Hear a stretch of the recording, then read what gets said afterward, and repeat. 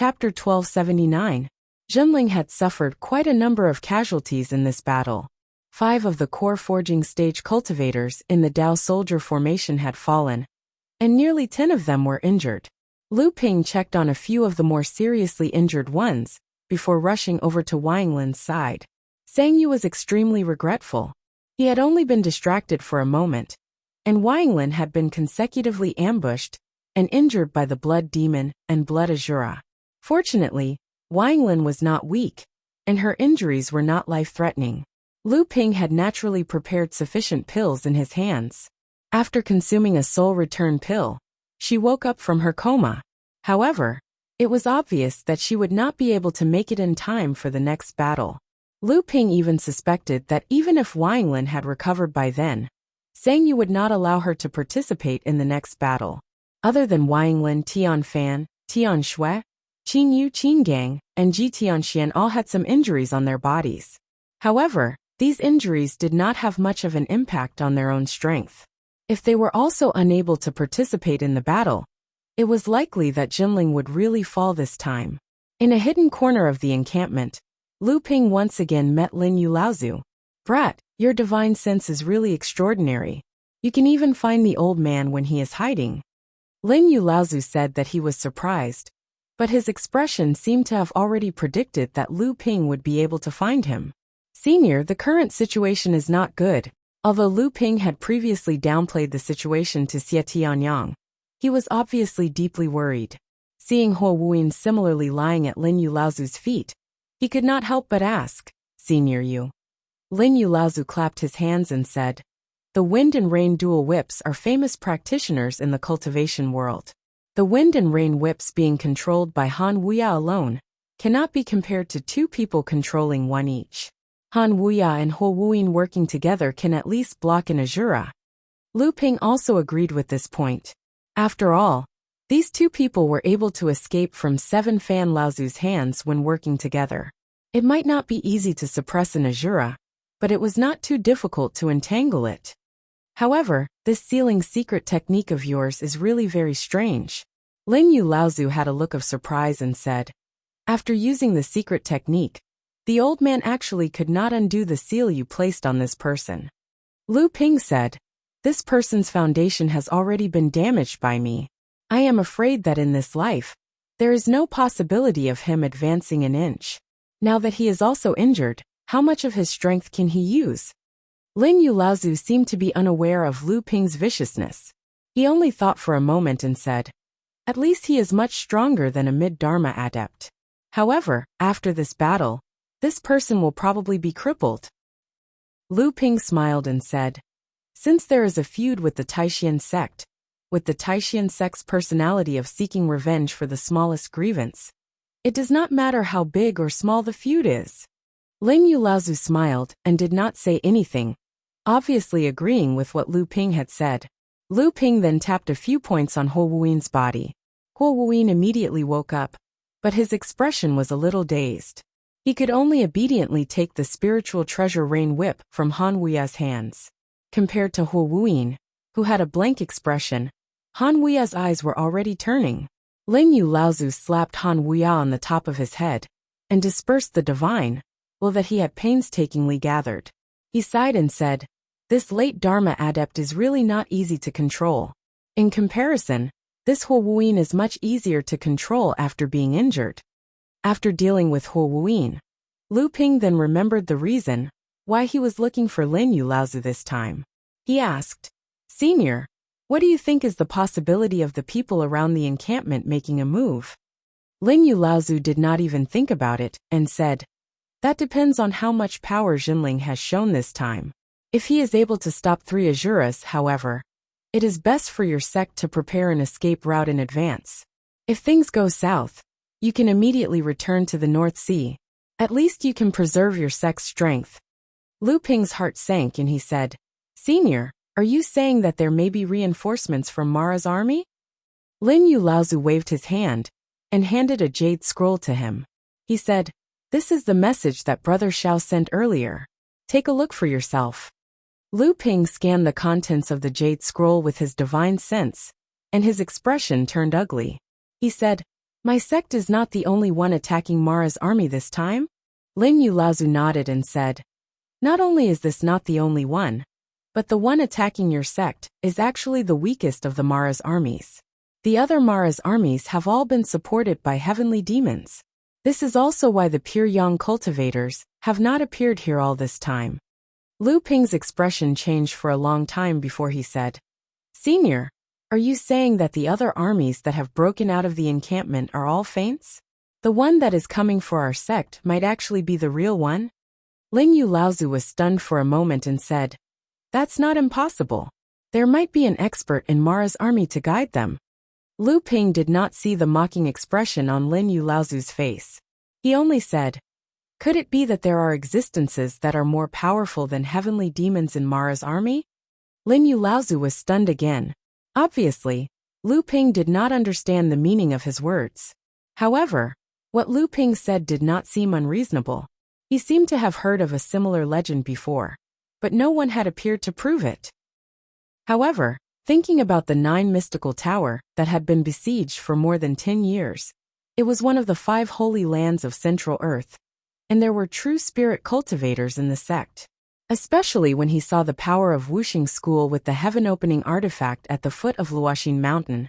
The 9 mystical tower and Wuxia school might have a sect treasure that was comparable to the cauldron of heaven and earth.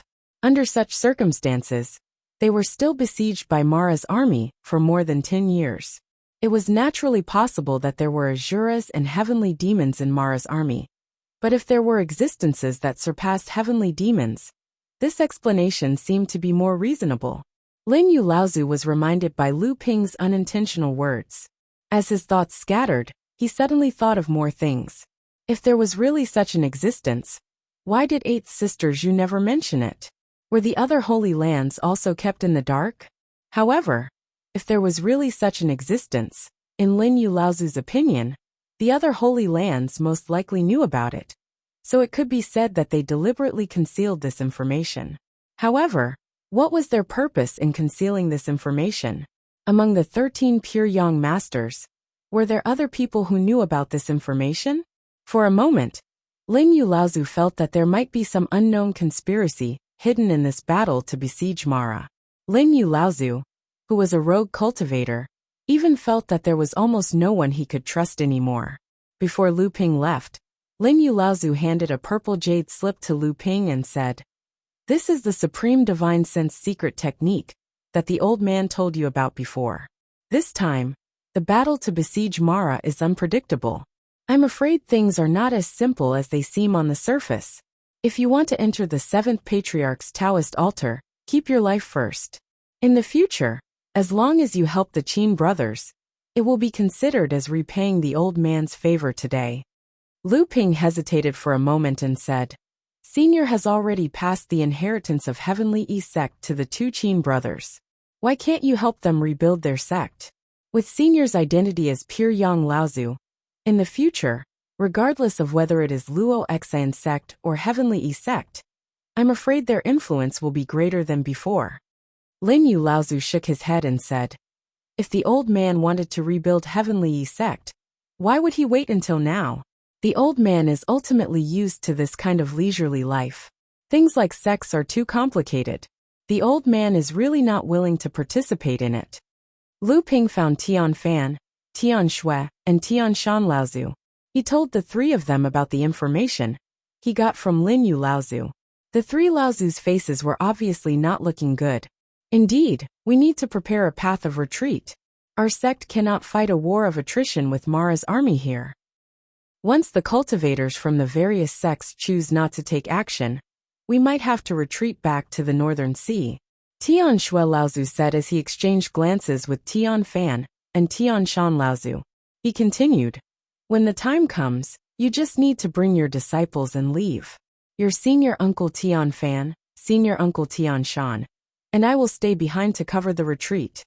Staying behind to cover the retreat often meant death. Lu Ping raised his brows and said, it's better if I stay behind. Forgive me for being presumptuous, but the 2 senior martial granduncles and junior martial uncle might not be stronger than me. Tian Shan Laozu spoke the truth. It's not that they might not be. With your current strength, none of us are your match. It is precisely because of this that you are allowed to lead your disciples back to the Northern Sea. Along the way, the various sects are filled with hungry wolves that will devour people without spitting out the bones. If we don't have someone who can lead us, who knows how many of our disciples will survive when we return to the Northern Sea? Lu Ping wanted to say something, but Tian Fan Lazu interrupted him. This matter is decided. You don't need to say anything else. We are old to begin with. How many more years do we have left to live? On the contrary, you must continue living. As long as you are alive, we can protect the sect's 1,000-year foundation.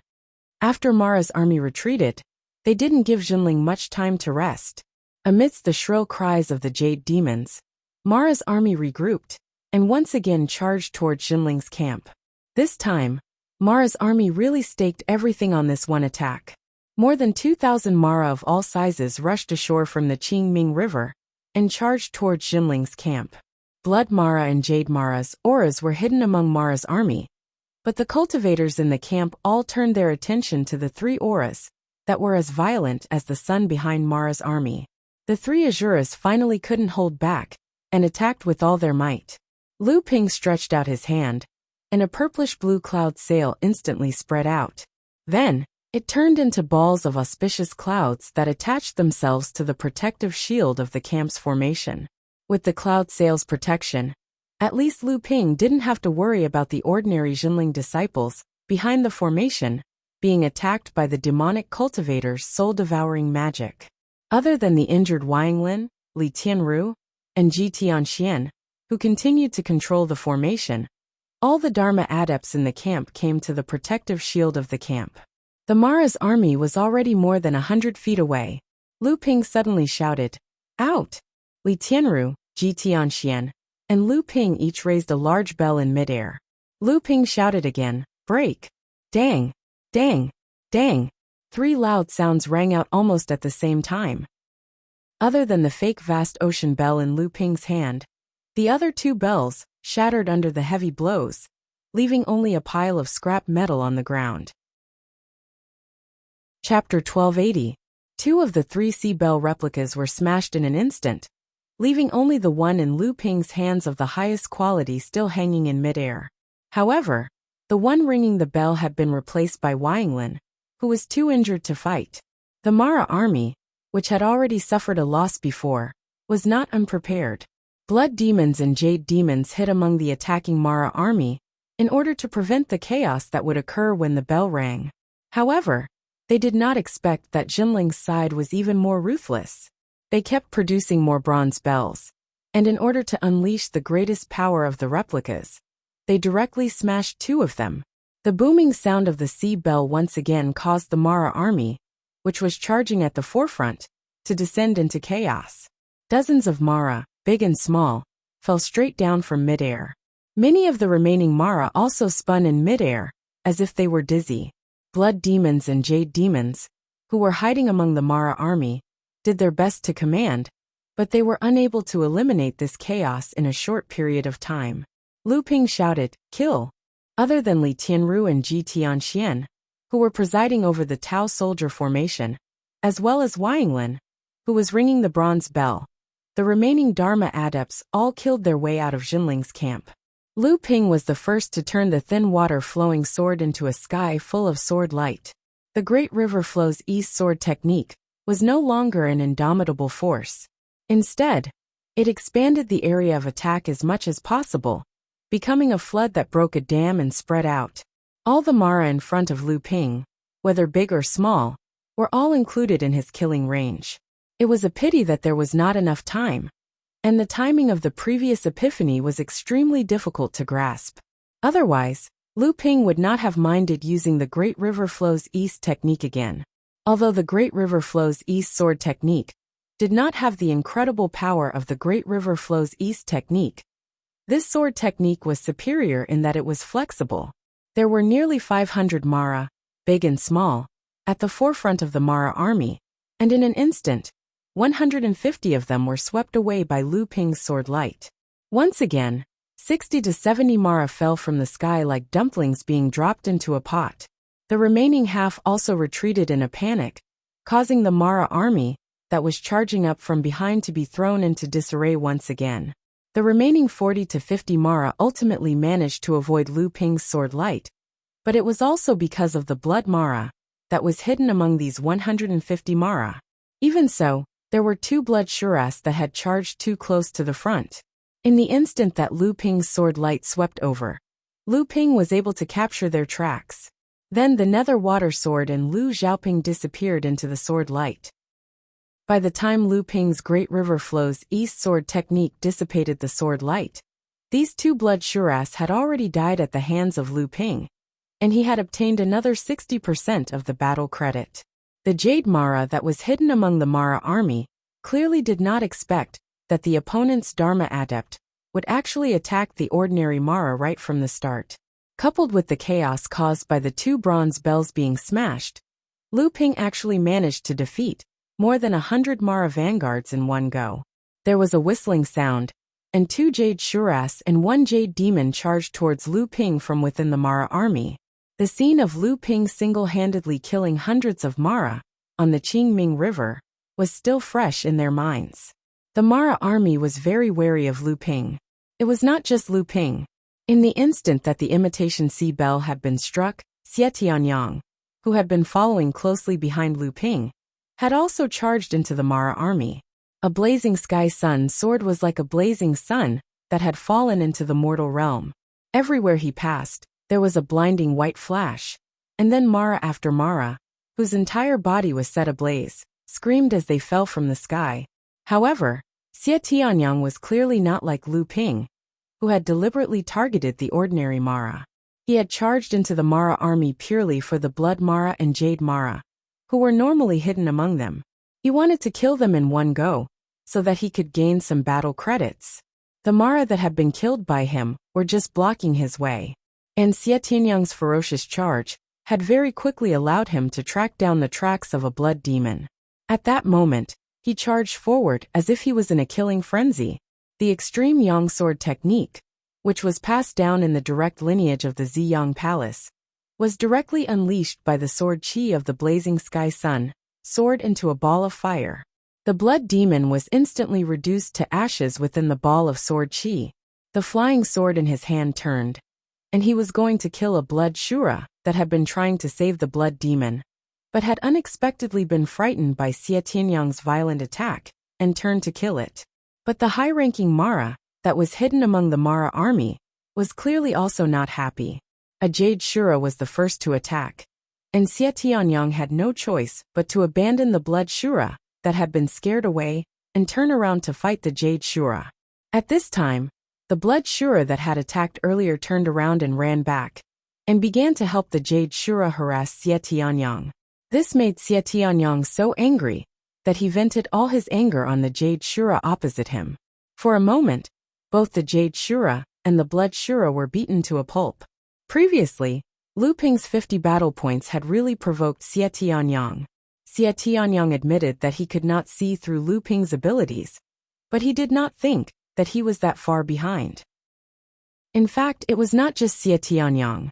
Although the other direct lineage adepts in the middle Dharma stage had been laughing at Xie Tianyang's defeat by Lu Ping earlier, each of them had been suppressing their anger and wanting to compete with each other. Following closely behind the 2 of them, the group of mid-Dharma adepts and the 2 grand adepts who were being controlled swarmed forward. The 500 vanguard of the Demon Luo army were all cut down as if they were vegetables, and not many of them were left. The sudden burst of power from Jinling's side caused the entire Mara army to tremble, and the less than 2,000 Mara soldiers all stopped in their tracks for a moment.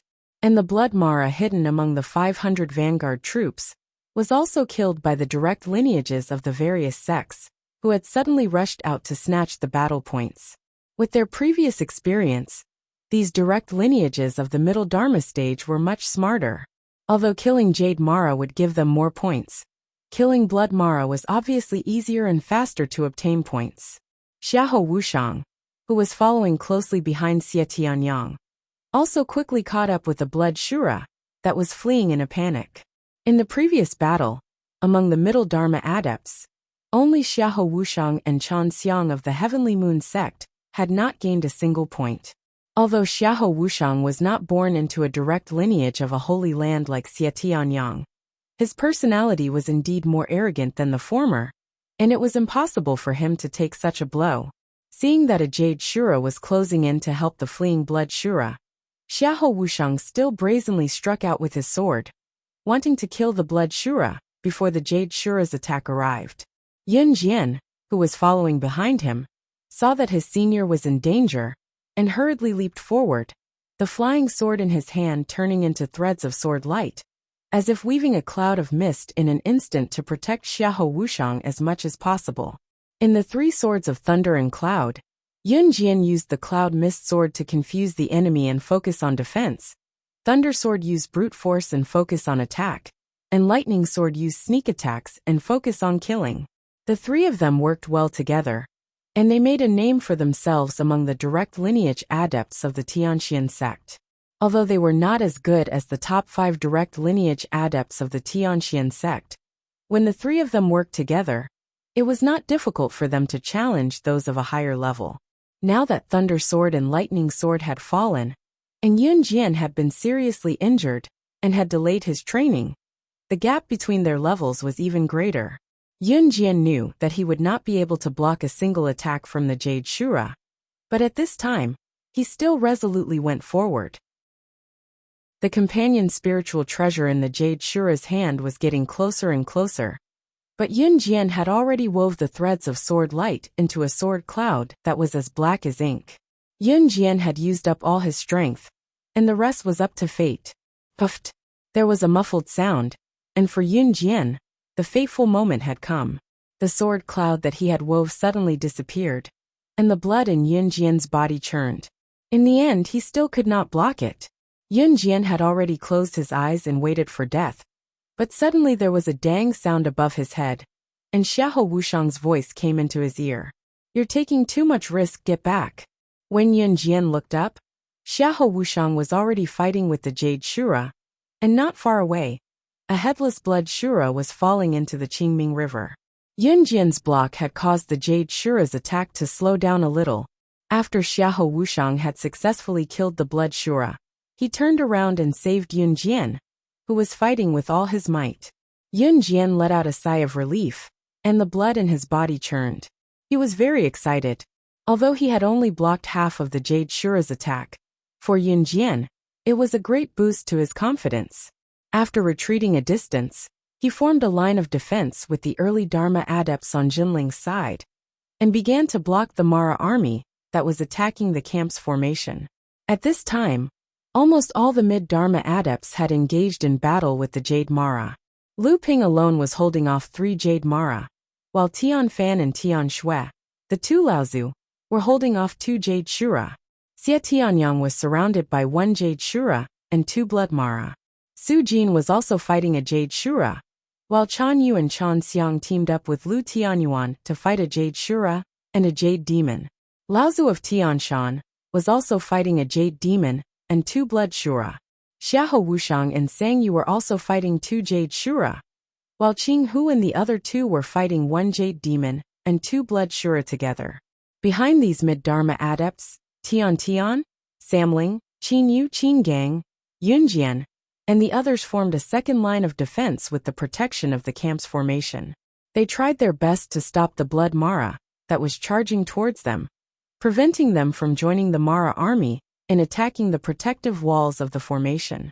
Behind them, the 3 talents and 5 elements formation was operating at full power.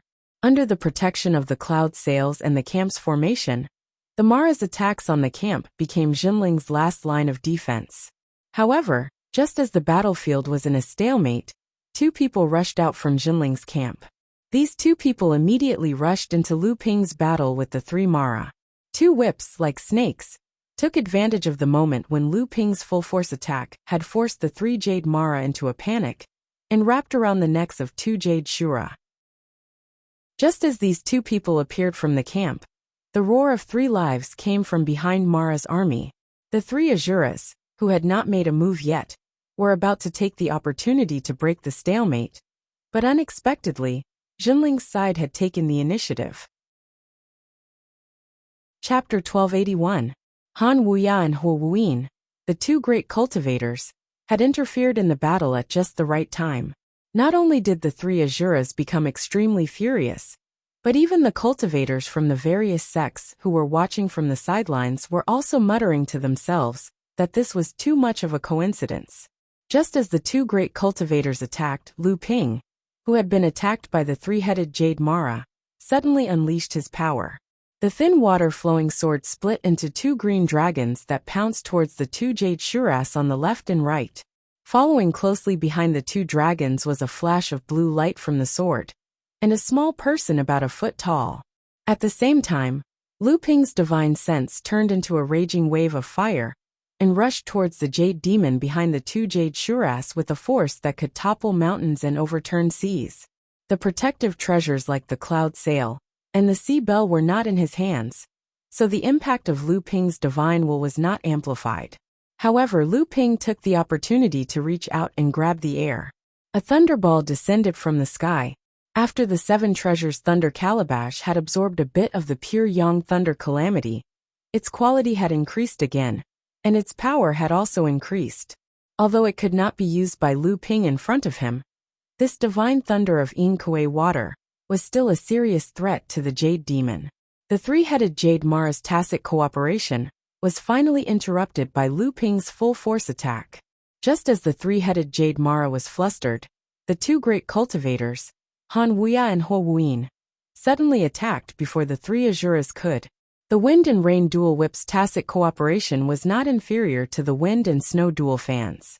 Moreover, these two spiritual treasures were wielded by two late Dharma great cultivators, who were far superior to Tian Fan and Tian Shui. The two Jade Shuras were unable to resist, and their heads were curled up by the two whips. The netherworld aqua sword pierced through the void, and a purplish-blue lightning was born on the blade.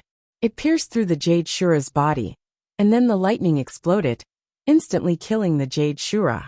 After Lu Ping combined the formless sword technique with the thunderclap sword technique, it impressively became a new type of swordsmanship divine ability that was extremely lethal to Mara. On the other side, Lu Xiaohai took advantage of the fact that the Jade Shura's neck was wrapped around by the wind whip. He stabbed the willow sword into the Jade Shura's eyeball and into her brain. In the blink of an eye, two Jade Shura had been killed, and he had earned another 20 points. The projection stone showed that Lu Ping now had 76 points. However, Lu Ping didn't have the time to gloat over his achievement. The three Asuras had instantly plunged Junling's sect into a dangerous situation. The death of two Jade Asuras was not enough to make up for the situation. Two of the enraged Asuras went for Han Wuya and Huo Wuyin, while the other went for Lu Ping. From the time that Mara's army had traveled upstream to the Qingming River, the number of Jade Mara that had fallen to Lu Ping had reached 4. Lu Ping had become a major threat to Mara's army. Huo Wuyin, who was on the left, was sent flying when he came into contact with the other Asura. Huo Wuyin's power had been reduced by less than half because of Lu Ping's attack, and he couldn't even take one hit from the Asura. Han Wuya, who was on the right, managed to block the Asura's attack, but he was affected by the Asura's control. He couldn't react fast enough, and he was forced to retreat under the Asura's attack. It was only a matter of time before he was defeated. Lu Ping wasn't just facing an Asura. He was also facing a Jade Demon, who had just recovered from Lu Ping's attack. The Jade Demon threw a crystalline skull out of the protective black mist that had almost been destroyed by Lu Ping's Kuei water. The undulating protective black mist showed that the Jade Demon hadn't recovered from the impact of Lu Ping's spiritual fire wave. But seeing the Asura coming, it couldn't wait to cooperate with the Asura to kill Lu Ping. Without the help of the two great cultivators, Lu Ping seemed to be in a desperate situation when faced with a pincer attack from an Asura and a Jade Demon. However, in the face of such a situation, not only did Lu Ping not cower, he didn't even try to dodge the Asura's attack. Instead, he charged straight at the Jade Demon, exposing his back to the Asura that was chasing after him. What was he trying to do? Was he trying to drag someone down with him, even though he knew he was going to die? However, Just as the Azura's companion numinous treasure was about to pierce through Lu Ping's back, a slightly hunchbacked figure suddenly appeared several feet behind the Azura. Rich pure yang qi rose into the sky, and the majestic aura was like a giant mountain that supported the sky. The moment Lin Yulaozu appeared, he was like the sun in the sky. He was destined to become the most dazzling existence in this battle. The moment Patriarch Lin Yu appeared, the Azura had already sensed what it meant for a pure yang cultivator to appear behind it. No one knew better than the Azura itself what it meant when a pure yang cultivator appeared behind it. Compared to killing the human cultivator in front of it, its own life was clearly more important. The Azura turned around in an instant. However, the moment it turned around, it had already protected the companion numinous treasure in its hand, which was far more powerful than a second tribulation numinous treasure. However, the pure young human cultivator behind him seemed to have calculated every single detail of the Azura's reaction. He swung the jasper wind flute in his hand, and the distance of several tens of feet was crossed in the blink of an eye. The Azura had just turned around when it felt a sharp pain in its back. The jasper wind flute had already smashed into its back. The rich spiritual qi quickly dissipated. Although the Azura wouldn't vomit blood after being seriously injured, the sudden dissipation of this spiritual qi could greatly weaken Mara's combat power. It was no different from being seriously injured. Lin Yulaozu sighed inwardly. The jasper wind flute was, after all, only a first tribulation numinous treasure. Moreover, it was not a numinous treasure that was good at direct contact. His strength was also greatly reduced when he was injured. Otherwise, even if he had a second tribulation numinous treasure in his hand, even if he couldn't kill the Azura, he would still be able to make it lose most of its combat power. Lin Yulaozu wanted to attack again, but the Azura that had been sneakily attacked was already prepared. Lin Yulaozu had already lost the best opportunity to severely injure the Azura again. At this moment Wuxia, who was being beaten by another Azura, suddenly shouted. Lin Yulaozu's expression changed. Wuxia had finally broken free from the restriction that Lin Yulaozu had used on him, using the divine telekinesis secret technique. Fortunately, the Azura didn't care whether Wuxia was being controlled or not. It only focused on attacking him. Wuxia couldn't escape from the Azura's fierce attacks for a while. However, when the Azura had beaten Wuxia until he couldn't fight back, it suddenly retreated and charged towards Lin Yulaozu. Although Lin Yulaozu's strength had been damaged, he was a pure young Laozu after all. After severely injuring the Azura with a sneak attack, he immediately followed up with a series of attacks. Although he couldn't kill the Azura immediately, he beat it until it couldn't fight back. At this moment, the other Azura gave up on Wuxia and charged towards Lin Yulaozu. If Lin Yulaozu was at his peak, facing two Azuras head-on would be a piece of cake for Lin Yulaozu. However, at this moment, although he had taken some of the pills that Lu Ping had provided to temporarily suppress his injuries, he was still unable to face two Azuras that were seriously injured. Under the pincer attack of the two Azuras, Lin Yulaozu was forced to retreat again and again, barely holding on. On the other side, after Wuxia, who had been abandoned by the other Azura, regained control of his body, he unexpectedly didn't leave. This was because not far away from him, Wuxia, whose divine telekinesis was still sealed, was fighting desperately against the attack of the third Azura. Under the watchful eyes of the crowd, Wuxia could not abandon his junior brother and retreat by himself. Left with no other choice, Wuxia could only join the battle again and join forces with Wuxia to resist the Azura's attack.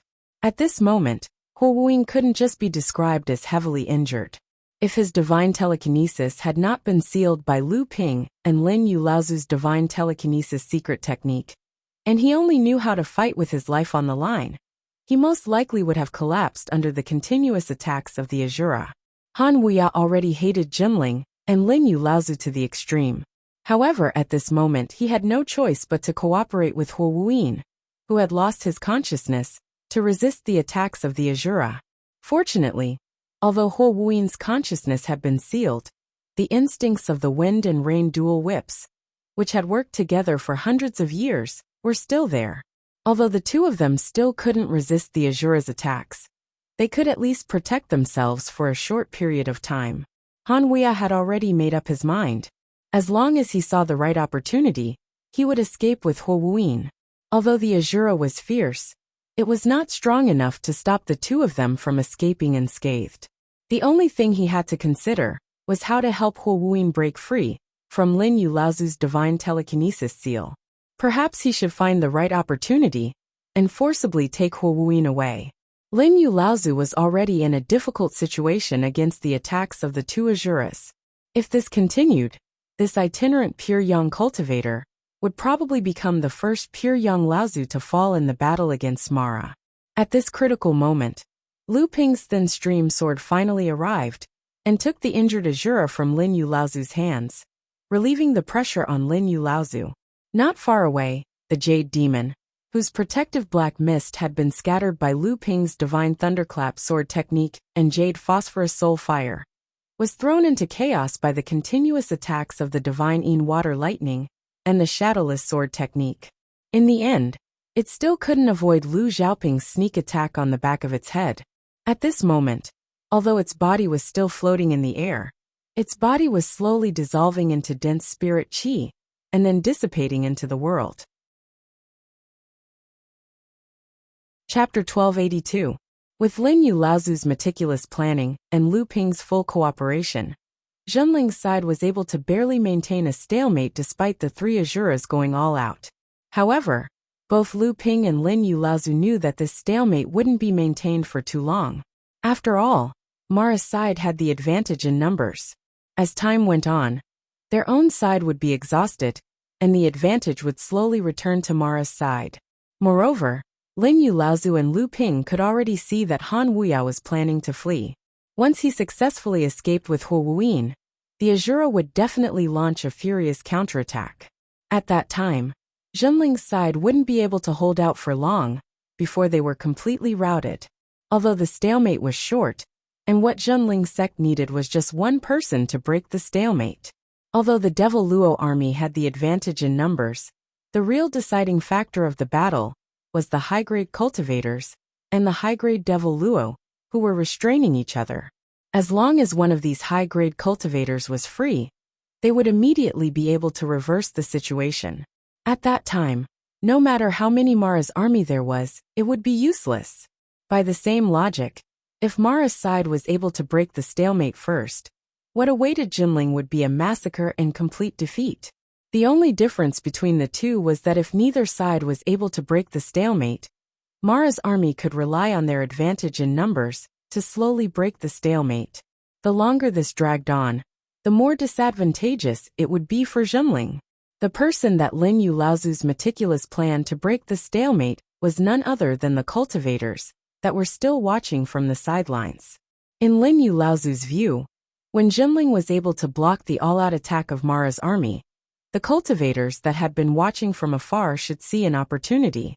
Once they were able to take this opportunity to attack, Zhenling's crisis would immediately be resolved. Unfortunately, Lin Yu Laozu had overestimated these cultivators. Or rather, he hadn't expected that Han Wuya, who was currently trying to break free from the great cultivators, would be able to escape. At this time, everyone could see that Han Wuya was planning to flee. Although Huo Wuyin was still somewhat muddle-headed, after such a long battle, the secret technique that Lin Yu Laozu had placed on him was also weakening. Once Han Wuya and Huo Wuyin left the battle, who would dare to take over the vacant Asura? At this time, if anyone wanted to intervene in the battle, they would have to be prepared to receive a head-on attack from the Asura. Apart from pure yang cultivators, who else had the strength and courage to block an enraged Asura?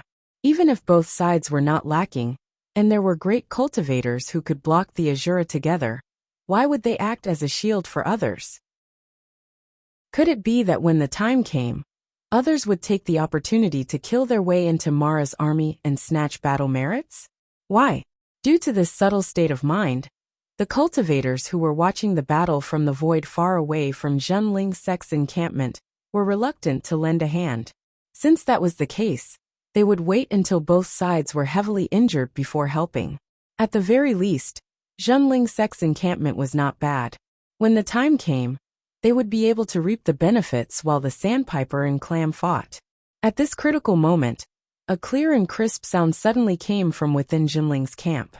Near the camp's protective array disc, Black Fox sensed that something was amiss in the house of gold that Lu Ping had left beside him. Thus, he thought of what Lu Ping had told him before, and his eyes instantly lit up. Could it be Lu Qiner? Taoist mystic Fox hurriedly opened the spatial door of the house of gold. A strong gust of wind rolled up a pillar of fire and shot up into the sky. A beautiful greenish-red bird covered in raging flames emerged from the pillar of fire, bringing up a strong gust of wind. It soared into the sky and let out a series of cries that echoed for miles. What a good windfire blew Luan!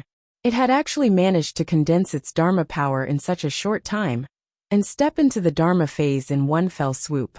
Lu Qiner had been stuck at the 9th level of the core forging realm for a long time.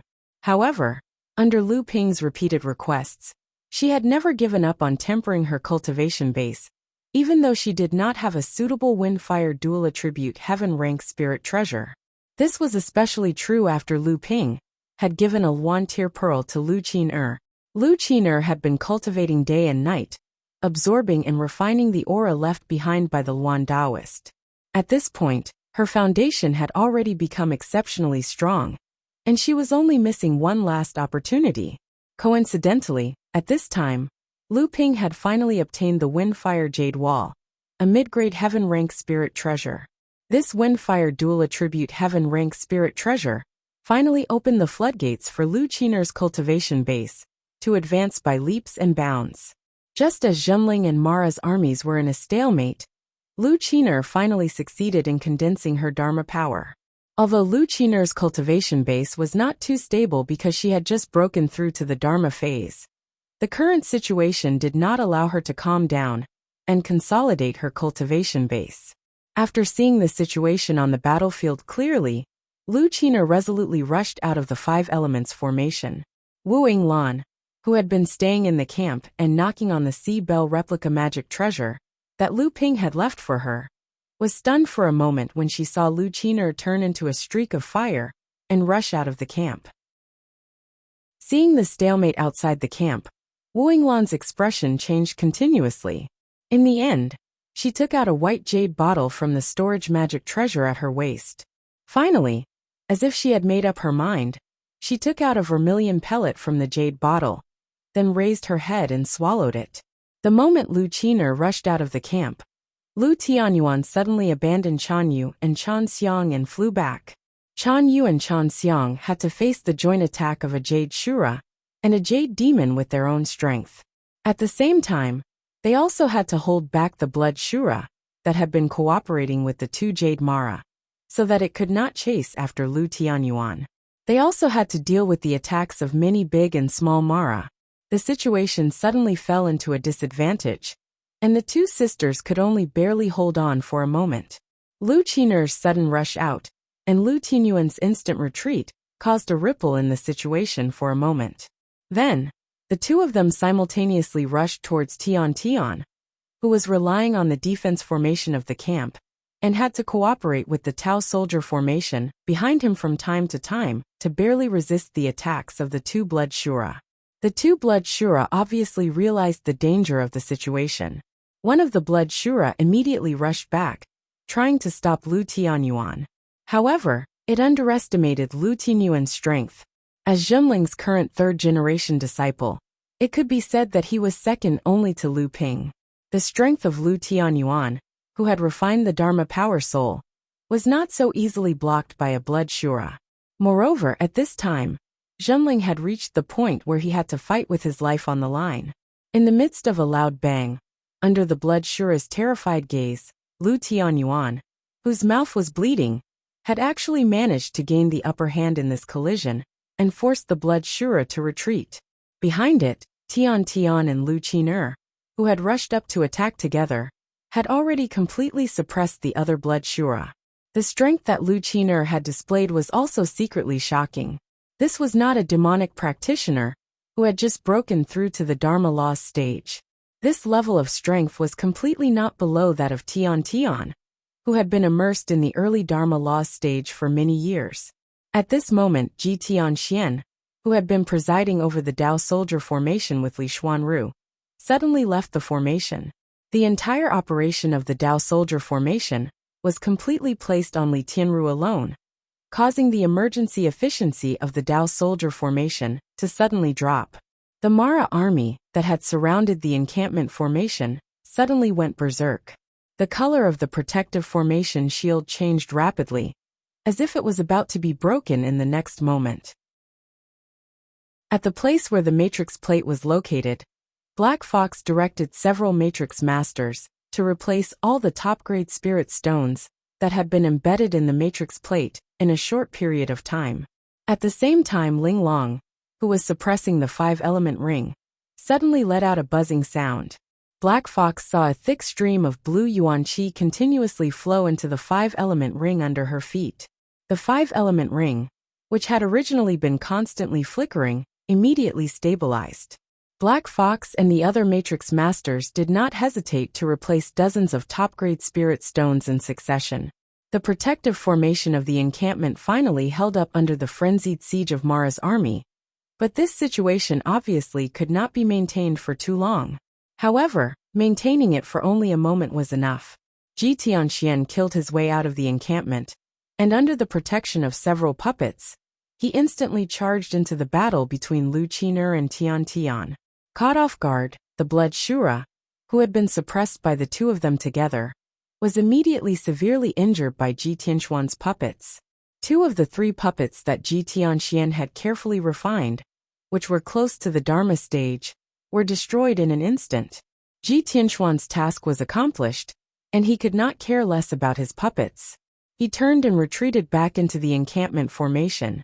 Without him presiding over it, Li Tianru could not command the 3 talents 5 elements Dao soldier formation alone. If Black Fox and the other matrix masters had not reacted in time, it was likely that Mara army, who had relaxed their suppression, would have just broken through the encampment formation.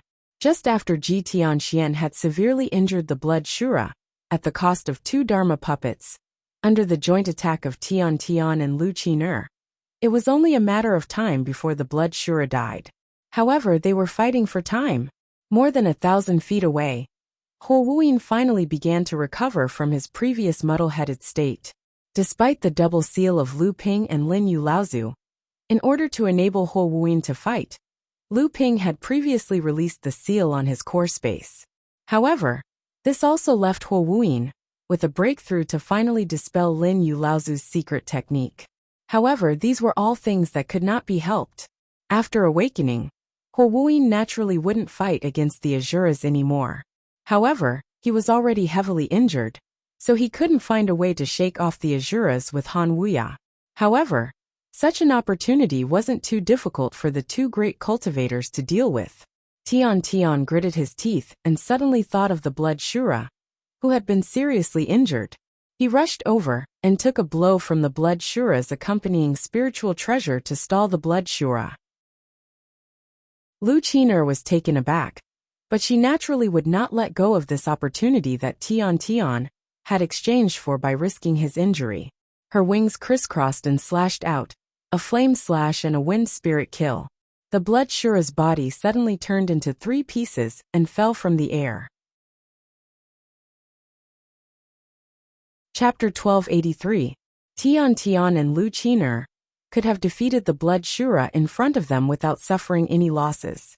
However, in order to buy time, Tian Tian resolutely used a brutal method. He paid the price of being seriously injured in exchange for Lu Qiner successfully killing the Blood Shura, just to buy time. After killing the Blood Shura, Tian Tian and Lu Qiner immediately jumped toward the Blood Shura that was fighting with Lu Tianyuan.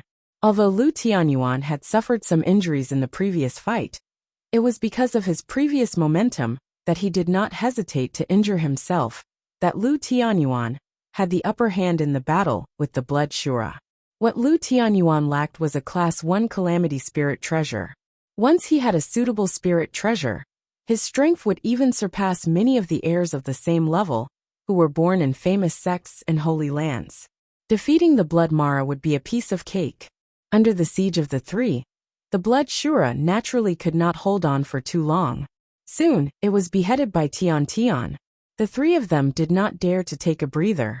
They jumped toward the battle where Laozu of Tianshan was fighting. At this time, Laozu of Tianshan was fighting with a Jade Shura and 2 Azuras. Although he had a Class 2 Calamity Spirit treasure, the mountain-splitting axe, he was at a disadvantage in front of the joint siege of the 3 Shuras. However, Laozu of Tianshan's earth attribute cultivation method was excellent, so he could use the earth element real body to withstand the siege of the 3 Shuras. Lu Tianyuan and the other 2 suddenly joined the fray, but the 3 of them weren't fighting against the 2 Blood Shura that were supporting them. They were fighting against the Jade Shura, who was taking up most of the Tianshan elders' attention.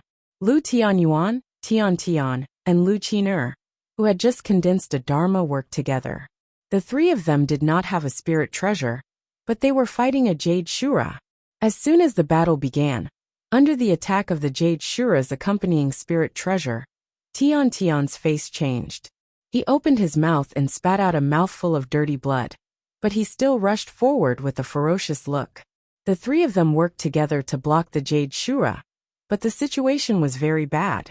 Obviously, every time the 3 of them fought the Jade Shura, it was a kind of torture on the edge of life and death.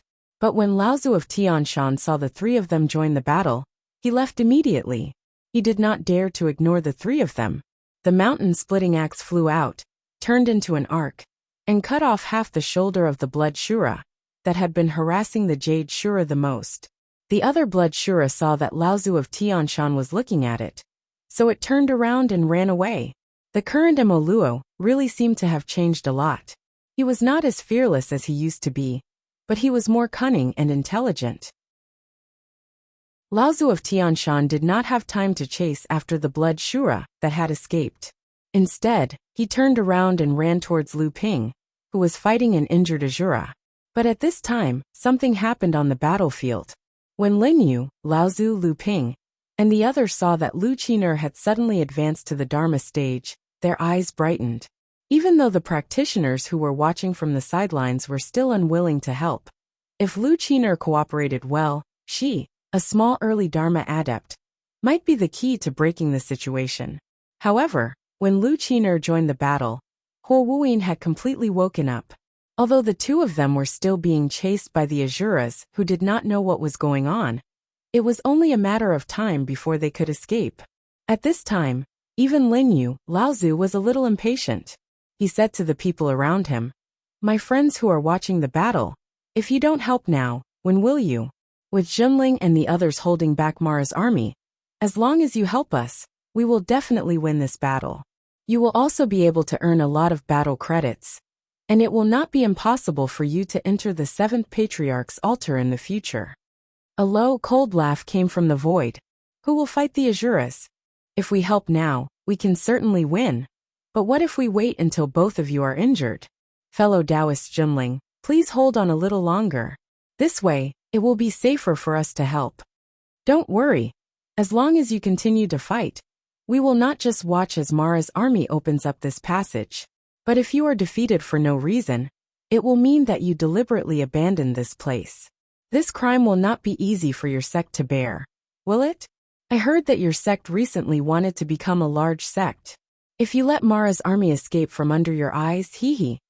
Even the Supreme Profound sect and the Huda sect suffered a great loss at your hands. How impressive! How come you can't even defend this passage now? This place should have originally belonged to a large sect.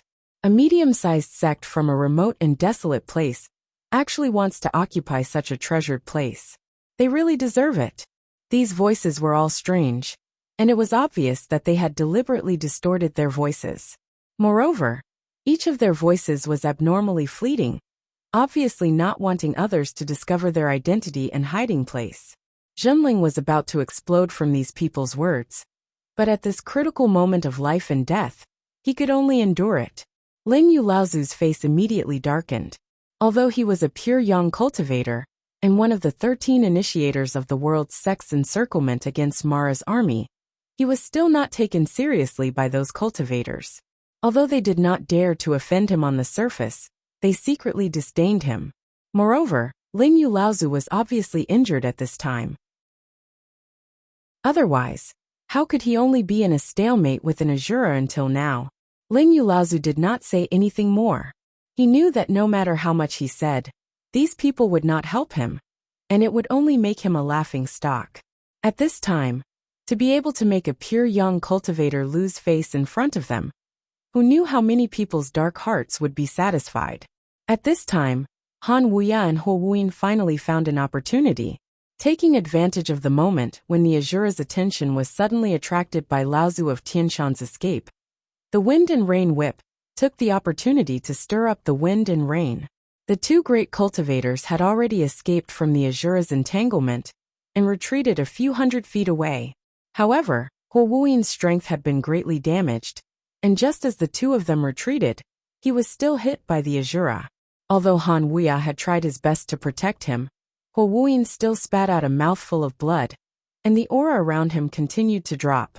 He was now no different from a mid-Dharma adept. After this battle, He Wuyin's cultivation base had not only been severely damaged by Lu Ping, but it was also very likely that his cultivation base would fall by another level. Zhenling Lu Tianping, Lingyu, you old dog, I will remember today's gift. We have a long way to go in the future. At this time, Lu Ping did not care about He Wuyin's harsh words. The Azura that had been shaken off by the two of them was already charging towards Zhenling and the others. Chapter 1284.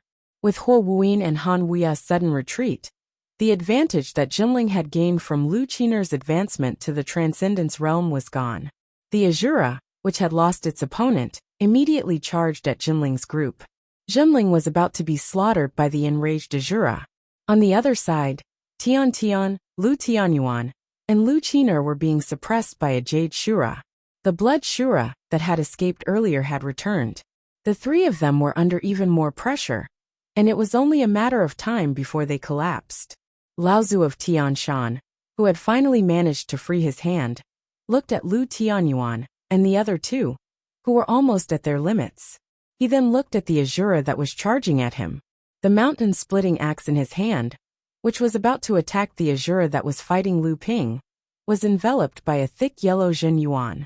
Laozu of Tianshan knew that he couldn't stop the Azura with his own strength, but under such circumstances, he had no choice but to give it his all.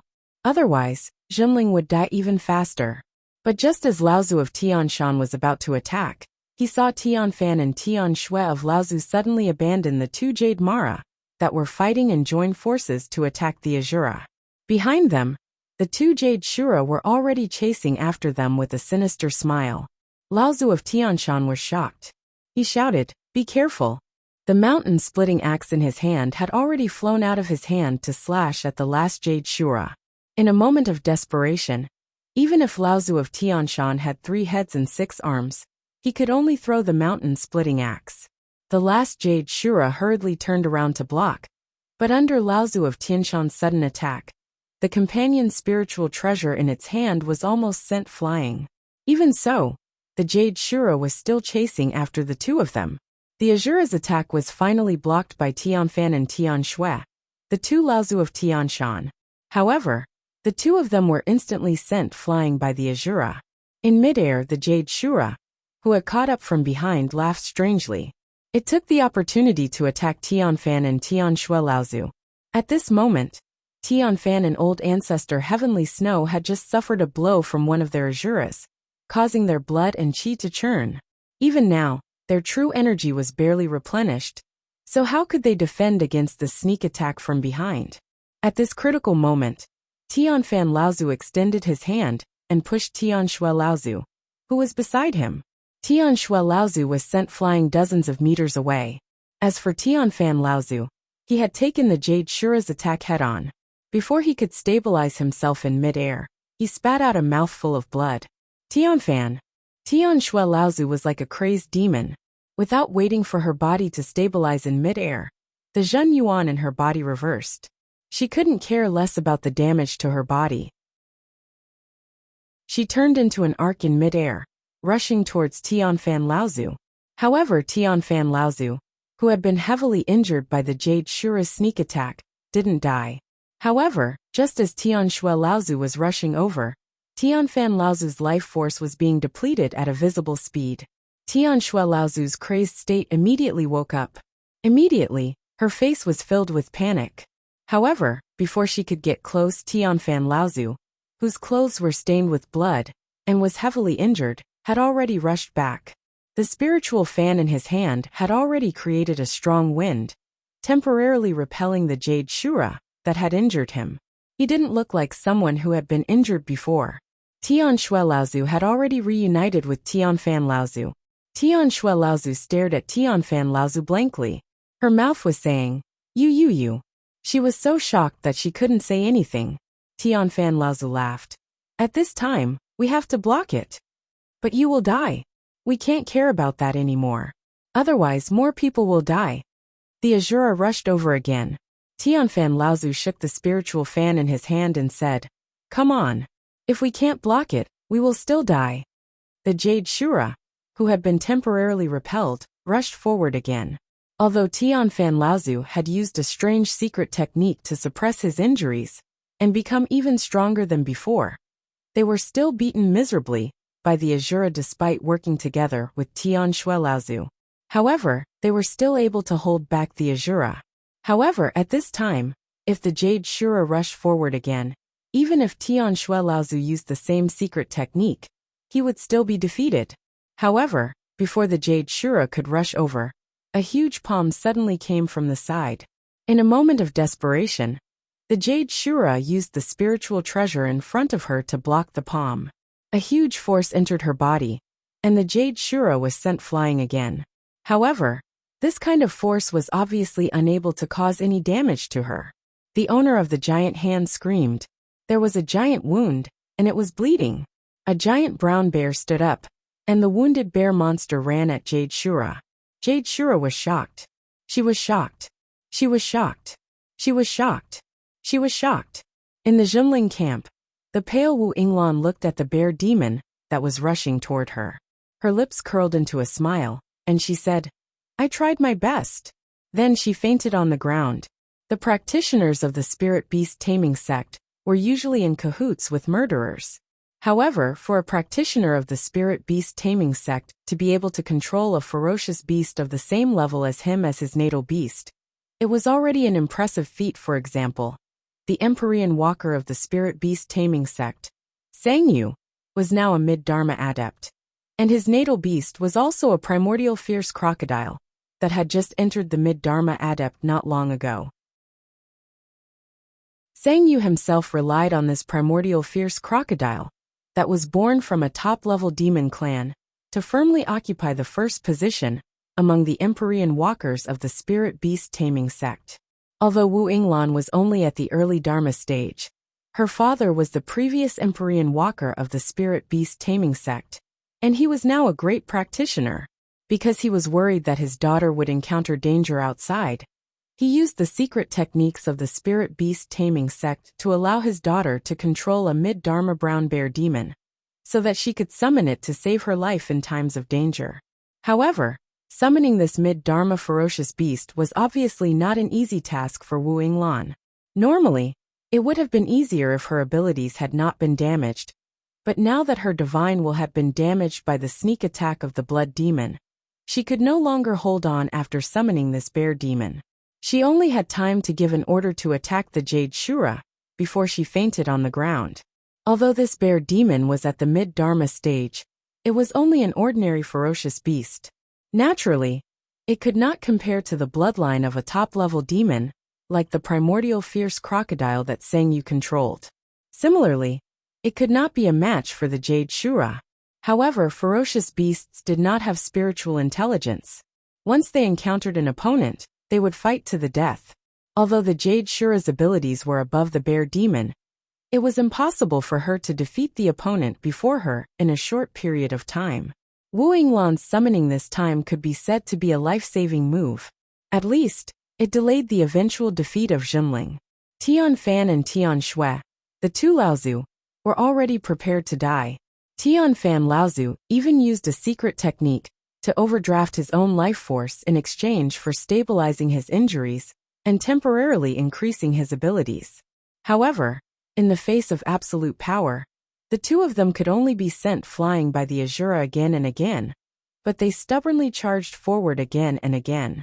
Every time they faced the Azura's attack, Tian Fan Laozu would do his best to block it at the very front.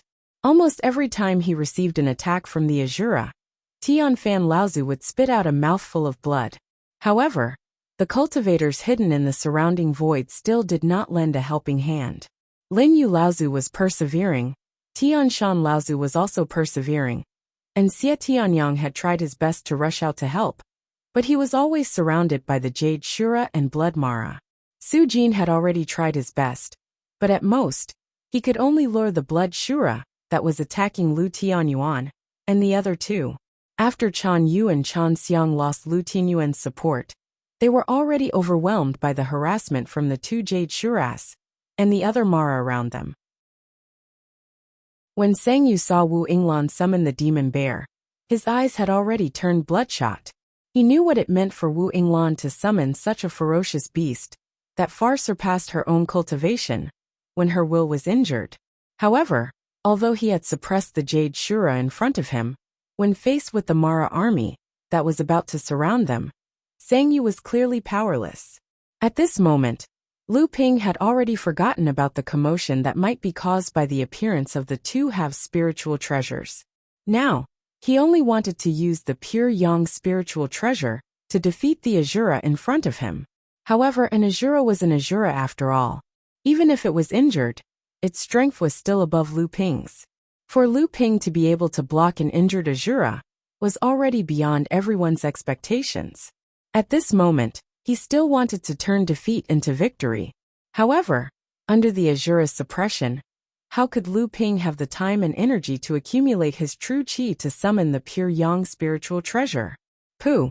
Under the Azura's continuous attacks, even though Tian Fan Laozu had deliberately blocked most of the attacks, Tian Shui Laozu was still heavily injured and vomited blood. The rage in Lu Ping's heart soared. It was as if there was a raging flood that was gushing out recklessly. However, no matter how hard it tried, it was unable to find an outlet. The flood accumulated within his body, and Lu Ping felt as if his entire body was swelling up, to the point where it was about to explode. Within his core space, a handkerchief was flickering with 7 colors of light. Line after line of words appeared on the surface of the handkerchief. Battle of the Icy Plains, a matter of Xiantian. For you, I will kill my way through this world, only death awaits. The light on the handkerchief condensed and finally condensed on the first sentence. Battle of the Icy Plains. The dragon avatar's eyes were wide open.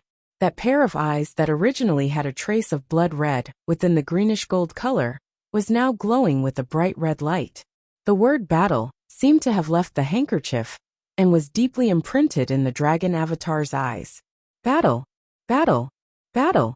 A purplish gold-colored auspicious cloud rose from behind Lu Ping's back like a beacon that soared into the sky. Before the sword of true spirit could fly out from the top of Lu Ping's head, he had already grabbed it in his hand. Wielding the sword of true spirit, Lu Ping's eyes were flickering with greenish-red light with a trace of gold. His entire body was filled with battle intent, like a dam that had burst.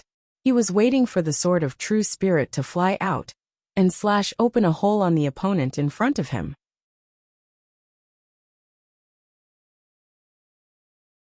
Chapter 1285. Fight! Fight! Fight! The sword chi emitted by the sword of true spirit was similar to the purple gold clouds behind it. With every slash of sword chi, the purple gold clouds would transform into a purple gold dragon with the body of a snake, the claws of an eagle, the legs of a crocodile, the ears of a cow, the whiskers of a fish, and the mane of a horse. In midair, it could even let out a loud roar as it pounced towards the Azura in front of Lu Ping. This was not the green serpent disturbing the sea's sword technique. Instead, Lu Ping was evolving the word fight, written by Jiao Daoren. What he was evolving was not only the sword technique, but also the aura, the charm, and the heroic spirit of fighting against millions of people. Jiao Daoren's handwriting, the heaven-splitting legacy, the sword of true spirit, and the anger in Lu Ping's heart were all released with this word fight. An Azura and a mid-Dharma adept. Despite the great disparity in their levels of cultivation, they were still on equal footing. But now, with the three-sword chi of the dragon moving back and forth, the Asura was actually retreating. Retreating again and again. Even the Asura's expression was one of shock, one after another, until it was fear. The three strange-looking dragons gave the Asura a sense of fear from the bottom of his heart. It was as if the moment they appeared, they were able to produce a strange resonance with the source of heaven and earth. Even their appearance seemed so natural, as if they were late. The strange thing about the three strange dragons was that no one had ever seen them appear. However, they had never seemed out of place in this world. On the contrary, the strangeness that came from the unfamiliarity quickly disappeared, as if they were immediately recognized by those who had seen them from the inside out. This kind of aura was terrifying to the Asura, strange to the others, but to Lin Yu Laozu, it was shocking. As a pure young cultivator, he had a more accurate understanding of this world. This kind of understanding might only be instinctive to others, but Lin Yu Laozu knew that this feeling came from the recognition of the natural source of the world. He had personally witnessed such a thing before. They were the Qianquan wine cauldron that Earth Spirit Sun summoned during the Battle of Luo Xian Mountain, and the heavenly sword technique that Xiao Baiyu used to break the 5 elements. One of them was one of the 6 artifacts that participated in opening the heavens, while the other was the heavenly sword technique that Jiao Daoren left behind when he opened up the East Sea cultivation world. Heaven and earth were created by them, so it was naturally easier for them to obtain the approval of the origin of heaven and earth. The heaven-defying swordsmanship that Lu Ping used at this time could only be of the same type, which was that this swordsmanship had been used in the process of opening the sky. It was the same as the swordsmanship that Xiao Baiyu practiced. It was the genuine heaven-opening swordsmanship. Everyone was shocked by Lu Ping's sword technique, and Lin Yu Laozu was shocked that Lu Ping also knew heavenly sword technique. However, everyone ignored the flying sword that Lu Ping controlled. It was only a first tribulation spirit treasure, so it naturally would not attract the attention of others. However, Lu Ping knew that only through the sword of true spirit could he unleash the power of his divine swordsmanship to suppress the Asuras. 3 dragons dragon battle in the wild. In an instant, Lu Ping had already grasped the essence of the heavenly sword technique. However, even though Lu Ping's heaven-opening technique could turn the tables on the Asura in an instant, he still couldn't kill an Asura in a short period of time, even if it was an injured Asura. At this moment, did Tian Fan and Tian Shui still have the time to wait? Lu Ping's heart was bleeding. How could he not know what kind of secret technique Tian Fan Laozu was using? This method of consuming vitality to suppress his injuries to increase his strength. There was only one result. After this battle, Tian Fan Laozu's fate was to fall. However, at this moment, it was not only Tian Fan Laozu.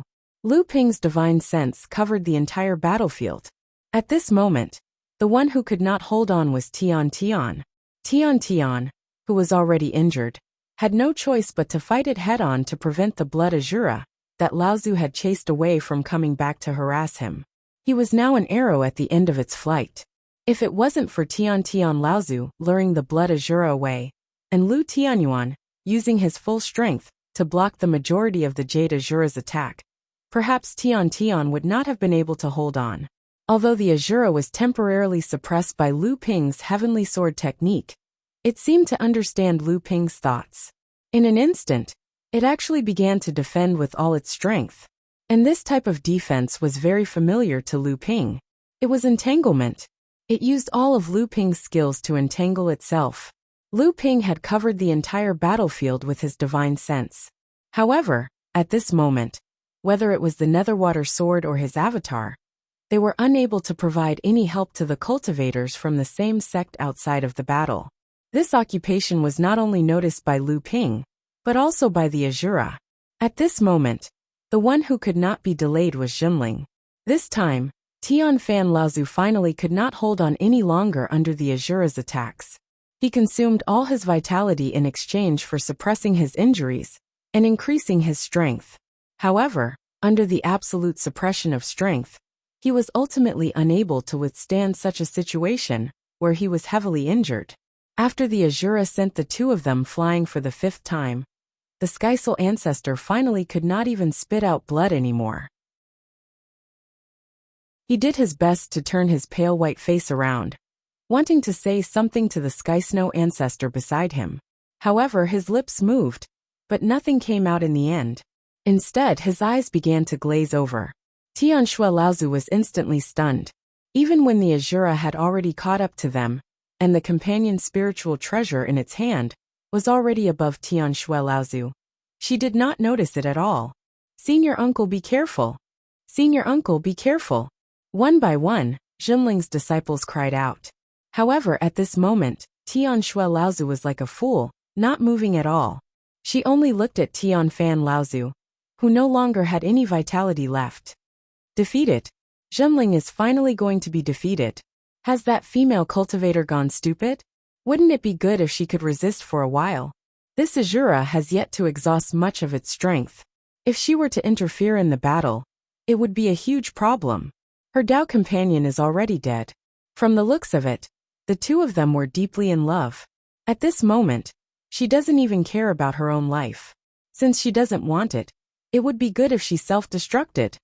It's chaotic. The aura around her body is chaotic. If she isn't possessed by the devil, then she is going to self-destruct. As expected, she is going to self-destruct. That's great. This Azura is so pleased with itself. If she were to self-destruct at this distance, there's an 80 to 90% chance that she wouldn't be able to dodge it. It would be enough for her to suffer. Why don't we attack after she self-destructs? Hehe, are you eyeing that Azura's battle merit points? Do you think that you are Lu Tianping? That you can deal with a heavily injured Azura by yourself? Even that Lu Tianping is being held there by that Azura, and can't do anything about it, right? The cultivators who were hiding in the void around them were still excitedly communicating with each other through divine thoughts. All of a sudden, it was as if they had lost their voices. However, very quickly, a series of curses could be heard. How did this person come out? He actually dared to use spatial magic on the battlefield. Who the fuck is this? He's not following the rules. He's looking for death. He can actually stop that female cultivator from self-destructing. Fuck. He's only at the late Dharma stage, and he can actually block that Azura. Who is this person? Who is it? Very quickly, a wave of gloating divine thoughts was shared. Io, he's been sent flying. I knew it. Serves him right. He's overestimating himself. A great cultivator actually dares to fight with an Azura one-on-one. Does he think that he is Xiao Baiyu? No. Quick look. Oh my god. That fellow stood up as if nothing happened. He went back up again. Is he still human? Strange, this is strange. How can this person's fleshly body be so strong? Wasn't the pure young lightning tribulation just like an itch to him? In an instant, the divine thoughts in the air seemed to have sunk into silence. Just when Tian Shui Laozu was determined to die, and wanted to take the opportunity to self-destruct, a great cultivator with a blurry face calmly opened up a spatial door in the midst of the turbulent battlefield. Allowing the turbulent space to tear his body apart, he appeared beside Tian Shui Laozu. Oh, it seems like I'm not too late. Following that, the old man seemed to have sensed the turbulence of the spiritual energy around him. His emotionless gaze swept across Tian Shui Laozu. After that, he pointed a finger at the back of Tian Shui Laozu's shoulder. Old ancestor Heavenly Snow, who was about to self-detonate his true essence, and had already fallen into an uncontrollable state, suddenly fainted. Then, the turbulent aura around him immediately calmed down. Old ancestor Heavenly Snow's self-detonation had actually been contained. The Azura's attacks came one after another. However, the old man actually managed to block the killing blow that was originally aimed at Tian Shui Laozu, causing the Azura to be momentarily stunned. However, very quickly, the Azura launched another attack. This time, the old man was finally unable to block it. Or perhaps it was because the old man was distracted. He pushed the unconscious Tian Shui Laozu and the fallen Tian Fan Laozu into the encampment a few hundred zhang away. After that, he was sent flying by the Azura's powerful attack. However, a shocking scene occurred. After the old man was sent flying by the Azura, his fleshly body didn't suffer any injuries. He actually patted the dust off his body and stood up once again. This time, it wasn't just the cultivators from the various sects who were secretly watching the battle. Even the two sides that were fighting on the battlefield were shocked.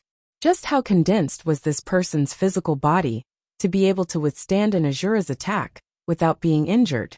Only Lu Tianping's morale was greatly boosted when the old man appeared.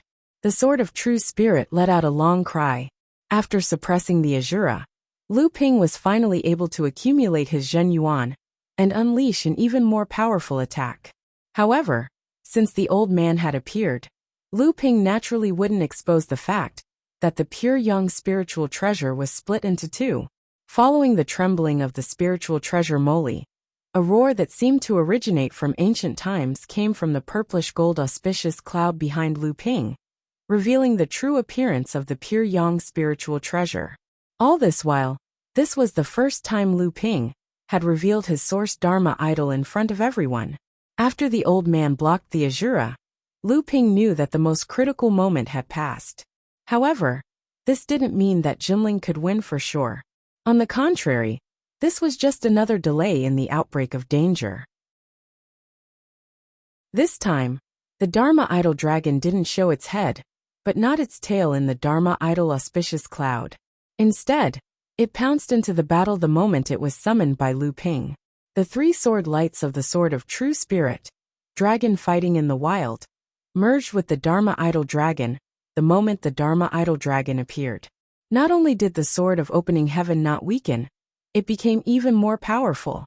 The Asura was already at a disadvantage when Lu Ping used the Sword of True Spirit to perform the Sword of Opening Heaven. Now that Lu Ping used the Dharma idol dragon to control the Sword of Opening Heaven, its power was even greater. However, in order to entangle Lu Ping with all its strength, the Asura had gathered all of Lu Ping's techniques other than swordsmanship. In other words, Lu Ping was not only dealing with the Sword of Opening Heaven. At this time, the Asura's previous actions had completely become a trap of its own making. Although the spiritual treasure in the Asura's hands was not comparable to a pure yang spiritual treasure, it was much stronger than a second tribulation spiritual treasure.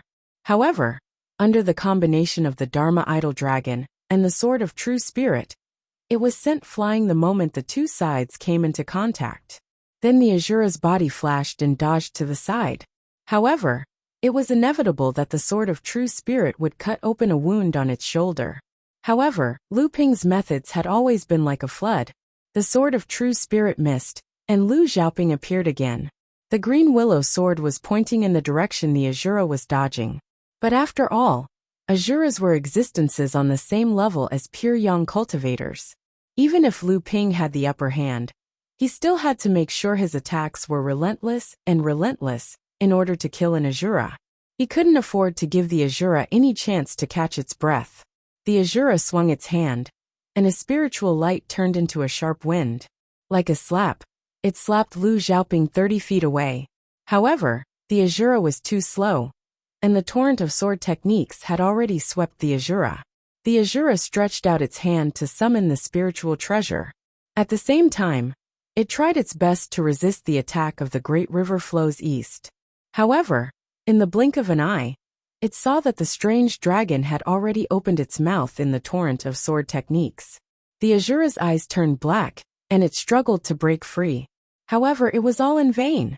In an unknown place, the Asura's eyes were pitch black.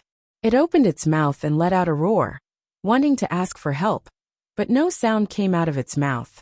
It struggled in all directions, wanting to touch something, but to no avail. The only thing it could feel was that its consciousness seemed to be fading away, and then completely falling into endless darkness. That Lu Tianping actually killed the Asura. How is this possible? Is he using the legendary Heaven Opening Sword technique? Since when did the Heaven Opening Sword technique become so worthless? Purple Sun Palace has it, Xiaobai has it, and now Lu Tianping has it too. What is that Dharma form of his? Is it the Dharma form of a dragon? Why is it so strange? Is there some mystery behind it? That's not the problem now. The problem is whether we should fight. Lu Tianping killed the Asura. With his strength, he can completely break the stalemate. If we don't go out and fight for the battle merits now, I'm afraid that all of them will fall into Jinling's hands. For a time, the cultivators who had been watching from the sidelines fell into a strange silence again. This was a situation they had thought of before, but for some reason, they could not make up their minds now. This Lu Tianping. This Lu Tianping. 3 or 4 voices rang out at the same time, and then everyone fell silent. Everyone knew that the reason for their hesitation was because of Lu Tianping. This was a demon. This was an existence that could even kill Asuras when he was at the mid-Dharma stage. His strange Dharma power, his unparalleled swordsmanship, and his unbelievably powerful inner yuan cultivation all showed that he was no less powerful than Xiao Baiyu. He might even be more difficult to deal with than Xiao Baiyu had been all those years ago. After today's battle, many of the cultivators who were watching knew that their sects had greatly offended Jinling. If it was just a Jinling sect, it would be fine. Even if it became a large sect in the future, so what? Could it come to the Central Plains to settle scores after the fall? But if this sect produced another person like Xiao Baiyu, damn it, let's do it. It'll be a waste if we don't snatch it. There are so many people here today. Is he going to make things difficult for everyone in the future? It's a free reward. Doesn't anyone want to enter the 7th Patriarch's Taoist platform? The 7th Patriarch's Taoist platform. Everyone's hearts burned with passion when they thought about the place where the 7th Patriarch would teach. Settling scores after the fall and taking revenge in the future was nothing compared to the 7th Patriarch's Taoist platform. Jinling, don't panic. I'm Yulu from the Xiaoxiang sect. I'm here to lend you a hand. I'm Mo Fan from the Snow Mountain sect. Han Yu from the Tsongshan sect. Stars from the Yunpan Mountain sect. Zhou Ruashi from the Feiyin Pavilion. As soon as Lu Ping killed the Azura, more than 10 rays of light rushed toward the battlefield from a few kilometers away from Jinling's base like meteors. Lu Ping let out a cold laugh and said in a low voice, "Snatching the rewards? I hope you won't snatch them from me." Chapter 1286. Just as Lu Ping surprised everyone by killing the Azura, the cultivators who had been hiding in the surrounding void and watching from the sidelines all rushed toward Jinling's base, as if they had discussed it beforehand. At the same time, they were shouting and announcing their sects, and at the same time, they were waving the flag of helping Jinling.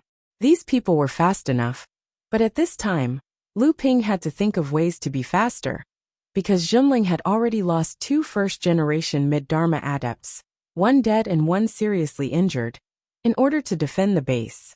Lu Ping did not want to lose another senior at this time. Faced with the Jade Shura's continuous attacks, Lu Tianyuan's power was getting stronger and stronger, but Tian's injuries were getting worse. Fortunately, the 3 of them were working together to block the Jade Shura in front of them, but at this time, another Blood Shura came running towards them. Tian once again blocked the Blood Shura's attack, but the Jade Shura immediately seized the opportunity, using the companion spiritual treasure in her hand to far exceed that of Lu Tianyuan and the others, and directly attacked at close range. Lu Tianyuan and Lu Qiner used all their strength to block the attack, but Tian was already at the end of his rope.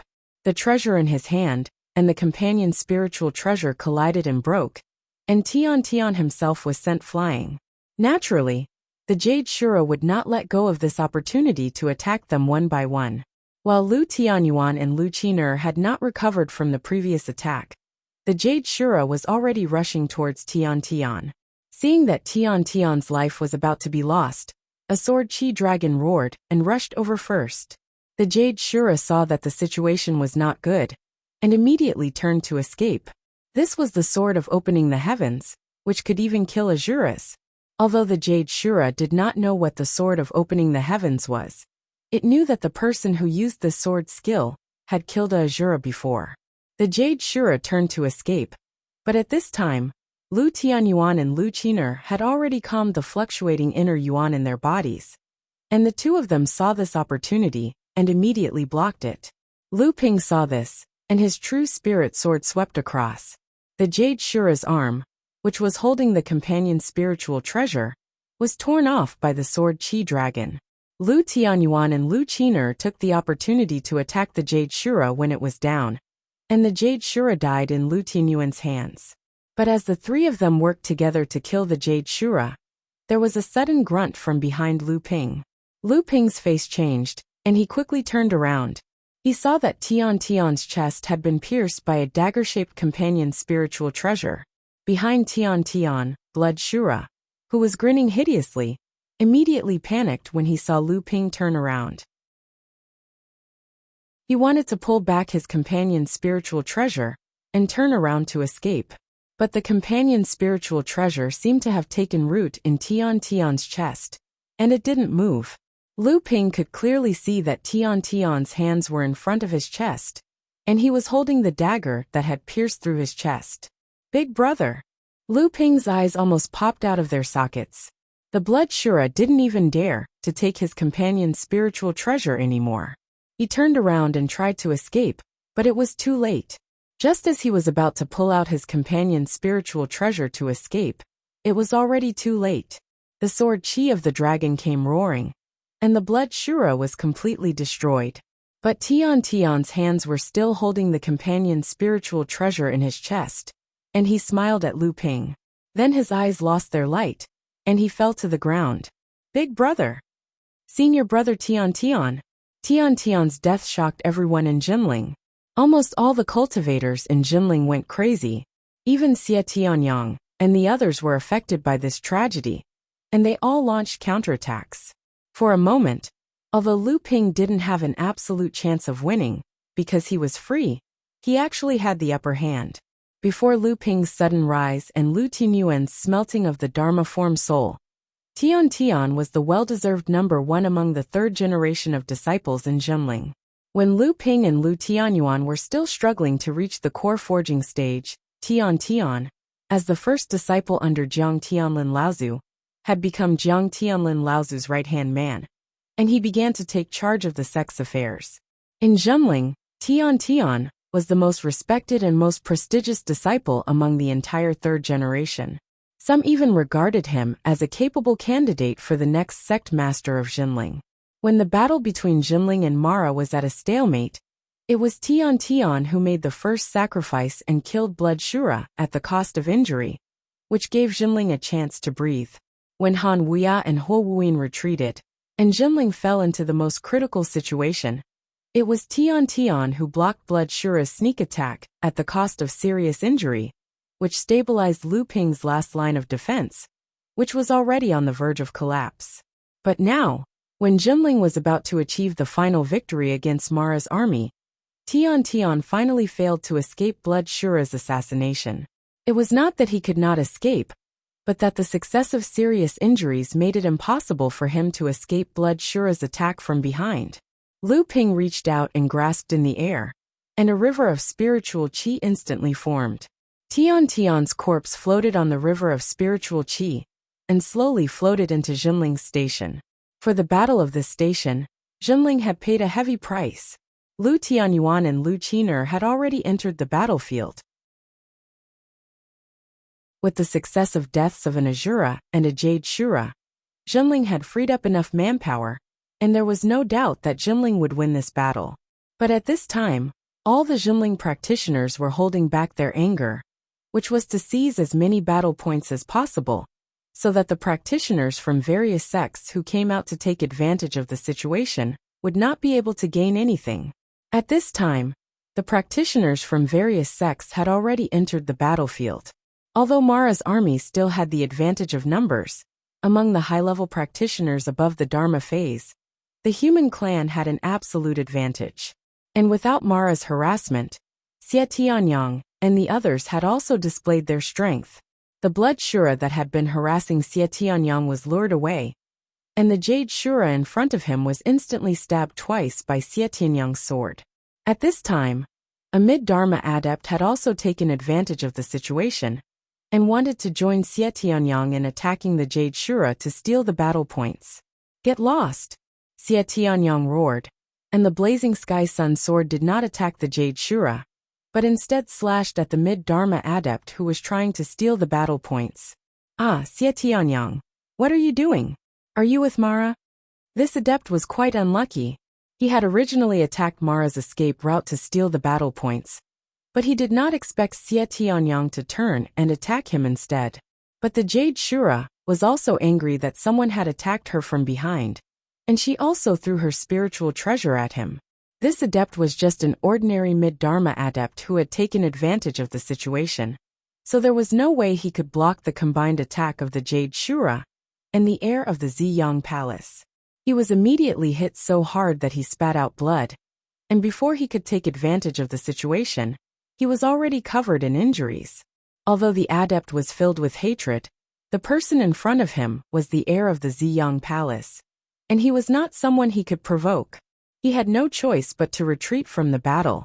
With Xie Tianyang's status, since he had already made it clear that he would not allow others to steal the battle points, the other adepts all went around him. There was no need to offend the heir of a holy land. When an early Dharma adept joined the battle, the first thing he did was not to steal the battle points from Jinling, but to fly directly to a position in the middle of the battlefield. Before this, when Tianfan Laozu had fallen, the spiritual treasure fan in his hand had fallen to the ground. Tian Shui Laozu had also been prepared to die, so she naturally did not think of picking up the spiritual treasure. After that, the Longhui ancestor had saved Tian Shui Laozu, but under the attack of the Azura, he had not been able to pick up the spiritual treasure in time. As a result, the battle had continued until now, and the spiritual treasure had still been left there on the battlefield. There was more than one person who had their eyes on this spiritual treasure. Just as the early Dharma adept was about to snatch it, there were also two other Dharma adepts who had already discovered the location of the spiritual treasure, and they rushed forward to snatch it. However, right after that, a flash of sword light flashed past, so fast that no one could react in time. Following that, another two cries of pain could be heard. The two people who had snatched the spiritual treasure before the early Dharma adept had their wrists cut off by the sword light. A silhouette stood there and slowly squatted down. With both hands, he picked up the spiritual treasure fan and kept it in his ritual storage device. When he lifted his gaze to look at the few adepts who wanted to snatch the spiritual treasure, his eyes were filled with a cold, murderous intent. Lu Tianping, what are you trying to do? We came here with good intentions to help, but you actually attacked us so viciously. Lu Ping smiled sinisterly and said, Help? This is Jinling's spiritual treasure. Whoever tries to snatch it, I will kill them. His murderous intent surged in all directions like a huge wave, causing all the surrounding adepts to shut their mouths. This was a ruthless person, who could even kill Azuras. At this time, no one dared to challenge Lu Ping's patience, and no one dared to go and verify what Lu Ping had said. When they had rushed to the battlefield under the guise of helping, they had indeed taken some of the pressure off Jinling. However, this was originally a battle that Jinling had already won. Even if these adepts had not rushed to help, Jinling would at most have delayed the time of victory. However, although these people had rushed into the battlefield at this time, in most cases, they did not fight to the death with Mara. Most of the time, they would leave after one blow. However, every time a blood Shura fell into a state of near death, these people would attack with all their might and snatch the last blow. They were the typical type of people who were only willing to take credit and not put in more effort. However, at this time, the Jinling adepts were already tired from the continuous battles, and there were very few who could snatch the last blow from these people. Qin Yu and Qin Gang had just used the power of the protective array to severely injure a blood Shura. They did not expect that immediately, 3 Dharma adepts would rush towards the blood Shura in front of them, wanting to give it the last blow. Qin Yu and Qin Gang were furious, but at this time, it was already too late for them to snatch it. Seeing that they were about to lose the points that they had worked so hard to obtain, a little person about a foot tall suddenly appeared behind the blood Shura and kicked the blood Shura's butt. The blood Shura immediately flew forward. Qin Yu and Qin Gang were overjoyed. The two quickly rushed forward. Qin Gang blocked the blood Shura's struggling attack, and Qin Yu took the opportunity to behead the blood Shura. Chapter 1287. The three Dharma adepts were furious that their attacks had missed. One of them yelled at Lu Xiaohai, "What is this thing? Why does this Jinling have so many weird things?" When the other two people heard this, they quickly distanced themselves from this person, as if they didn't know this person. The cultivator was slightly taken aback. Then he saw Lu Xiaohai was looking at him with a stubborn nose and snorted. The cultivator was startled. He was very familiar with the face of this little person. Previously, when he slaughtered everyone, he had shocked the surrounding cultivators. Could it be that this little person was the legendary avatar of Avatar? The cultivator suddenly realized why the other two had run so far away. They had no sense of loyalty, but it was better to avoid this little person first. He didn't want to attract the attention of the Jinling. Just as Lu Ping sent out his clone, the thin stream sword had already cut off the path of retreat for Mara, who was fighting Laozu of Sky Mountain. By then, the humans had already gained the upper hand. Seeing that the situation was not looking good for them, the Mara army began showing signs of collapsing. However, due to the fact that they had been entangled with Jinling faction for too long, the cultivators from the various sects had stepped in to assist them. Thus, it became harder for the Mara army to flee. The Jade Shura saw that the situation was not good, and it wanted to fight and retreat. But Lu Ping saw it, and he cut off its path of retreat. The Jade Shura panicked. After seeing Lu Ping kill the Azura, how could a Mara not panic when it saw Lu Ping? But the more panicked the Jade Shura was, the more openings it revealed. A lotus bloomed under Lu Ping's feet, and the Jade Shura was immediately suspended in the air. Although it was only for a short moment, it was enough for Laozu of Sky Mountain to smash the Jade Shura's head with his axe. Qin Yu, Qin Gang, Lu Qin and Lu Tianyuan all killed their opponents with Lu Ping's help. Jinling's side was now more confident when it came to fighting for Blood Mara's battle glory. After Lu Ping helped Laozu of Sky Mountain kill the Jade Shura, Laozu of Sky Mountain immediately went to help the other cultivators who were fighting Jade Mara. The cultivators who came out to fight were all very smart. Aside from getting the last hit, if they weren't confident, they wouldn't fight Mara head-on. Aside from some of them who had good training, most of them were only going for Blood Mara. They didn't want to fight the Jade Shura. Aside from the Jade Shura's power, they didn't want to fight her. More importantly, the cultivators on Jinling's side, who were fighting the Jade Shura, were difficult to deal with. Chan Yu and Chan Xiang originally had a hard time facing the two Jade Mara and the two Blood Shura after Lu Tianyuan left. But after Lu Tianyuan, Lu Qin and the Qin brothers were freed up. The first to help were the two sisters. Without the Blood Shura holding them back, the two sisters were planning to raise their spirits and show the power of the Heavenly Moon sect's female cultivators. Unexpectedly, just as the two of them worked together to suppress the two Jade Mara in front of them, Han Yu Laozu of the Blue Mountain sect suddenly attacked the Jade Demon from behind. He killed the Jade Demon in one fell swoop and snatched 15 battle glory from the two sisters. The two sisters, Chan Yu and Chan Xiang, had fought with Mo Luo for half a day and finally had the chance to kill points with great difficulty. Who would have thought that someone would appear out of nowhere and snatch away the points that they were about to obtain? The two direct disciples of the Heavenly Moon sect instantly exploded with anger. This time, the Frostfeather ancestor had really provoked a hornet's nest. The two sisters easily killed the remaining Jade Shura. Then, the two sisters didn't fight with the others for battle glory. Instead, they stared at Han Yu Laozu. Wherever he went, the two sisters would follow far behind. Once Han Yu Laozu tried to snatch the battle glory from others, the two sisters would immediately attack. Even if they couldn't snatch it, the two sisters definitely wouldn't let Han Yu Laozu snatch it himself. The two of them also wouldn't fall out with Han Yu Laozu. Instead, they stuck close to him like sticky candy. Han Yu Laozu could be considered an expert among the mid-Dharma adepts. He could also control one of the sect's first calamity spirit treasures. The Blue Mountain sect could be considered a large sect in the Central Plains. If it was just based on individual power, Chan Yu and Chan Xiang were on par with him. However, ever since Han Yu snatched a Jade Demon from the two of them, the three of them started to fight. Han Yu Laozu tried to snatch and kill two Blood Shura twice, But he didn't succeed. Instead, he was killed by the two sisters. After that, there were two more chances for him to snatch and kill the Jade Demon, which was destroyed by the two sisters. Ever since Han Yu Laozu snatched a Jade Demon from the beginning, he didn't get any more after being harassed by the two sisters. Han Yu Laozu suppressed his anger. However, he was the one who made the first move, so he didn't have any reason to argue with the two sisters.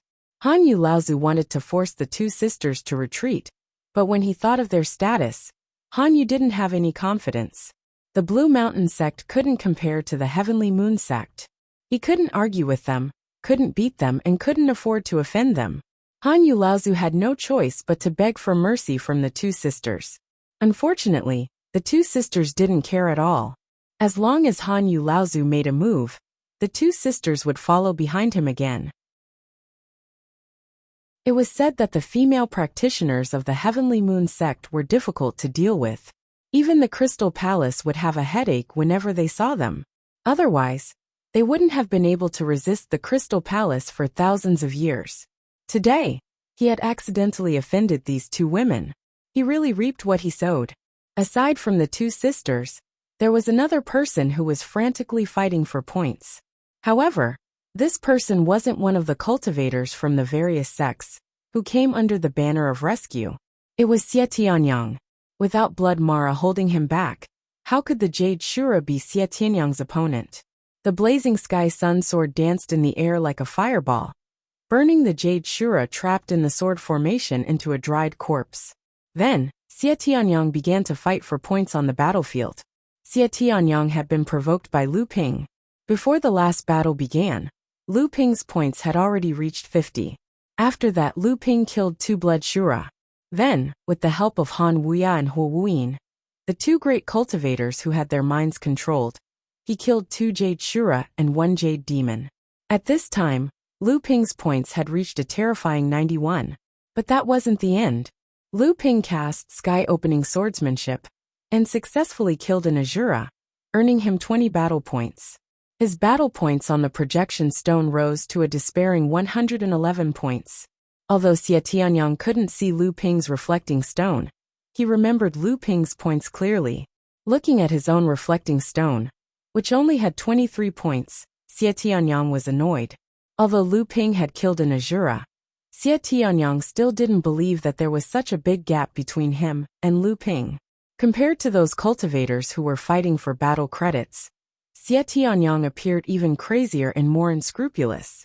He did not even spare the Blood Demon Azura, who was fighting against the cultivators of Zhenling's sect. With a single slash, he killed a Blood Azura who was fighting against Yun Jian, leaving Yun Jian baffled. But then he saw Xie Tianyang enter the fight between Green Fox and the others, and kill two Blood Shuras. Yun Jian murmured to himself, "This Xie Tianyang must be crazy." Fortunately, Xie Tianyang wasn't completely crazy. As Green Fox and the others watched in shock, the blazing sky sun sword knocked away the Jade Shura's spiritual treasure, and then flew to the next target.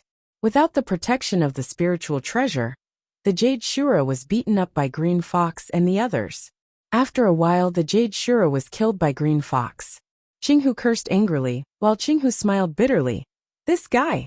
Xie Tianyang was like a starving, ferocious beast. He was so hungry that he could not be choosy. After snatching Cloud's Word, Cyan Fox, and the others, he charged into the other battles and began to plunder the battle points of others. Amidst the cries and curses of the cultivators from the various sects who had rushed over to rescue him, Xie Tianyang's raging Inferno Heaven Sun sword did not give anyone a chance to reason with him, and only cared about killing. "Xie Tianyang, what are you doing? There's no need for you to interfere with this blood demon. Get lost." Xie Tianyang spat out these words viciously, and he had already run into the middle of the battle that was surrounding the two Blood Azuras. A mid-Dharma adept saw Xie Tianyang rushing over with a murderous look and wanted to stop him.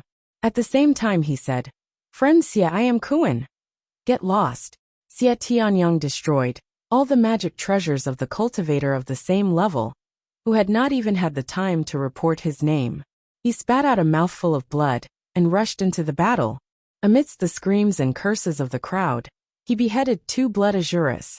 The cultivator who had been sent flying by Xie Tianyang struggled to get up and said, Xie Tianyang, aren't you afraid of angering the crowd? Xie Tianyang squinted and said in an evil voice, Fine, I'm angering the crowd. Come at me. The friar was furious. He pointed at Xie Tianyang and said, You. For a long time, he couldn't say a word. Then he remembered that Xie Tianyang was the proud disciple of the number 1 Holy Land in Central Plains, Ziyang Palace. He was born to be the only one who could offend others. He thought about how his accusation seemed to have angered Xie Tianyang. Would this attract the wrath of Ziyang Palace for his own sect? So he coughed and spat out a mouthful of blood. His whole body trembled, and he didn't know whether it was from fear or anger. He didn't even care about fighting for the points, and left Jinling Station in a hurry. Not long after, Su Jin, Sang Yu, Xiahou Wushang, and the others also finished off their opponents and joined in the fight for the points.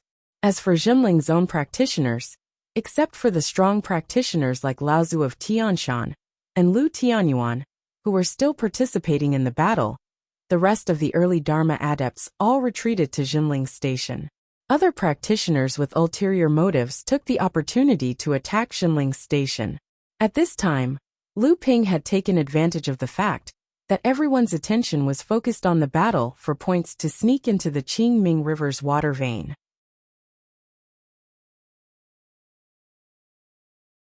Chapter 1288.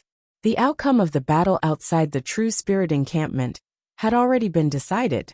All that was left was for the cultivators from the various sects to hunt down Emoluo and plunder his points, as well as Ancestor Lin Yu and Ancestor Long Huai, who were entangled with the 2 azuras.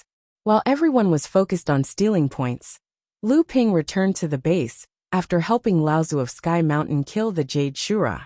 At the array board's location, Ling Long had retracted the water vein's support to the array formation. But Lu Ping still left Lu Xiaohai for Black Fox to protect himself. He then summoned San Ling and the others to guard the array board. At the same time, seeing the chaos outside the encampment, Lu Ping ordered Lu Qin, Yun Jian, the Qin brothers, and the others to retreat to the encampment just in case. Seeing that everything was fine, Lu Ping cast the water transformation secret technique and snuck into the Qingming River. With the protection of the pure yang spiritual treasure, the water transformation secret technique, Lu Ping's mastery of the water transformation secret technique grew stronger. Back then, he was able to escape from the 5 Elements sect, and the other sects searched for him.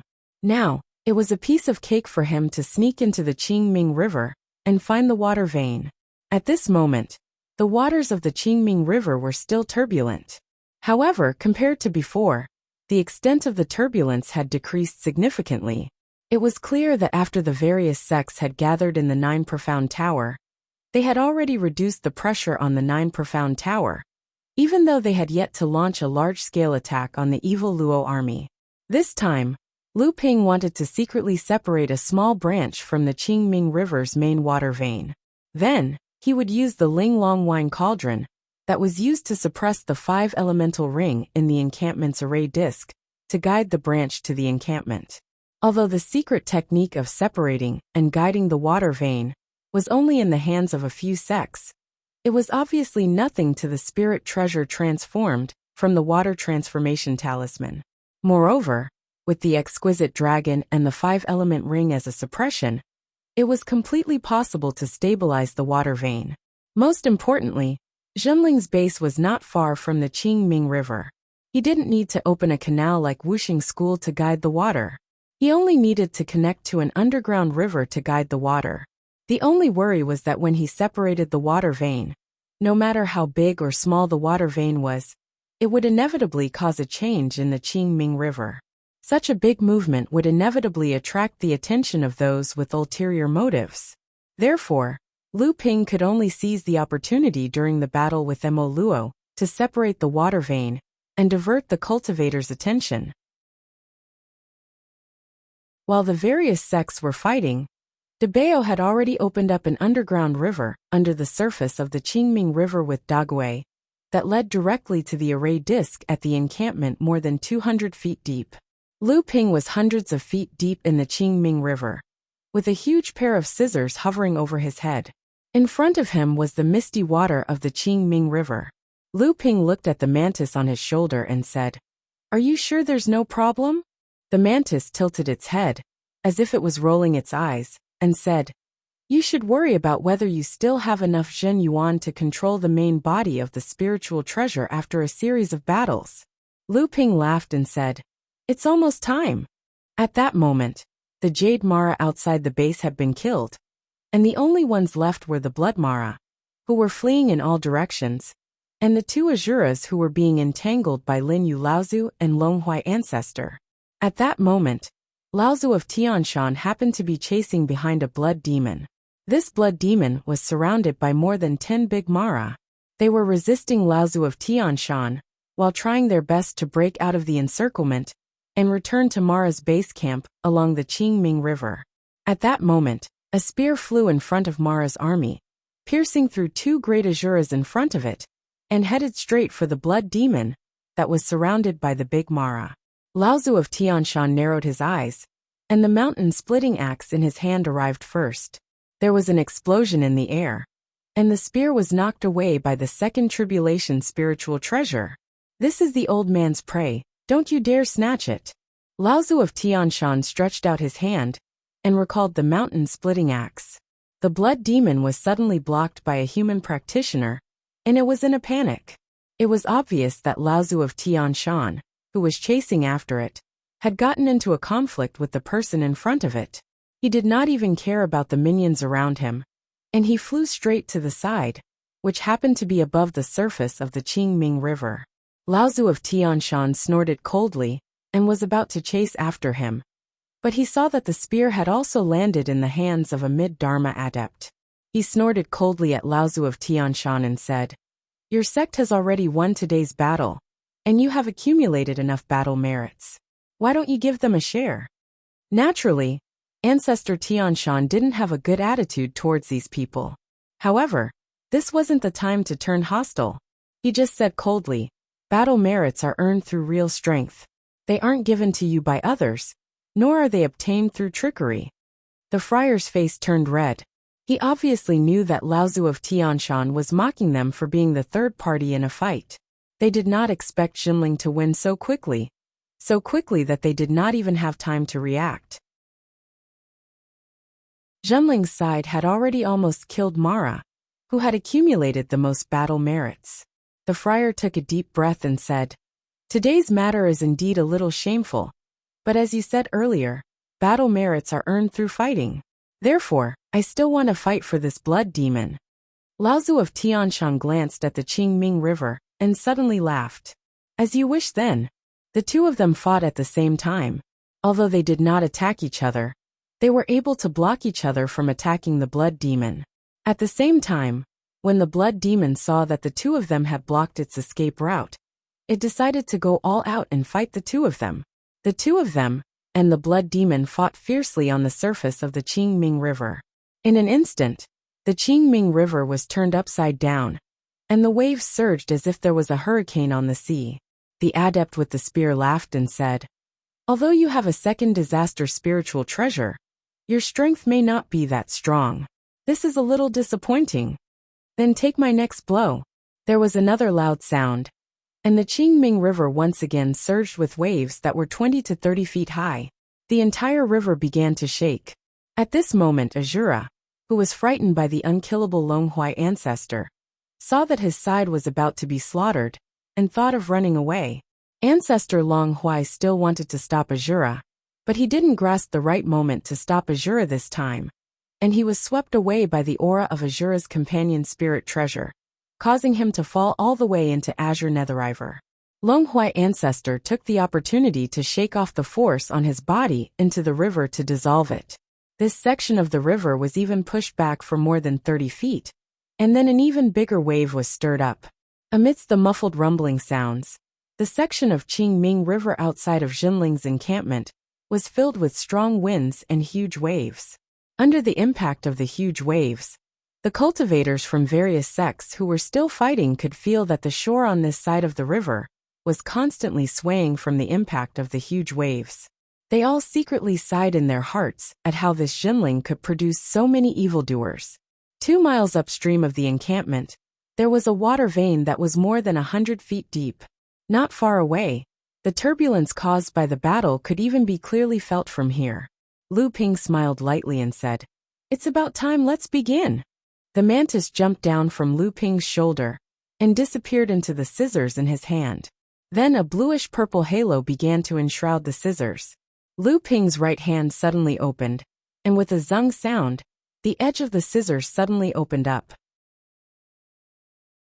Then, with all of Lu Ping's divine sense, he finally seized the opportunity to cut along the edge of the main water vein. And a water vein as thick as a chopstick was immediately separated from the main water vein. And at the moment when the pure yang spiritual treasure scissors were cut, the entire Qingming River suddenly shook, directly affecting the surface of the water from more than 100 feet deep. Waves surged up and pounced in all directions. In an instant, the flow of the Qingming River seemed to be in chaos. The waves collided with each other, and very quickly layer upon layer, piled up to a height of several tens of feet, and then fell down heavily, smashing on the edge of the river, as if the entire ground was shaking. Under the water, Lu Ping almost lost his balance under this violent turbulence. Seeing that the small water vein that was separated was about to merge with the main water vein again, Lu Ping hung the water moon repellent pearl above his head, and soon he was no longer affected by the turbulence of the river. Lu Ping took the opportunity to cast Attraction Array, and the Linglong wine cauldron that was suppressing the 5-element ring shook. The separated water vein finally no longer merged with the main water vein, and the silver fox near the array disc quickly ordered several array masters of Jinling to open the traction array. Under the effect of the 5-element ring and the Linglong wine cauldron, the small water vein that was separated by Lu Ping finally slowly lengthened from the main water vein and spread towards the underground water channel opened by Debao. "It's done." Lu Ping was overjoyed. With the help of this small water vein, he could save a lot of cultivation resources for Jinling's encampment, and it would also improve the encampment's defense. Another deafening rumble rang out from the Cyan Netherworld River, as Patriarch Long Huai was flung from the surface of the river to the shore by the Azura. He crashed into a cliff on the shore, causing the earth to quake and the mountains to shake. The Azura finally broke free from Patriarch Long Huai's entanglement and fled downstream along the Cyan Netherworld River. In Jinling's encampment, when the earth shook, the encampment also shook. The silver fox's face lit up with joy, and she said, "It's done." Then, the blue light that leaked out from the Linglong wine cauldron suddenly disappeared, and the 5-element ring shone brightly. Fortunately, the silver fox and the others quickly suppressed it, and the sudden strengthening of the array formation did not appear on the protective array formation outside the encampment. Outside the encampment, Longhuai Ancestor, who was thrown away by the Azura, jumped out of the shore unscathed. Seeing that the Azura had actually escaped, it turned around and joined the battle between Lin Yu Laozu and the other Azura. The battle outside the encampment had ended, and only the Azura that Lin Yu Laozu and Longhuai Ancestor were suppressing was left. At this time, it could not escape even if it wanted to.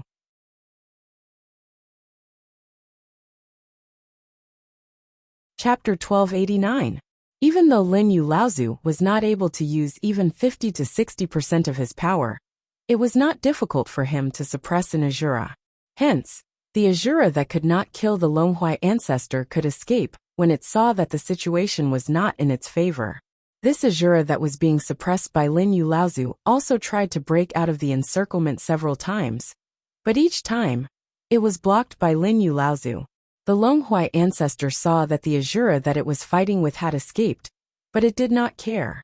Instead, it turned around and joined Lin Yu Laozu's battle, and began to help Lin Yu Laozu kill the Azura. At this time, the Mara army outside the Jinling station had basically been wiped out. Occasionally, there were a few Mara that escaped, but they were all small fries, and the crowd did not pay much attention to them. However, at this time, more and more practitioners gradually formed a circle around the battle between Lin Yu Laozu and the Azura, surrounding them. The eyes of some of the cultivators who were not weak flickered. It was obvious that they wanted to kill the Asura in the depths of the mountains. This Asura was worth 20 battle points to a mid-Dharma adept. This time, the battle had been smooth sailing, and many of the mid-Dharma adepts had only managed to kill a few blood demons. In fact, none of the people present had reached 20 battle points. If they could really kill the Asura in the end, their battle points would definitely increase by leaps and bounds. Lu Ping snuck back from the Qingming River and saw that the water was already in place. The power of the entire 5 elements matrix was gradually increasing, and with a flick of his hand, he put away the wine tripod of the Linglong. The silver fox looked at the wine tripod and asked in a low voice. Before this, there was a bluish-purple spirit light seeping out of the wine tripod, and it stabilized the defense matrix that was on the verge of collapse. Why does that spirit light look so similar to the water? Lu Ping smiled and said, there was originally a water vein inside. Reverend Mystic Fox stared at Lu Ping with widened eyes. What were the recent major events in the cultivation world? One of them was the crushing defeat of Wuxia School at the foot of Luo Xan Mountain. A mysterious cultivator had taken away half of the Qingming River's branch. Furthermore, this mysterious cultivator had broken the spiritual treasure that originally belonged to Wuxia School in half, and triggered the pure Yang Thunder Tribulation at the foot of Luo Xan Mountain. The entire cultivation world was guessing who the mysterious cultivator was. When Zhenling and the others entered the central region and heard the news, they were also dumbfounded. After all, it was an incredible thing to be able to be the Oriole under the nose of more than 10 pure Yang Laozu. However, Black Fox did not expect that person to be Lu Ping. Lu Ping smiled proudly and said, "How is it? Scared?" Black Fox covered his mouth with one hand and nodded vigorously, which made Lu Ping feel even more proud. Outside the station, none of the cultivators from various sects dared to fight with Lin Yu Laozu for the Asura. Before this, Lin Yu Laozu alone was able to suppress the Asura. Now that the Longhuai ancestor had joined in, the Asura was soon beaten to a pulp by the two of them. Lin Yu Laozu smiled and said, "Fellow cultivator, please end this demonic creature." Longhuai ancestor still had a blank expression and said, "This thing is useless to the old man. Just kill it." After saying that, he walked towards Jinling Station without looking back. Lin Yu Laozu was slightly surprised, but then he smiled and shook his head. With a wave of his hand, the jasper wind flute hit the Asura's head and instantly killed it. Lin Yu Laozu looked around and said coldly, "What? Do you want the old man to treat everyone to a cup of tea and have a chat?" The cultivators of the various sects did not dare to say anything more. Some had already left quietly, some said goodbye with a laugh, and some casually said a few words to congratulate Jinling sect on their great victory and so on, and then left without a trace. Although Jinling had won today's battle, it had paid a heavy price. Out of the dozens of middle and late core forging disciples, 11 had fallen, and more than 10 were injured. The casualties amounted to more than half of the disciples. However, the fall of Tian Fan and Tian Tian, the two Dharma adepts, had greatly damaged Jinling's strength. Ever since Jinling had started the path of becoming a large sect, with the cooperation of the entire sect and the careful planning of the few Laozu, it could be said that everything had been smooth sailing. However, suddenly encountering such a blow had really caught Jinling off guard. Tian Tian was one of the leaders of the third generation of adepts, and was even considered as a candidate for Jinling's next leader. The fall of Tian Fan Laozu had also greatly damaged Jinling's strength.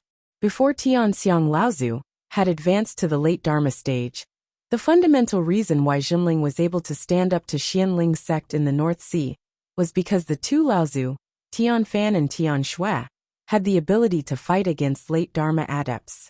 It could be said that before Tian Xiang Laozu had advanced to the late Dharma stage, the two of them could be said to be Jinling's biggest backers.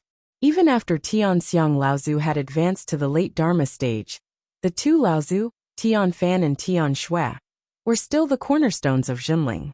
They were the guarantee that Jinling could firmly suppress Xianling, vast seas, and other sects, and secure its position as the #1 sect in the North Sea. In the North Sea training world, The two Laozu Tian Fan and Tian Shui had always been seen as one, and were treated as one great adept. Now that Tian Fan Laozu had fallen, and Tian Shui Laozu had been seriously injured, even after they had recovered, the two of them would no longer be a team. Zhenling had essentially lost a late Dharma adept. Such a loss was a huge blow to Zhenling's strength and morale. The atmosphere in Zhenling was unusually heavy. Tianshan Laozu began to instruct the disciples to collect the corpses of the fallen disciples, while Lu Ping still had to entertain Xie Tianyang, Sang Yu, and the rest. Lin Yu Laozu was obviously very interested in Longhui Ancestor. However, Longhui Ancestor obviously did not want to have too much contact with Zhenling and the rest. After nodding at Lin Yu Laozu, he and Lu Ping came to a secluded place. We came a little late. Otherwise, your martial granduncle and senior might have been able to save them. Lu Ping smiled bitterly. Zhenling is already grateful that you were willing to lend a helping hand. If not for your help, I'm afraid I don't know how many people from our sect would have survived. Longhui Ancestor obviously did not dwell on this matter. He only nodded and said, "This time, you have to enter the 7th Patriarch's Tao altar." Lu Ping looked at Longhui Ancestor in surprise. However, he did not ask for the reason, because he knew that Longhui Ancestor would definitely tell him. As expected, Longhui Ancestor continued, "Think of a way to get a few chiming rocks from Jiao Doran's Tao altar." Longhui Ancestor also wanted chiming rocks, and it had to be from Jiao Doran's Tao altar. This was slightly out of Lu Ping's expectations. However, Lu Ping did not ask Longhui Ancestor for the reason. Instead he said, "Senior, why don't you go to the Tao altar yourself? With your strength, even if you're just an avatar, you're one of the best among the great cultivators of the same realm. You only need to use the imaging stone to obtain merits." Longhui Ancestor shook his head and said, "This avatar is naturally unable to enter the Tao altar. The old man only wants to hear the voice of Jiao Daran from all those years ago. So the more chiming rocks you bring, the better. Of course, it has to be the rocks from Jiao Doran's Tao altar." Lu Ping nodded in agreement and said, "I'll do my best, but I may not be able to enter the Tao altar. Moreover, even if I do enter the Tao altar, I may not be able to obtain the chiming rocks." Longhui Ancestor nodded and said, "Since that's the case, old man will go. I've seen many interesting things in my travels this time. Oh, right. You just have to be careful of the Yuan clan in the battle to annihilate Mara." The Yuan clan? Lu Ping thought in his heart, and he said, "Senior, have you noticed something?" Longhui Ancestor said, "This clan has an indescribable relationship with Peng Daoran from all those years ago. The old man isn't too sure about the specifics, so you just have to be careful." Longhui Ancestor left directly after he finished speaking, and it caused Lu Ping to be at a loss for whether to laugh or cry. What indescribable relationship? The Yuan clan has never denied the fact that they're a direct line descendant of Peng Daoran. So what's there to conceal about this relationship? Even though Lu Ping knew that the deeper meaning behind Longhui Ancestor's words wasn't so simple, merely such a general statement still caused Lu Ping to be slightly bewildered. That fellow Taoist Longhui has left. Lu Ping returned to the residence while his mind was slightly preoccupied, and Lin Yu Laozu instantly asked with a strange expression when he saw that only Lu Ping had returned. "Oh yes, Senior Longhui seemed to have some matters to attend to, so he left." Lin Yu Laozu said with slight disappointment, "Unfortunately, this fellow Taoist is extremely mysterious. Longhui, this name is extremely strange as well. Have you seen this fellow Taoist's true appearance?" Lu Ping was stunned by Lin Yu Laozu's words, and only now did he recover from his shock. Perhaps this external avatar of the Longhui Ancestor was capable of concealing itself from cultivators of the same cultivation realm. But Lin Yu Laozu had obviously noticed something. Not to mention the Longhui Ancestor had been struck numerous times during the battle with the Azuras, yet it hadn't suffered the slightest injury. Lin Yu Laozu didn't believe that there was someone in the cultivation world that could condense the body to such an extent. Lu Ping hesitated for a moment, yet he still said, "I haven't seen this senior's full appearance." Lu Ping wasn't lying when he spoke these words. The Longhuai ancestor's main body was enormous, and Lu Ping was really unable to see his full appearance at that time. Truly a pity. This fellow Taoist Longhuai's external avatar technique is much more formidable than yours. Lu Ping understood that Lin Yu Laozu wanted to say that the Longhuai ancestor's external avatar already possessed such strength, so what sort of level had his main body reached? However, Lu Ping smiled and said, "That's only natural. Junior's external avatar technique was originally taught to me by Senior Longhuai." 3 days later, Chan Yu, Chan Xiang, Xiahou Wushang, Yin Jian, and Su Jin took their leave first, whereas Xie Tianyang and Sang Yu stayed behind.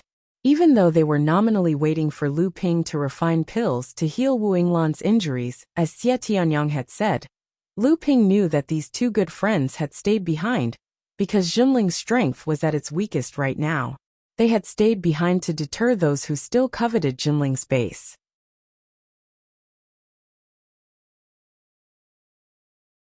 Chapter 1290. The battle at Junling's location had come to an end. However, this time, Mara's army did not only break through the encirclement at Junling's location. Furthermore, the number of Mara's army that broke through the encirclement at Junling's location had far surpassed the number of soldiers that broke through the encirclement at Junling's location. This was also the reason why after the battle at Junling's location erupted, the 13 pure Yang Laozu, who were in charge of mobilizing all the cultivators from the various sects to encircle and annihilate Mara's army, would not be left alone. Other than Lin Yu Laozu, no one else had shown up. Compared to the 3 Azuras leading the 3,000 Mara's army at Junling's location, the Skyward Pavilion's encirclement, at the southern part of the 9 profound towers, Qingming River downstream, had encountered the invasion of over 10,000 Mara's army, led by 3 heavenly demons and 10 Azuras. In the eastern direction, the Heavenly Profound sect, which had just set up camp not long ago, had also encountered the assault of 2 heavenly demons and 7 Azuras. It was said that even Xiao Baiyu had rushed over to assist the 7 Laozu. In the northwestern direction, the Xiang Palace, and the northeastern direction, the Yuan family had also encountered the assault of Mara's army, led by the heavenly demons. As for the southeastern direction, the South Sea Talisman Pavilion had also encountered the assault of Mara's army. Although there were no heavenly demons leading them, there were still 7 to 8 Azuras. Their strength far surpassed the assault of Mara's army at Junling's location. Furthermore, the battle at Junling had ended within a single day. They had repelled the assault of 3,000 Mara's army. In the other directions, the battle with Mara's army, that had ended the earliest, had lasted for 3 days and 3 nights. As for the battles at the other directions, they had all entered a stalemate. Until now, the outcome had yet to be determined. Tian Shui Laozu had only fainted for a day before waking up. Originally, Lu Ping and the others were worried that Tian Shui Laozu would die. However, they had clearly underestimated Tian Shui Laozu. Tian Fan has already fallen. Since Tian Fan has already fallen, I won't die so easily since I didn't chase after him at that time. I still want to live well and see the day when our sect becomes a large sect for Tian Fan. However, I'm currently heavily injured, and there's no point for me to stay here. Therefore, I'll bring Tianfan's ashes back to the North Sea. At the same time, if our sect wants to defend this place, we'll need reinforcements from the North Sea. This time, Tianshan will follow me back. Tianru will be in charge of the matters regarding the station. 2 days later, Tian Shui Laozu and Tian Shui Laozu brought Tian Fan and Tian's ashes back to the North Sea, as well as 5 to 6 severely injured disciples that required a long time to recuperate. In the entire Junling, only the 3rd-generation disciples were left to guard the sect's encampment. Lu Ping had never been in charge of the sect's affairs. Despite Tian Shui Laozu's orders, the affairs of the encampment were still handled by Li Tianru and Lu Tianyuan. As for Lu Ping, he began to prepare the pure yang blood stasis dispelling pill for Lin Yu Laozu's recovery. As for Wu Yinglan's injuries, from Lu Ping's point of view, it wasn't too serious. Although the injuries of spiritual sense were known to be thorny, Lu Ping had a few secret pill formulas that could treat spiritual sense injuries. After a battle, there was no lack of soul-devouring crystals. After consuming a few of the pills that Lu Ping had meticulously refined, it was only a matter of time before she recovered. Another 3 days had passed. The news of Mara's army breaking through the encampment had spread like wildfire. Xie Tianyang was already unable to hold himself back. Lu Ping knew that the Purple Sun Palace's encampment had also encountered a powerful attack from Mara's army. Even though the Purple Sun Palace was a sacred ground, Xie Tianyang was still the direct disciple of the Purple Sun Palace. It wasn't easy for him to stay in Jinling for 6 to 7 days for the sake of friendship. Hence, he took the initiative and said, "Brother Xie, your sect has yet to repel Mara's army's attack. It's better for you to return quickly." Xie Tianyang didn't mind and smiled. "You can be at ease." Previously, third senior brother had already returned. Purple Sun Palace isn't your Jinling. Even if 3 heavenly demons attacked, they might not be able to break through our encampment. Furthermore, aren't you afraid that if I return to my encampment and start a massacre, my battle merits will surpass yours? Lu Ping chuckled and said, "Even if you go back now, you might not be able to surpass me. But if you go back now, I believe there will be many people who will surpass you in terms of battle merits." Xie Tianyang was slightly stunned. Previously, during the battle at Jinling's encampment, although he had frantically snatched battle merits at the end, he had only managed to snatch 42 points after the battle. Compared to Lu Ping's over 100 points, there was still a huge gap. The invasion of Mara's army was still ongoing. The gap between Xie Tianyang and the others was far greater than the gap between him and Lu Ping. If Xie Tianyang still didn't hunt down Mara, his battle merits might be surpassed by even more people. Lu Ping could naturally see that Xie Tianyang was extremely concerned about the accumulation of battle merits this time.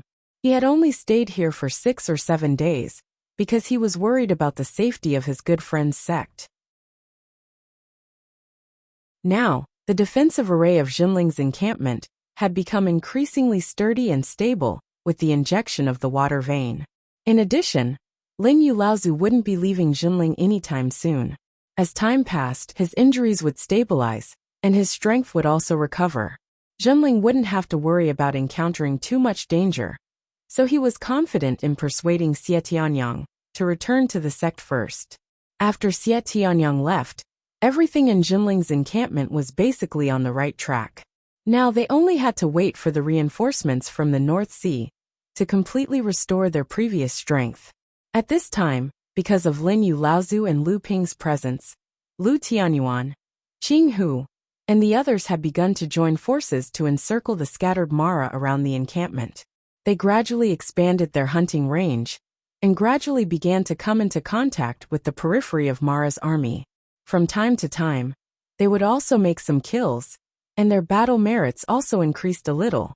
Although the pure yang blood stasis removal pill was an extremely high-grade pill, with the support of Lu Ping's current alchemy skills, he was completely confident that he could refine it. It was precisely because it took Lu Ping 3 days to refine the first pure yang blood stasis removal pill that Lin Yulaozu's injuries had significantly improved after taking it, that Lu Ping was reassured and persuaded Xie Tianyang to leave first. With the support of Lin Yulaozu and Lu Ping's collection, a total of 5 batches of spiritual herbs were prepared for the pure yang blood stasis removal pill. In the end, 9 pills were produced. 3 of them were taken by Lin Yulaozu, and the remaining 5 were kept by Lu Ping.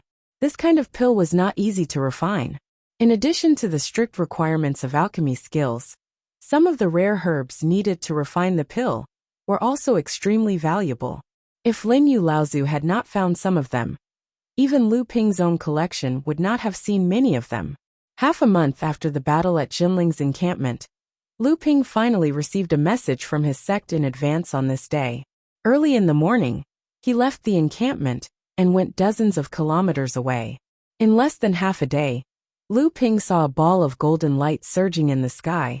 As it neared, it slowly split into several rays of light in front and dozens of rays of light behind. Lu Ping was slightly stunned. He did not expect the sect to send so many reinforcements this time. Almost half of the sect's strength had been sent to the Central Plains. Lu Ping hurriedly went forward with a happy expression, but he was still a little surprised. He said, Uncle Master Xiang, Uncle Master Tianshan, Uncle Master Tianqin, Uncle Master Tiancheng, Brother Lei, why are all of you here? Senior Brother Tianfeng, you have advanced to the Dharma phase. Because of the deaths of Tianfan Laozu and Tian, the people of Jinling looked a little solemn. Xiang Lu Laozu only smiled, while Tianqin Laozu snorted coldly. Tiancheng Laozu, Tianfeng, and Lei Lalu only nodded in acknowledgement. Uncle Master Tianshan said, This is not the place to talk. Let's go back to the encampment first. The group of Jinling, including Lu Ping and the other 7 Dharma adepts, flew back to the encampment in a grandiose manner. Before they reached the encampment, the Jinling adepts who had rushed to the encampment after hearing the news were all cheering. The gloom that had been brought about by the deaths of the 2 Dharma adepts, Tianfan and Tian, had finally been swept away. Lu Ping suddenly hovered in midair outside the encampment. Tianshan Laozu and the others looked at him in confusion. Lu Ping smiled and said, Uncle Master and Senior Brother, please go back to the encampment and rest for a while. I will be there in a while. Only Tianqin and Laozu seemed to sense something, and they seemed to be deep in thought. The others looked at Lu Ping suspiciously and returned to the encampment first. After everyone had entered the encampment, Lu Ping smiled at the empty space beside him and said, I didn't expect Junior Brother Yin to come as well. There was a ripple in the empty space, and Yin Tianchu, dressed in black, appeared not far from Lu Ping. A look of joy flashed in Lu Ping's eyes and he said, Junior Brother, you've already passed through your first thunder trial? Yin Tianchu nodded and said, My luck is not bad. And it's all thanks to the inheritance of the Ice Dragon Pearl that you gave me. If not for the fact that I'm about to pass through the Thunder Trial, I might have come to Central Plains earlier. However, I've already heard about Tianfan and Senior Tian, so I'm late. For Yin Tianchu to be able to advance to the mid-Dharma stage in such a short period of time, other than his own talent, it was obvious that he had his own opportunities. In addition, he had the inheritance of the Jinling Xianin stream and the Ice Dragon clan. So it was not surprising that he had been able to advance to the mid-Dharma stage after Lu Ping.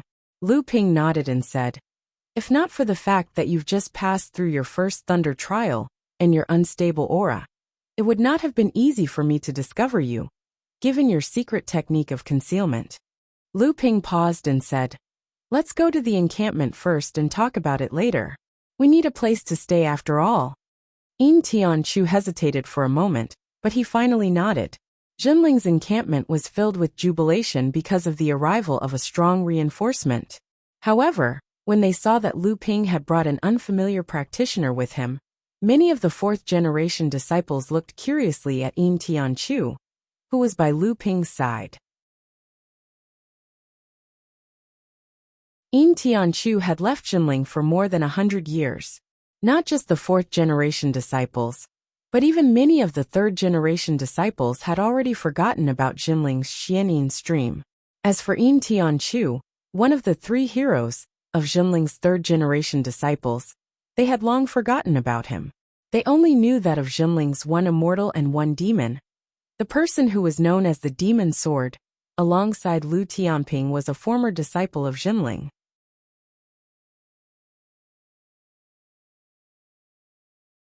Chapter 1291. In the middle of the meeting hall, all the Dharma adepts of Jinling Station were gathered. Lady did not follow them in. Instead, the moment he arrived at the station, he was dragged by the overjoyed Qin Yu and Qin Gang to look for Lin Yu Laozu. Qin Hu and the other 2 were not in the station, but they were Lu Ping's servants in name. Even if they were in the station, they did not have the right to participate in Jinling's meetings. In the meeting hall, although Xiang Lu Laozu had the highest seniority, he was an outer elder of Jinling and did not usually participate in Jinling's decisions. Although he was sitting at the head of the meeting hall, the person in charge was still Tianshan Laozu. However, at this time, although everyone was discussing something in low voices, it was obvious that the meeting had not officially started. Everyone was waiting for Lu Ping to return. However, When Lu Ping stepped into the meeting hall, the people of Zhenling were stunned to see Yin Tianchu behind Lu Ping. Ji Tianxian jumped up with a shout and said, "Little Lu Ping, you're here too. Haha, I knew it. That's great, that's great. You've actually advanced to the mid-Dharma stage? This is too much of a blow. It's not enough for our sect to have the water sword deity, and now there's you." Yin Tianchu's arrival obviously made everyone in Jinling happy. However, Ji Tianxuan's impolite and loud shouting still made Tianqin Laozu, who had been looking better because of Yin Tianchu's arrival, with much difficulty. Now his face darkened and he scolded, "What are you shouting for? Sit down." Ji Tianxian was shocked by the cold expression on Tianqin Laozu's face. He quickly stuck out his tongue at Yin Tianchu and sat down obediently with a smile. Yin Tianchu, who had always been cold, smiled at his good friend. But in the end, he could not bring himself to smile. Lu Ping chuckled and said, "Martial granduncle, martial uncles, senior brothers, senior sisters, junior brother Tianchu came a step late because of his tribulation, but he still came back in the end." Yin Tianchu silently stepped forward and bowed to the elders of Zhenling. Then he stood behind Lu Ping. Laozu of Tianshan smiled happily and said, "Going through the heavenly tribulation is a big thing. Now is the time when we need people. You've come just in time. Let's do it." Lu Ping sat down below Tianfeng, and Yin Tianchu sat down next to Ji Tianxian.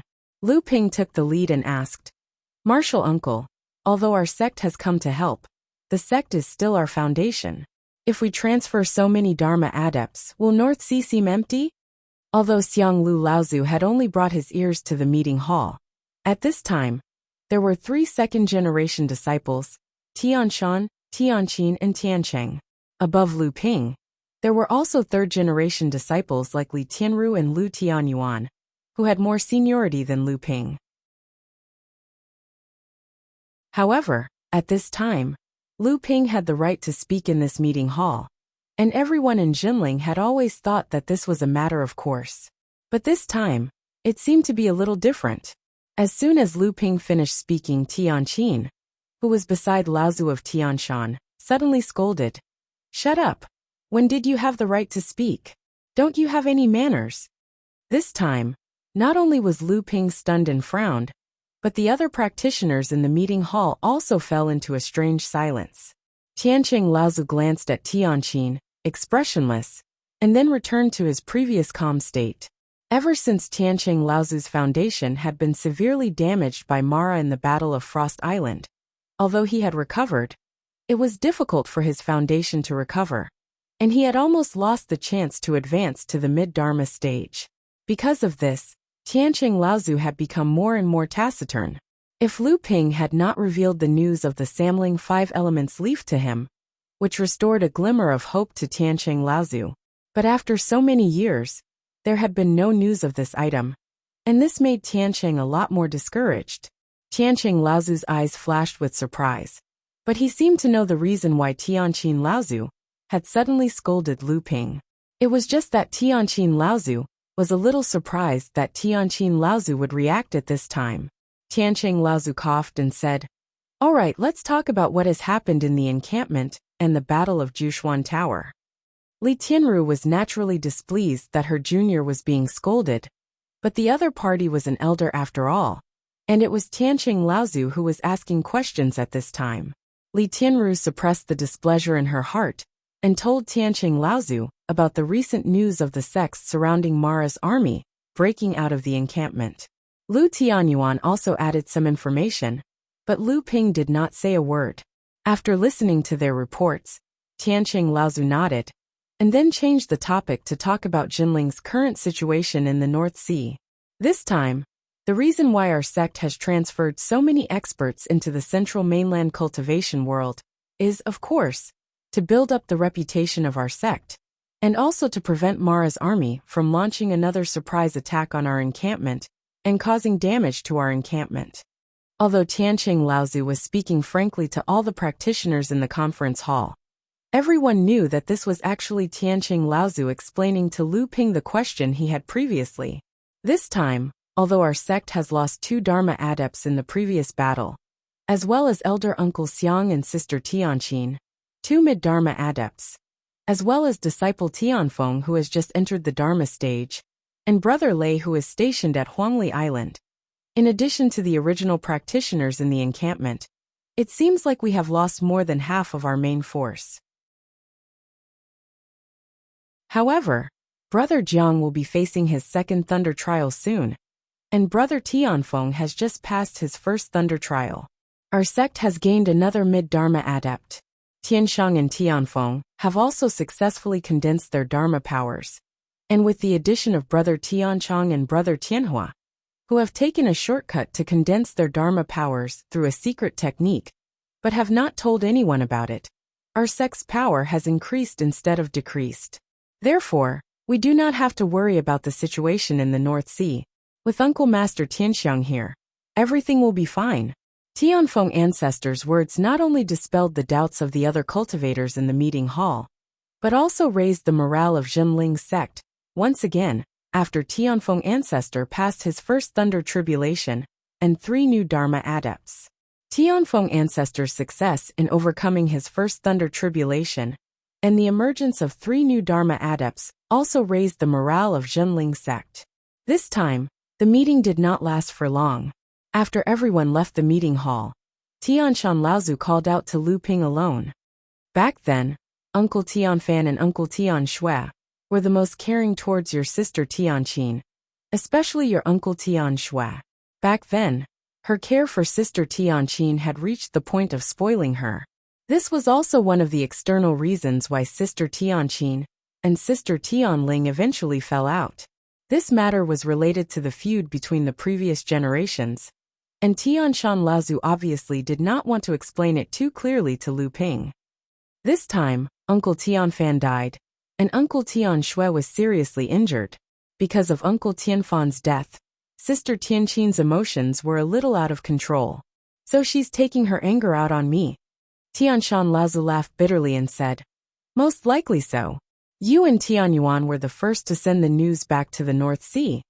And you were also the one who strongly advocated for us to participate in this battle against Mara. This camp was also chosen by you. But then Mara's army just had to come here." Lu Ping felt a little helpless. Although this logic made sense, Lu Ping could hear that it was a little far-fetched, and so he said, "But I heard that Uncle Tianqin seems to have become a lot more difficult to get along with in the sect these few years." Tianshan Laozu sighed and said, "Are you trying to say that her temper has become a lot more violent these few years?" Tianshan Laozu did not wait for Lu Ping to reply and continued. "Ever since she forced herself to go through the first thunder trial, and was seriously injured, she has been like this. Her potential was almost depleted when she went through the first thunder trial, and she almost lost the possibility of advancing to the late Dharma stage. For someone as proud as her, this is no different from a death sentence in the future." Lu Ping did not understand and asked, "Was her foundation damaged when she went through the thunder trial?" Tianshan Laozu said, "Although her foundation was damaged during the thunder trial, it was not serious. Potential is like a practitioner's talent, and it is also equivalent to a practitioner's foundation from the beginning.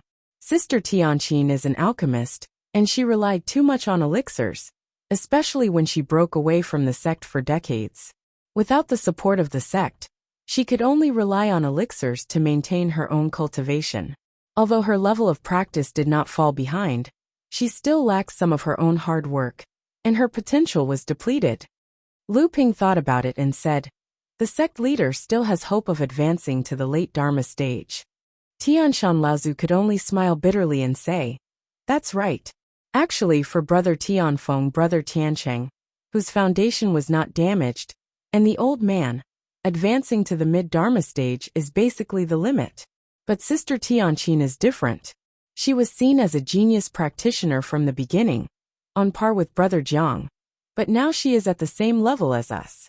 The most important thing is that her level of practice is suppressed by Sister Tianling. And with the matter of Tianfan and Tianxue, Laozu, all of these put together, I think you understand." Lu Ping walked out of the meeting hall helplessly, and saw Lei Di, the 6th elder of Lei clan, walking towards him. Lu Ping was a little surprised and asked, "Why are you here so soon?" Sixth elder of Lei clan flashed an indifferent expression and said, "Whoever wants to rebuild the Luoxin sect can do so, but I won't participate." Lu Ping was stunned and said, "Brother Lei, if you don't participate, with just Qin Yu and Qin Gang, the rebuilding of the Luoxin sect won't be that easy." Sixth elder of Lei clan snorted coldly and said, "I want them to suffer a great loss, to let them know that rebuilding a sect is not an easy task. With just them alone, they will definitely be badly hurt, but with a pure young practitioner by their side, I think there won't be any problems with their safety. In short, if they want to help, I can, but I won't join the sect. I'm used to being free all my life, and I can't be restricted by others." At this moment, there was a sudden cheer from the square in front of the station. Lu Ping smiled and did not think there was anything wrong with what sixth elder of Lei clan was doing. So he smiled and said, "Let's go to the square and see what's going on."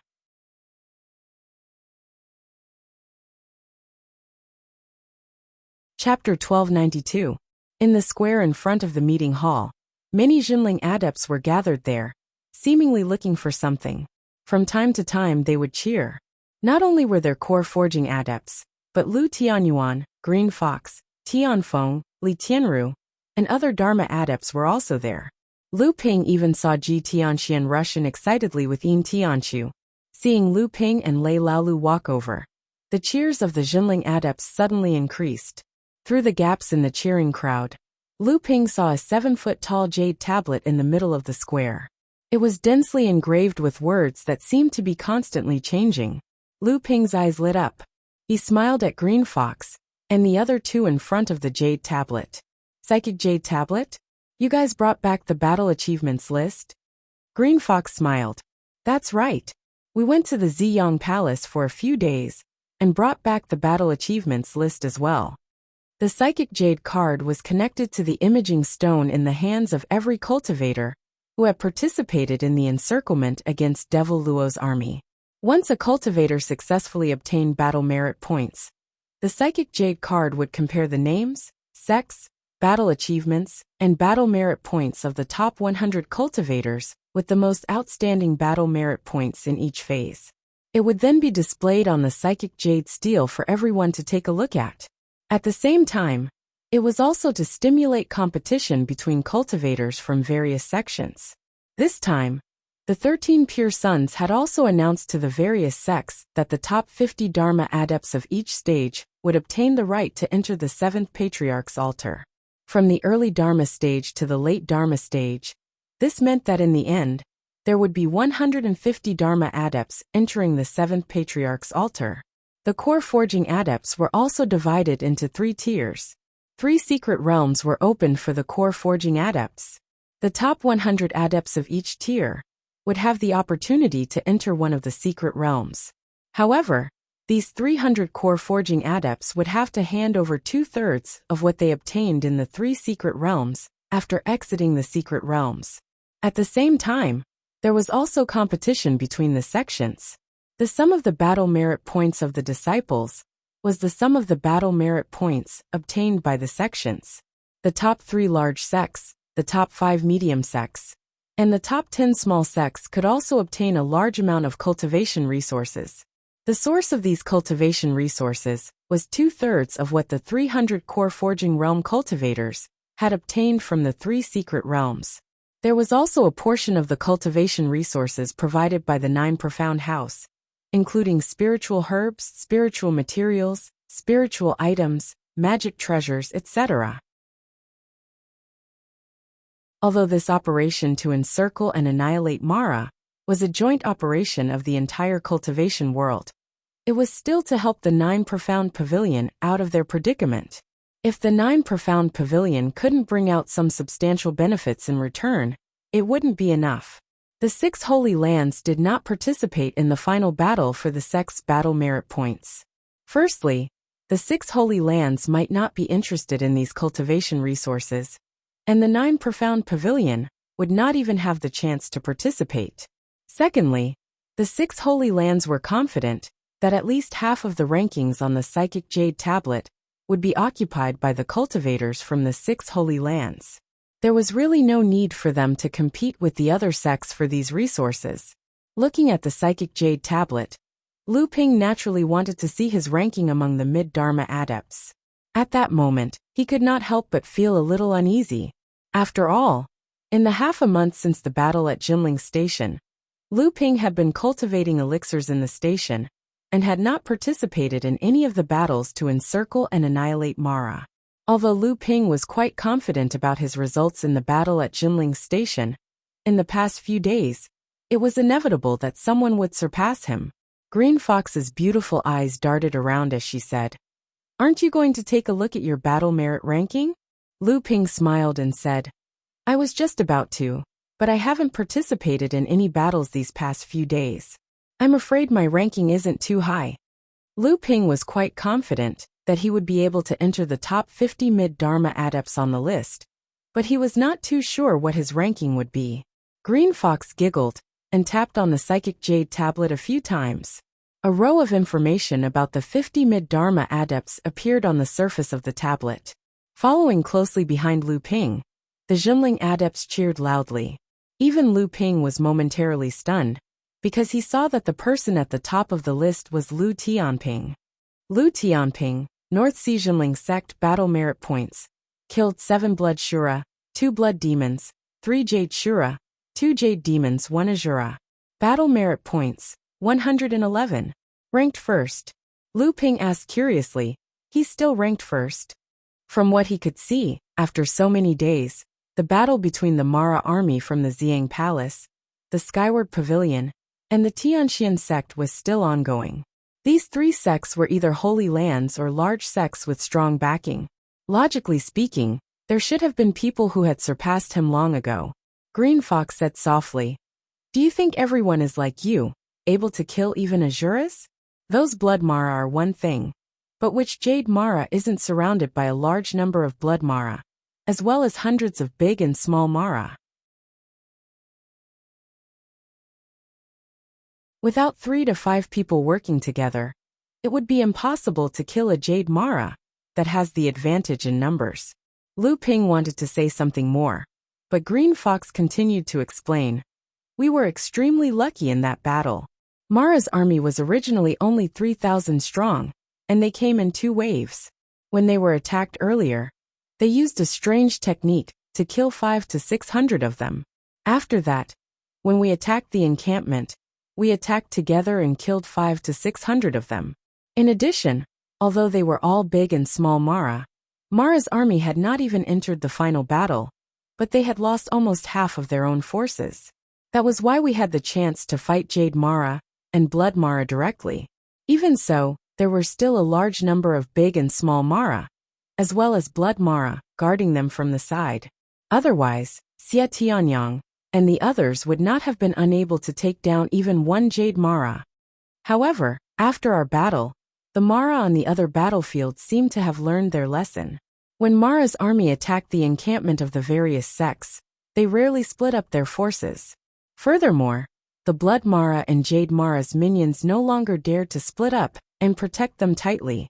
If not for that, it would not have been easy to achieve the same results as our sect the other day." Lu Ping nodded. That day, Zhenling's results were mostly at the end of the battle. After the Mara's army was defeated, Zhenling's subordinates and the other sect's practitioners took the opportunity to kill them. Unless something like that happened again, it would not be easy to kill a high-level Mara on a large scale.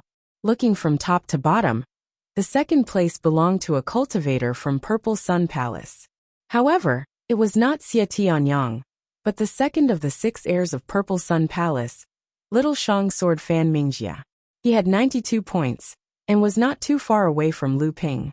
In third place was the direct disciple of the Soaring Sky Pavilion, the Southern Pavilion Master, Nangong Xiaojian. He was right behind Fan Mingjia with 89 points. Surprisingly, in fourth place was not a cultivator from a sacred land, but a cultivator from South Sea Talisman Pavilion. His name was Yu Ziqing, and he had 85 points.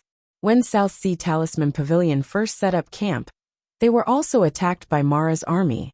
Although this Mara's army was far stronger than what Jinling faced, Talisman Pavilion was still a large sect. Later on, the only pure young practitioner in South Sea, Yuxiang Laozu, came to their rescue. That was how they managed to stop the advance of Mara's army. However, after the battle, Talisman Pavilion also suffered heavy losses. Although they had grand adepts and pure young practitioners, the number of Dharma adepts they had was not much stronger than Jinling's. Although they had the help of a few small and medium-sized sects in South Sea, Mara's army was also much stronger than Jinling's army. Hence, their losses were even greater than Jinling's. It was said that Yu Ziqing was not the third-generation heir of Talisman Pavilion, but a second-generation practitioner. It was said that he was only a step away from advancing to the late Dharma stage. When he heard that there was a chance to enter the seventh patriarch's altar, he gave up on his training in South Sea and went to Middle-earth to participate in the battle against Mara. However, although his points were high, it was also because he had killed 2 Jade Shuras and 1 Jade Demon, as well as several Blood Mara, when Mara's army was defeated. Hence, he had pushed his points to where he was now. In 5th place was another familiar face of Lu Ping. It was Yuan Feixiang of the Yuan family. It was said that he had been helping the Tianxian sect fend off Mara's attacks on the sea. Lu Ping did not expect him to come to Ninexian Tower this time. His points had also reached 83 points. Although the Yuan family had also been attacked by Mara's army, the Yuan family's unique thunder magic was more effective against Mara's army than any other magic of the same level. For Yuan Feixiang to be able to reach such a level, it was clear that he was also an extraordinary being among the third-generation practitioners. In 6th place was the Tianxian sect's first descendant of the third generation, Chao Jianpain. She was a female practitioner, and she also had 83 points. However, she had killed 1 less Jade Demon than Yuan Feixiang, which was why she was in 6th place. In 7th place was none other than Xie Tianyang. Before he left Jinling's base, his points had already reached more than 40. Although he had stayed in Jinling for 6 or 7 days before leaving, when he returned to the Purple Sun Palace, he began to crazily fight for points. However, Mara's army, which was facing the Purple Sun Palace, did not show any signs of collapse. They advanced and retreated in an orderly manner, and although Xie Tianyang did his best, he only managed to push his points to 78. Ranked 8th was Water Crystal Palace's Qin Wuliang. It wasn't that Qin Wuliang couldn't compare to the few people in front of him. It was just that it was easier for the few people in front of him to obtain points in a direct battle with Mo Luo. The battle with Mo Luo was a long one. In just over half a month's time, the victor on the battle merit rankings would not be decided. In 9th place was the Skyward Pavilion's West Pavilion Master, Sima Choufeng, who was also Lu Ping's acquaintance. In 10th place was the person who had fought with Lu Ping before. It was the 9 Profound Tower's first descendant, Pavilion Master of First Origin Wei Zhen. This person had escaped from the 9 Profound Tower together with 8th Sister Zhu, who had been besieged by Mara. Now that 8th Sister Zhu had been severely injured by many Azuras in order to kill the Sky Demon, only Wei Zhen was left to bring glory to the 9 Profound Tower.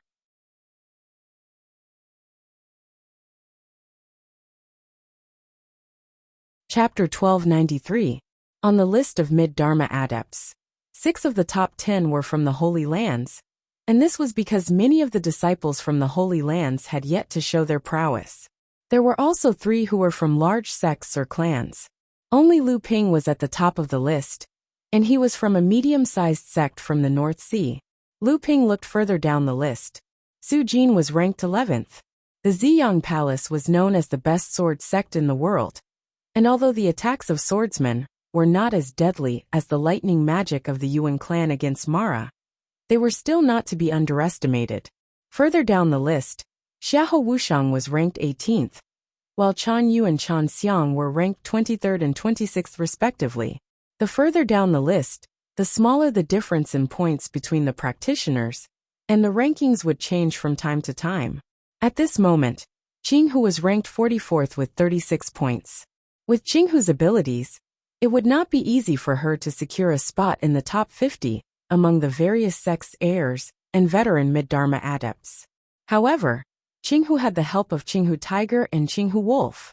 The two brothers knew that with their own abilities, they would not be able to make it into the top 50 among the early Dharma adepts. Hence, the two brothers decided to focus on helping Qinghu Tiger earn battle credits, leaving the final blow to Qinghu Tiger, which was why Qinghu Tiger was able to make it into the top 50. Lu Ping remembered that Tianshan Grand Ancestor had also killed a Jade Shura and a few Blood Demon Luos in the previous battle, so he had around 20 points. He wasn't too far from the top of the list. Lu Ping remembered that Tianshan Grand Ancestor had also killed a Jade Shura and a few Blood Demon Luos. However, Lu Ping also knew that many of the practitioners who were not on the list had about the same number of points. Although Laozu of Tianshan had more than 20 points, there were still many practitioners who had about the same number of points as him. While Lu Ping was looking at the list, there were already two changes to the list. The first was that the last person on the list had suddenly changed, and his points had risen by 1 place. The second was that the practitioner in the 39th place had suddenly disappeared from the list. From the 40th place, everyone had moved up 1 place, and the practitioner who had been removed from the list was once again in the 50th place, with his points still at 31. Hey, what's going on? Clearly, more than one person had noticed this. Qinghu shrugged and said, "What else? The 39th person is dead." Everyone fell silent, especially the mini-core forging adepts of Jinling. To them, the death of a mid-Dharma adept was a big deal. However, in a battle that involved the entire world of human practitioners, the death of a mid-Dharma adept was like a bubble in the North Sea. It was not a big deal at all. In fact, Jinling had already experienced something like this before. It was just that aside from people like Lu Ping, who had participated in many large-scale battles, and was used to the deaths of high-level practitioners, most of the disciples of Jinling were not used to this kind of situation. Most of the names on the list of late Dharma adepts were from the Holy Lands, and everyone's name was well known in the world of practitioners. However, to the people of Jinling, these names were a little confusing. No matter what, the world of practitioners in the North Sea was still very isolated compared to the outside world. However, the names on the list of early Dharma adepts shocked everyone in Jinling. In the 8th place, Lu Tianyuan had killed a Jade Shura, 3 Blood Shuras, a Blood Demon, and more than 10 Big Mara, who were equivalent to late core forging cultivators. He had a total of 78 battle credits and was ranked there. It was a pity that besides Lu Tianyuan, none of the other early Dharma adepts in Jinling had made it onto the list. Tian, who had originally been the most hopeful, had died. Li Tianru and Ji Tianxian had been in charge of the 3 talents and 5 elements formation. Samling and Lu Qiner had some battle credits, but the list clearly did not target demon practitioners. Even though Samling and Lu Qiner were Lu Ping's followers, they would still not be recognized by the practitioners of the various sections. Compared to the list of mid-Dharma adepts, the list of early Dharma adepts changed even more. In the short time that everyone was looking at the list, the bottom of the list had already changed 3 times. There was also a person in the middle of the list who had suddenly disappeared. It was obvious that he had also died. Other than these 3 lists that received the most attention, there were also 3 lists of core forging adepts. After a rough look, because Jinling did not bring any early core forging adepts to the central mainland this time, there were adepts in the late and mid-core forging adepts on the list. However, their ranks were obviously not very high, and there were not many of them. However, there were obviously fewer adepts from the Holy Lands on the list. This was normal, because the lower the level of cultivation, the smaller the difference in strength. Moreover, there were too many core forging adepts, so it was normal for adepts from other sects to occupy the list. Lu Ping saw Wang Xuanqi's name on the list of mid-core forging adepts. He was ranked 35th. Although the battle with the core forging adepts had been fought with the help of the Dao soldier formation, so the number of Mara and the chances of each adept killing Mara was relatively equal, and they had also focused on defense, Wang Xuanqi had still used his sharp sword skills to assassinate several large Mara, which was equivalent to a late core forging adept. If it was not for the fact that Jinling had been recuperating and did not participate in the battle, Wang Xuanqi's ranking would have been even higher. Finally, he flipped to the ranking of the sect's total battle points. Among the large sects, the Heavenly Mystery Sect, the Yuan clan, and the Talisman Pavilion were ranked in the top 3, far ahead of them. The few sects after them were also familiar with each other, but their total battle points were slightly lower than the top 3 sections. This was to be expected. After all, these 3 sects had faced the attack of Mara's army head-on. In the ranking of the medium-sized sects, Jinling's unsurprising first place made the cultivators in the encampment cheer again. The second place was a family that had crossed paths with Lu Ping before, the Lu family, known as the #1 alchemist family in Middle-earth. However, compared to Jinling, the difference in battle points was slightly larger. The third place was the South Sea's Yulin sect. This sect was known as the 5th large sect in the South Sea, and it had long possessed the strength comparable to the large sections. However, for some unknown reason, it had never built a treasure ship or opened a super long-distance teleportation array in Middle-earth. Therefore, it had never been recognized as a large sect by the Holy Lands and large sections. However, the Yulin sect's heritage was still there, and it firmly occupied the 3rd place in the sect ranking. Although the battle merits ranking was exciting to watch, this ranking was ultimately only temporary. Whether it was Lu Ping or Jinling, if they wanted to gain the most out of this battle against Mara, they would still have to persevere for a long period of time, and they might even have to pay a heavy price. What Jinling needed to do now was to think of a way to minimize his losses, and at the same time, get a good ranking on the battle merits ranking. However, what Lu Ping did not know was that when the Psychic Jade tablet that recorded the battle merits ranking was placed in the encampment of the various sects, Lu Tianping's ranking among the mid-Dharma adepts attracted the attention of countless people. It could even be described as sensational. This was especially so for the mid-Dharma adepts from the Holy Lands and famous sections. When the battle merits ranking was first released, they did not feel it. But after participating in the battle against Mara for half a month, Lu Tianping's battle merits ranking had not changed at all, but it was still as high as ever. This meant that Lu Tianping did not fight again after the battle at the encampment. But the question was, how was he able to obtain so many battle merits in such a short period of time? Could it be cheating? The more time passed, the more the discussions about Lu Tianping seemed to become more and more unkind. They knew that the news from the Xiang Palace, the Tianxian sect, and the Tianyue sect was that Lu Tianping had single-handedly killed and injured Azura. All sorts of doubting comments began to weaken, and soon after, the news that Lu Tianping had mastered the heaven-opening sword technique also began to spread. Furthermore, the adepts who had witnessed Lu Tianping obtaining battle merits were not only from the Jinling sect, and more people's testimonies finally put an end to these rumors. The first of the 3rd generation of adepts in the cultivation world, this title was indeed well-deserved. Lu Ping pointed at the battle merits ranking and asked 6th Brother Lei, who was beside him, "Brother Lei, what are your plans?" 6th Brother Lei smiled and said, "Compared to entering the 7th Patriarch's Taoist altar, I would rather compete with those guys on the ranking."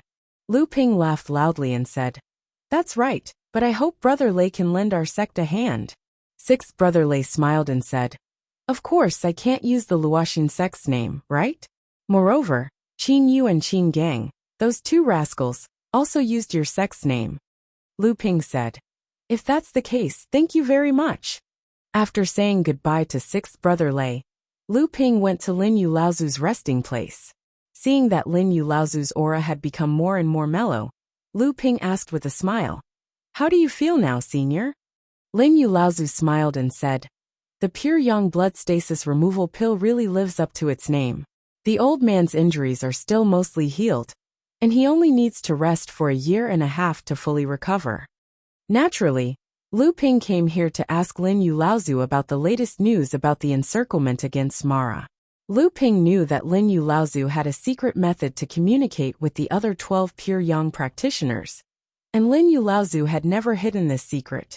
On the contrary, He would usually send Lu Ping the latest battle reports about the encirclement against Mara. However, this time, Lin Yu Laozu did not talk about the latest battle situation. Instead, he asked, "This time, all the sects have gathered in the Nine Mysteries Tower. What do you think about the battle Mara's army is about to break out of the encirclement?" Lu Ping thought for a while and said, "This is more like a surprise attack by Mara, taking advantage of the fact that the sects have yet to stabilize their footing to catch them off guard. This is somewhat different from the previous records of Mara's bloodthirsty and mindless state. However, even if he has some intelligence, it is still very limited."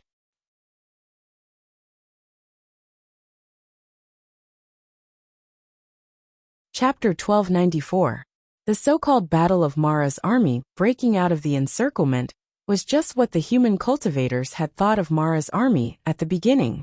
In their eyes, the human cultivators had already surrounded Mara's army in another layer of encirclement, so Mara's army would definitely be afraid and break out of the encirclement. But in reality, who knew that Mara's army would definitely be afraid? Mara's army had suddenly split up to attack when the cultivators from the various sects had not stabilized their footing. The Mara's army had different strengths and different charging forces, but they were definitely not trying to break out of the encirclement. This was because, according to the information brought back by the various sects cultivators, Mara's army was still besieging the Nine Profound Tower, and there were no signs of their main forces moving at all. This meant that Mara's army was well aware of the human cultivators' encirclement, but they clearly did not take it to heart. On the contrary, they fought with the cultivators from the various sects, as if they were demonstrating their strength. Lu Ping came out from Lin Yu and Laozu's place. Clearly, the two of them were very confused by Mara's army's actions this time. However, there was one thing they had in common, and that was that the Mara's army they were facing this time seemed to be extremely strange.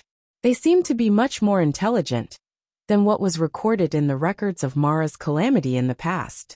It was not just the individual high-level Maras, but the entire Mara's army seemed to have gained a lot of intelligence and judgment. At the very least, when the high-level Maras faced the threat of death, they were no longer as fearless as before. On the contrary, they knew how to escape. "Senior brother Lu." A clear shout interrupted Lu Ping's thoughts. When Lu Ping turned to look in the direction of the voice, he was slightly taken aback. "Junior sister Li?" The person in front of him was Li Xiuzhu, Tianqin Laozu's last disciple from the East Sea's 3 islands. However, he should now be called Xianzhu.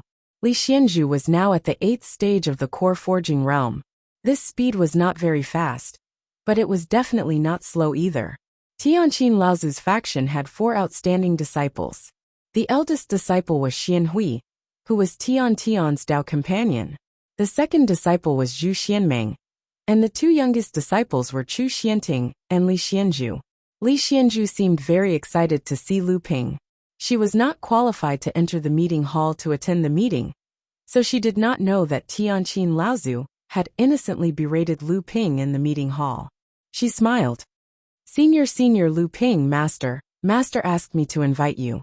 Lu Ping was startled, but he immediately recovered. He smiled and said, "Okay." It must be said that the relationship between Tianqin Laozu and Lu Ping was originally very good. Although Tianqin Laozu and Lu Ping's master, the Heavenly Spirit sect, did not get along, this did not affect the relationship between Lu Ping and Tianqin Laozu. Even when Tianqin Laozu returned to the sect, Lu Ping had played a great role. From Lu Ping's point of view, although this junior martial ant held a deep grudge against his teacher, her sense of belonging to Zhenling's sect was unquestionable. This was evident from the fact that she had been away from Zhenling's sect for decades, and had even become one of the elders in the boudoir. But when the boudoir established a large-scale sect, and invited her to take charge of the Hall of Alchemy, she resolutely refused the invitation. In Lu Ping's view, although Tianqin Laozu was arrogant, she was intelligent, knew the big picture, and had a sense of propriety. Although she was not on good terms with the sect master, and did not mind deliberately making things difficult for Zhonghua's faction when it was harmless, She had never mixed in personal grievances when dealing with the sex affairs. However, this time, she had publicly reprimanded him in the meeting hall. Although there was an explanation from Tianqin Laozu afterwards, Lu Ping did not think that it was only because of her personal reasons and the matter of Tian Fan and Tian Shui Laozu that she had vented her anger on him. In his view, Tianqin Laozu's self-control would not be so bad. In other words, even if Tianqin Laozu had a personal grievance, there should be a bigger reason. Although Li Xianju was a woman, she had a cheerful personality and was far less meticulous than other women. She did not notice the change in Lu Ping's expression. She only cared about exchanging pleasantries with Lu Ping, all the way to Tianqin Laozu's cultivation hall. A female cultivator walked out of Tianqin Laozu's cultivation hall. Seeing Lu Ping coming over, she smiled and said, "Greetings, senior brother Lu." This woman was none other than Chu Xianting, the disciple who had been carefully cultivated by Tianqin Laozu and inherited his alchemy skills. Lu Ping smiled and said, "So it's junior sister Chu. Long time no see." This time, junior sister was sent by the sect to take charge of the alchemy in the encampment. Chu Xianting was now also a senior alchemy master in Jinling. At this time, she came to the central region with Tianqin Laozu, obviously to temporarily take charge of the alchemy in the encampment. After all, in the process of war, the demand for elixirs by cultivators increased, especially those used for healing and recovery, which were in short supply. Chu Xianting smiled and said, "Isn't there no other way? Do you think I can let senior brother Lu take charge of the alchemy in the encampment?" Lu Ping quickly waved his hand and said, "Me? Forget it." Although Lu Ping was an alchemy master, if he was really willing to take charge of the alchemy in the encampment, naturally no one else would have a share. But Lu Ping was not willing to put his energy into this. However, when he was refining the pure young blood stasis pill for Lin Yu Laozu, he still took time to refine a batch of other elixirs as a backup. At this time, there was no shortage of high-grade elixirs in Jinling's encampment. Chu Xianting naturally knew that Lu Ping would not take over these things, and what she said before was just a joke. After that, she turned sideways and said, "Teacher is waiting for you inside."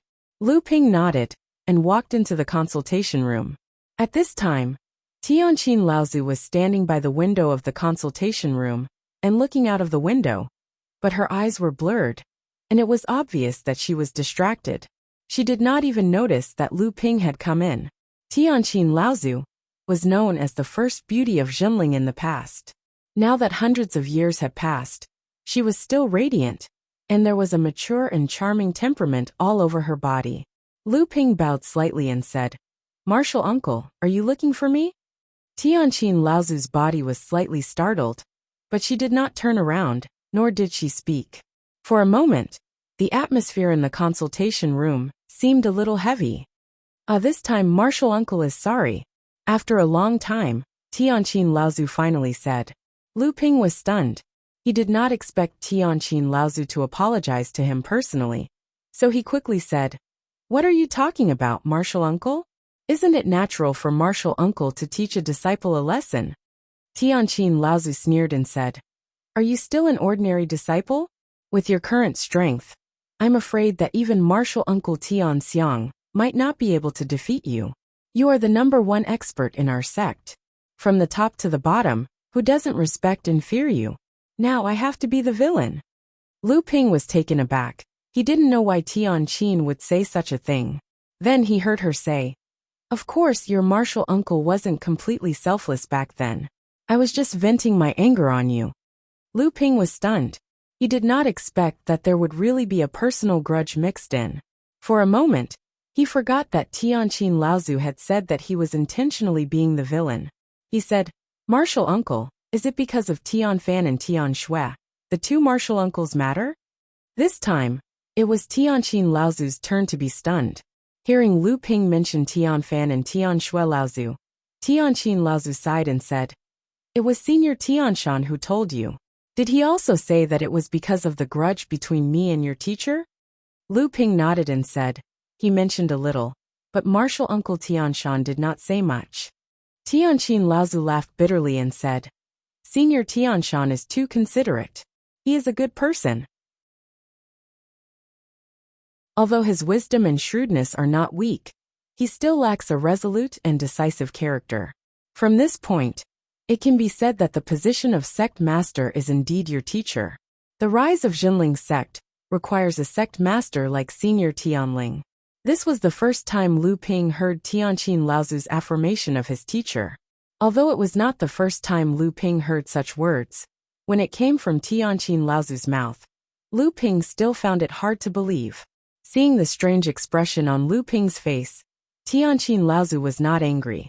Instead, she continued, Let's not talk about the grudge between me and Lu Tianling. This time, I made you lose face. Let me ask you, do you know why our sect Taishan Laozu was not able to become a large sect 6,000 years ago? Lu Ping was slightly stunned. He knew a little about the true spirit cultivators, who spent a large amount of cultivation resources to advance to the true spirit realm, eventually leading to the collapse of the sect. Initially, he thought old ancestor Tai Jinseng must have done the same.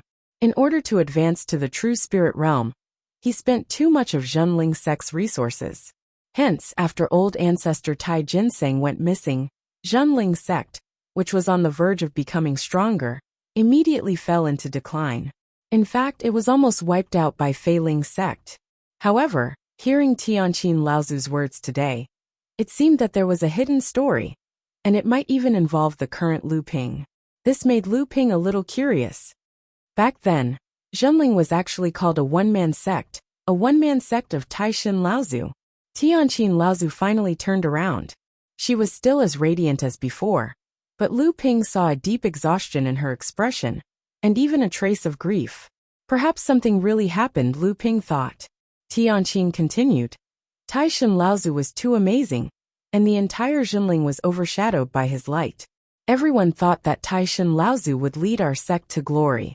In fact, our sect's light was indeed able to overshadow the Fei Ling sect's overlord Fei Ling sect. However, everyone overlooked that the light of Fei Ling sect was only Taishan Laozu's light. Everyone thought that Taishan Laozu was the savior of Jinling, and everyone was looking forward to Taishan Laozu's new contributions to our sect. Everyone even thought that everything that Taishan Laozu did was right, and that they could enjoy all the glory that Taishan Laozu brought to them. Taishan Laozu's light became Jinling's light, and Taishan Laozu's strength also became Jinling's strength. When Taishan Laozu advanced to true spirit, all the cultivators of Jinling thought that our sect would welcome new glory, but Taishan Laozu suddenly disappeared. Tianqin Laozu's lips curled into a mocking smile, and she said, Can you imagine the scene of our sect at that time? Panic, cowardice, unable to withstand a single blow. Tianqin Laozu's gaze was fixed on Lu Ping, and she said, The current you is extremely similar to Taishan Laozu from back then. Although this cannot be blamed on you, if a sect places its hopes on a single person, then that sect may not be able to go far.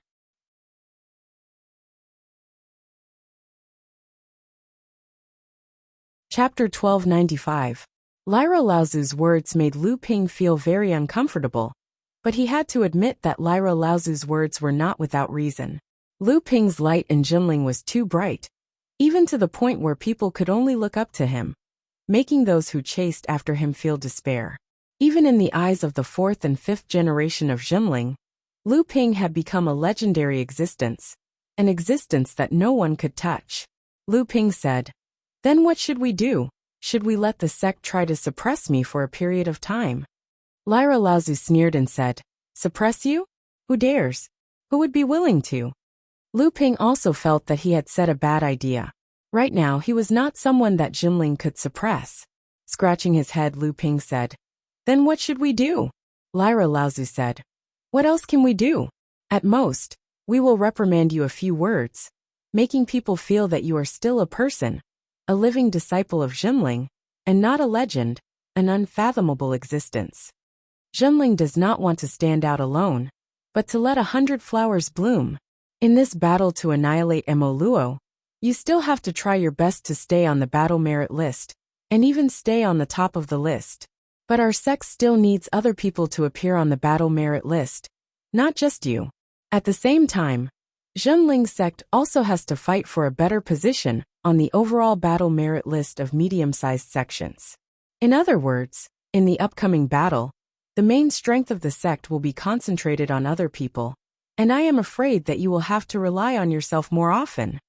Lu Ping finally understood what Lyra Laozu meant, and at the same time, it was also what the sect meant.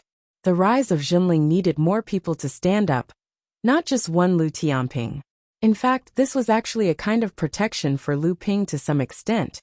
At least when other people of Zhenling stood up, Lu Ping would share a lot of the pressure. However, Lu Ping did not care about this. Without the help of the sect, it may be difficult for Lu Ping to maintain the first place on the list, but it was not difficult for Lu Ping to stay in the top 50. Lu Ping was still very confident in his own strength. However, Lu Ping still felt that Lyra Laozu seemed to be hiding something. At the very least, when she scolded Lu Ping in the meeting hall that day, there was a strong resentment. Martial Uncle said before that you also have resentment in your heart. But Disciple seems to feel that Martial Uncle does not agree with Martial Uncle Tianshan's explanation. I wonder if Martial Uncle's resentment in your heart is related to teacher? Lyra Laozu suddenly looked up at Lu Ping, but saw that Lu Ping was calmly looking at her. Lyra Laozu hesitated for a moment, then said, "How much do you know about the resentment between me and Lu Tianling?" Lu Ping hesitated for a moment, then said, "Disciple also heard a lot." Heard a lot. Lyra Laozu smiled coldly, then said with great melancholy, "I am not as good as your teacher." This time, it was Lu Ping's turn to be shocked. His understanding of this martial uncle had always been that she was proud and strong, especially towards teacher Lu Tianling. It could be said that she would compete with Lu Tianling in everything. But he did not expect that one day she would say that she was not as good as teacher Lu Tianling. Seeing Lu Ping's shock, Lyra Laozu laughed. "What, you don't believe what martial uncle said?" This made Lu Ping not know how to answer for a moment, so he could only say, "It's not that Disciple doesn't believe martial uncle's words, but I don't believe that these words came from martial uncle's mouth." Ha! Lyra Laozu laughed bitterly. "Sure enough, even you think that I am not as good as Lu Tianling." Lu Ping blinked his eyes. This time he learned his lesson and kept quiet. "Forget it. There are some things that you will know in the future. There is no need to hide it." Lyra Laozu looked at Lu Ping and said, "Your teacher has a daughter, you know, right?" This question really made it hard for Lu Ping to answer. But in the end he still said, "Are you talking about junior sister Xian Xian or fifth senior sister?" Lyra Laozu was stunned, glanced at him, and said, "The dead doesn't count." "Then it is junior sister Xian Xian, Disciple naturally knows." Lyra Laozu closed his eyes, and his tone suddenly became low. "How many times have you seen her in the North Sea?" Lu Ping thought for a moment, then said, "I really haven't seen her many times. Disciple has asked teacher during those years in the North Sea, but teacher said that junior sister has always been in seclusion in martial uncle Zhang's Xiaoyao Palace." Lyra Laozu laughed coldly and said, "This seclusion began when I returned to Zhenling, right?" Lu Ping didn't know what Lyra Laozu wanted to say, but thinking about it, it didn't seem to be much different, so he nodded. Lyra Laozu's expression finally revealed a trace of a strange expression. It seemed to be resentment, exhaustion, joy, and reluctance. He heard her say faintly, "Xian Xian is my daughter." Huh! This was really like a thunderclap, and Lu Ping was stunned. With a strange expression on his face, he stammered, "Martial uncle, this joke is a bit too big." Lyra Laozu smiled bitterly and said, "I know my daughter, she is my and Jiang Tianlin's child." Lu Ping didn't know how he walked out of Lyra Laozu's consultation hall. Along the way, he just kept thinking about Lyra Laozu's words. After telling this secret to Lu Ping, Lyra Laozu could no longer maintain her previous calm. Her expression was emotional, and her words became disjointed, but Lu Ping still heard a lot of grievances between the three of them. Back then, all the elders in the sect valued me, and said that my talent was second only to martial brother Jiang Tianlin. But no matter how hard I tried, Lu Tianling could always suppress me. Of course I wasn't convinced, And I wanted to fight with her. I wanted to fight with her for everything. Back then, all the cultivators in Jinling thought that Jiang Tianlin and I were a golden boy and jade girl, a match made in heaven. But Jiang Tianlin just had a soft spot for Lu Tianling. Why, I just couldn't accept it. Why couldn't I compete with her for everything? No one was optimistic about their marriage. Everyone was trying to persuade them. And even the elders in the sect began to secretly hint at them. But they still went together under the pressure. After becoming Dao companions, their cultivation advanced by leaps and bounds, and the voices of opposition in the sect became fewer and fewer. I just couldn't accept it. Why did I lose to Lu Tianling in everything since I was young? And now even the man I like has to lose to her. Break them up, by any means necessary. Back then, when I did this wrong, I originally thought that I could make Jiang Tianlin change. But I didn't expect him to not hide anything from Lu Tianling and tell her everything. Why is this happening? Why is this happening? But in the end, the two of them still fell out. But why didn't senior brother Tianlin return to my side? In the end, I couldn't hide it anymore. Everyone was blaming me. And even Martial Uncle Tianfan and Martial Uncle Tian Shui called me over and scolded me. I was pregnant with a child, and I didn't dare tell anyone. But I didn't get senior brother Tianlin's heart. So what was the point of having his child? I threw the child into the water, hoping that she would return to the sea with the flowing water. Her coming to this world was a mistake. I didn't have the face to stay in the sect, and even though many senior brothers and senior sisters tried to persuade me, I still decided to leave. But I didn't expect that my child was still alive, and the person who saved her was actually Lu Tianling. How could it be her again? She hid it from everyone, saying that this was her second child with Jiang Tianlin. And after I returned to Jinling, she purposely sent her to Xiaoyao Palace to cultivate in seclusion, so that I wouldn't be able to see this child. But in the end I still saw her. Just before I was ready to summon the lightning tribulation, at the foot of the mountain, she, who had just broken through to the late stage of core forging, was celebrating with a few senior sisters. Even though she looked more like her father, the moment I saw her, I knew that she was my flesh and blood. I've never been convinced by Lu Tianling my entire life. But the moment I saw my daughter, I realized that I was at a disadvantage from the very beginning. I wanted to compete with her in everything, but she never put these things in her eyes. Was it because she didn't care? Was she just pretending, or was it something else? Should I be grateful to her? Or should I hate her for being so shrewd and scheming? Although Lu Ping wanted to leave immediately after hearing Tianqin Laozu's words, he knew that Tianqin Laozu was standing at a crossroads. Either she became more paranoid about this matter, or she completely understood the grievances between the two sides. Lu Ping naturally hoped that the two sides could resolve this grievance, but he didn't dare to intervene at this time. He was Lu Tianling's disciple. If he tried to persuade her, not only would it be useless, it might even backfire. He could only remain silent and hope that Tianqin Laozu could cross this hurdle in her heart, which was also the best way for Jinling's future. At this time, Lu Ping came to a realization. With Tianqin Laozu's intelligence, how could she summon the first lightning tribulation when she wasn't fully prepared? And with Tianqin Laozu's potential, she shouldn't have been so embarrassed by the first lightning tribulation. In fact, Tianqin Laozu's preparation was very sufficient. With her strength, it wasn't too difficult for her to pass the first lightning tribulation. The only thing that could affect her, or even make her calm, was the daughter she gave birth to. Lu Ping was stunned. It seemed that he finally believed that Xian was Tianqin Laozu's flesh and blood. Lu Ping returned to his training room in a daze, but suddenly saw Yin Tianchu in a shadow outside the training room. Senior brother Lu, I was 70% sure that I could assassinate you just now.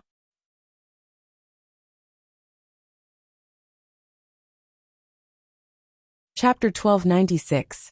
Lu Ping was taken aback for a moment, but then he smiled and said, "Indeed, there were too many unexpected things just now, and I was distracted. Fortunately, we were in the encampment. If we were in the wild, we might have been ambushed successfully."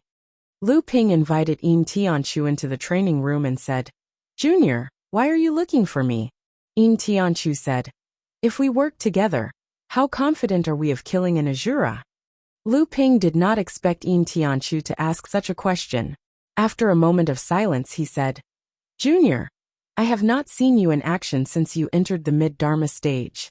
However, if you were to face an Azura at full strength, if you go all out, I think you should have at least a 50% chance of success. Yin Tianchu nodded and said, Then I would like to try out the war credits list.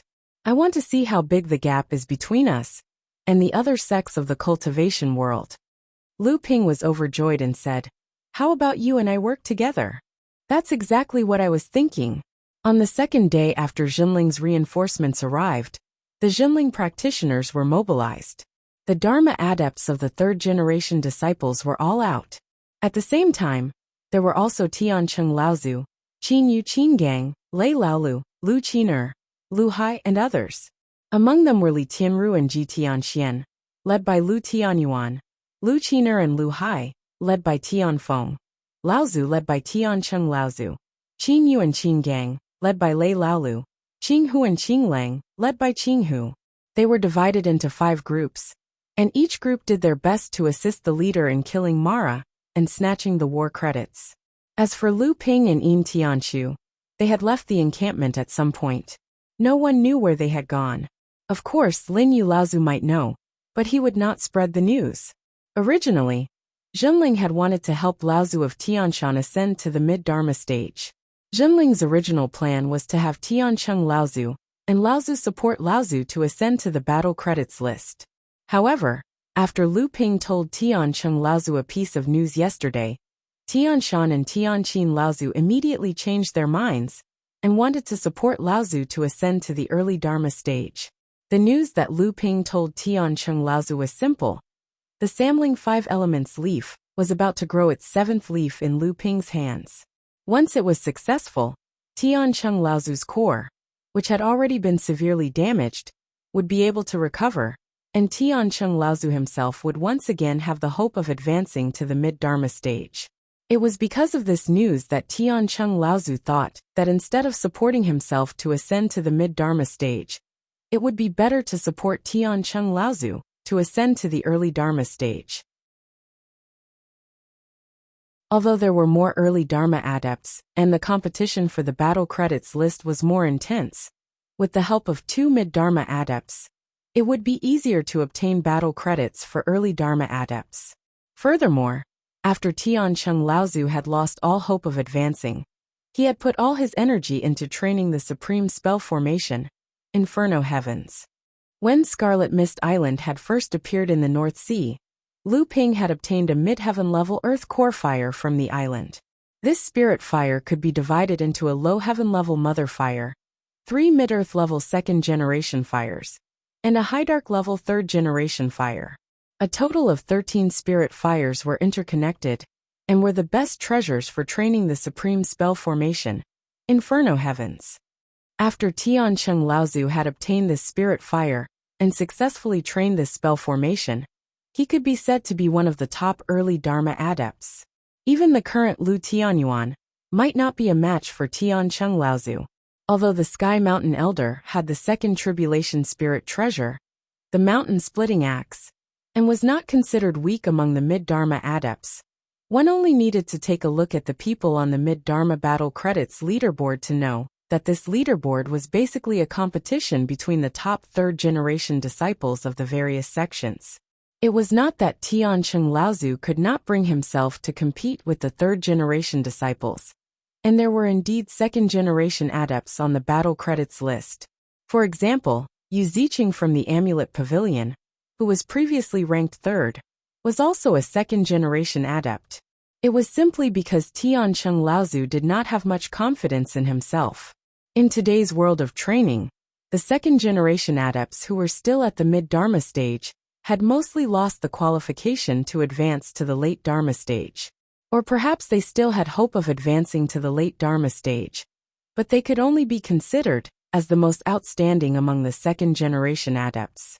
Compared to the top group of 3rd generation adepts, although these people had the same level of training, and the 2nd generation adepts had trained for a longer period of time, At the same time, it also meant that the third-generation adepts were generally more talented than the second-generation adepts, and even the first-generation adepts who were still stuck at the mid-Dharma stage.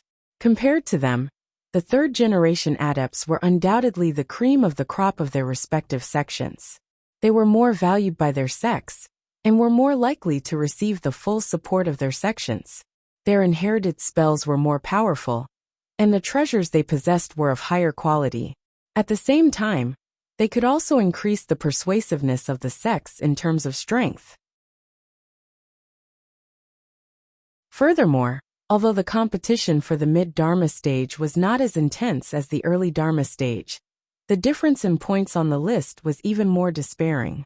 After all, most of the people who could make it onto the list were the third-generation disciples of various famous sects in the world of training. In contrast, at this time, Great Ancestor Tianqing did not have this problem. At this time, the third-generation disciples who were stuck at the early Dharma stage could only be regarded as the second echelon among the third-generation disciples in terms of aptitude and strength. This echelon was actually the same as Great Ancestor Tianshan and the others, who could only become second-generation practitioners. Tianqing Laozu himself should have originally been in the second tier of talent and strength. It was only because of the damage to his core that he had been forced to stay at the early Dharma stage. Compared to these second-generation disciples who were in the second tier, he did not have the slightest disadvantage at all. On the contrary, he had the extra hundreds of years of training time, and the willing assistance of 2 mid-Dharma adepts. The possibility of Tianqing Laozu being able to enter the early Dharma stage was far greater than that of Tianshan Laozu himself. After everyone left, only Linyu Laozu, Xianglu Laozu, and Tianshan Laozu were left in Jinling's base to hold the fort. Linyu Laozu was an outsider after all, and Xianglu Laozu was also an outer sect elder who did not participate in the sect's affairs. In this way, Tianshan Laozu had to stay in the base to deal with daily matters and deal with sudden incidents. At this time, the battlefield closest to Jinling's base was Xiang Palace, which was guarding the exit of the valley in the northwest. To the northwest of Joshuan Tower was a mountain range called the Zephyr Mountain Range. This mountain range could be seen as the dividing line between the northwest and central regions of Central Plains. In the middle of this mountain range, there was a gap in the valley that was several miles wide. This mountain pass was the only way to enter and exit the northwest from the central regions of Central Plains. Now, Xiang Palace's base was in the middle of this mountain pass, firmly blocking the only way to enter and exit the northwest from the central regions of Central Plains. On the cliffs on both sides of the mountain pass, Xiang Palace had also set up 2 camps, one on the left and one on the right, to protect the base. 30 miles away from Xiang Palace was an open area where Mara's army had gathered and dispersed. At this time, Mara's army had split into 3 groups to attack. Other than the most powerful central group attacking Xiang Palace's base, the left and right flanks were attacking the 2 camps on the cliffs on both sides of the mountain pass. Xie Tianyang was currently in the camp on the west side of the mountain pass. Looking at the Mara's army that was charging towards his camp like a tidal wave, Xie Tianyang used his finger to lightly tap the blazing sky sun sword in his hand. His eyes flashed with excitement as he muttered to himself, "Come on, if we can defeat this wave of attack, our battle points should be able to enter the top 5. At this time, on the mid-Dharma stage battle points rankings, Xie Tianyang's battle points had already reached 86 points, but he was still ranked 7th. However, he was only 2 points away from the Tianxian sect's first direct disciple, Chao Jianpain, who was ranked 6th. And in first place on the battle points rankings was still Lu Ping's unmoving 111 points. However, in second place, the second direct disciple of Xiang Palace, Little Shang Sword Fan Mingjia's battle points had already risen to 105 points. He was only 2 blood shura away from Lu Ping. Xie Tianyang laughed as he scolded, "This fellow is really patient. He still hasn't made a move. If he doesn't make a move soon, I'm afraid that second senior brother will surpass him in first place. Even the top 3 will not be guaranteed." Beside him, Su Jin laughed when he heard this. A few days ago, you were hoping that Lu Daoyu wouldn't be in a hurry to make a move, but now you're worried about him, worried that someone else will surpass him. What exactly are you thinking? Xie Tianyang replied in a huff. I just want to make the ranking list more competitive, so that everyone can compete with their true abilities. If the ranking list is given to us by others, what's the point? Su Jin nodded and said, That's true. He opened the imaging stone in his hand and looked at it.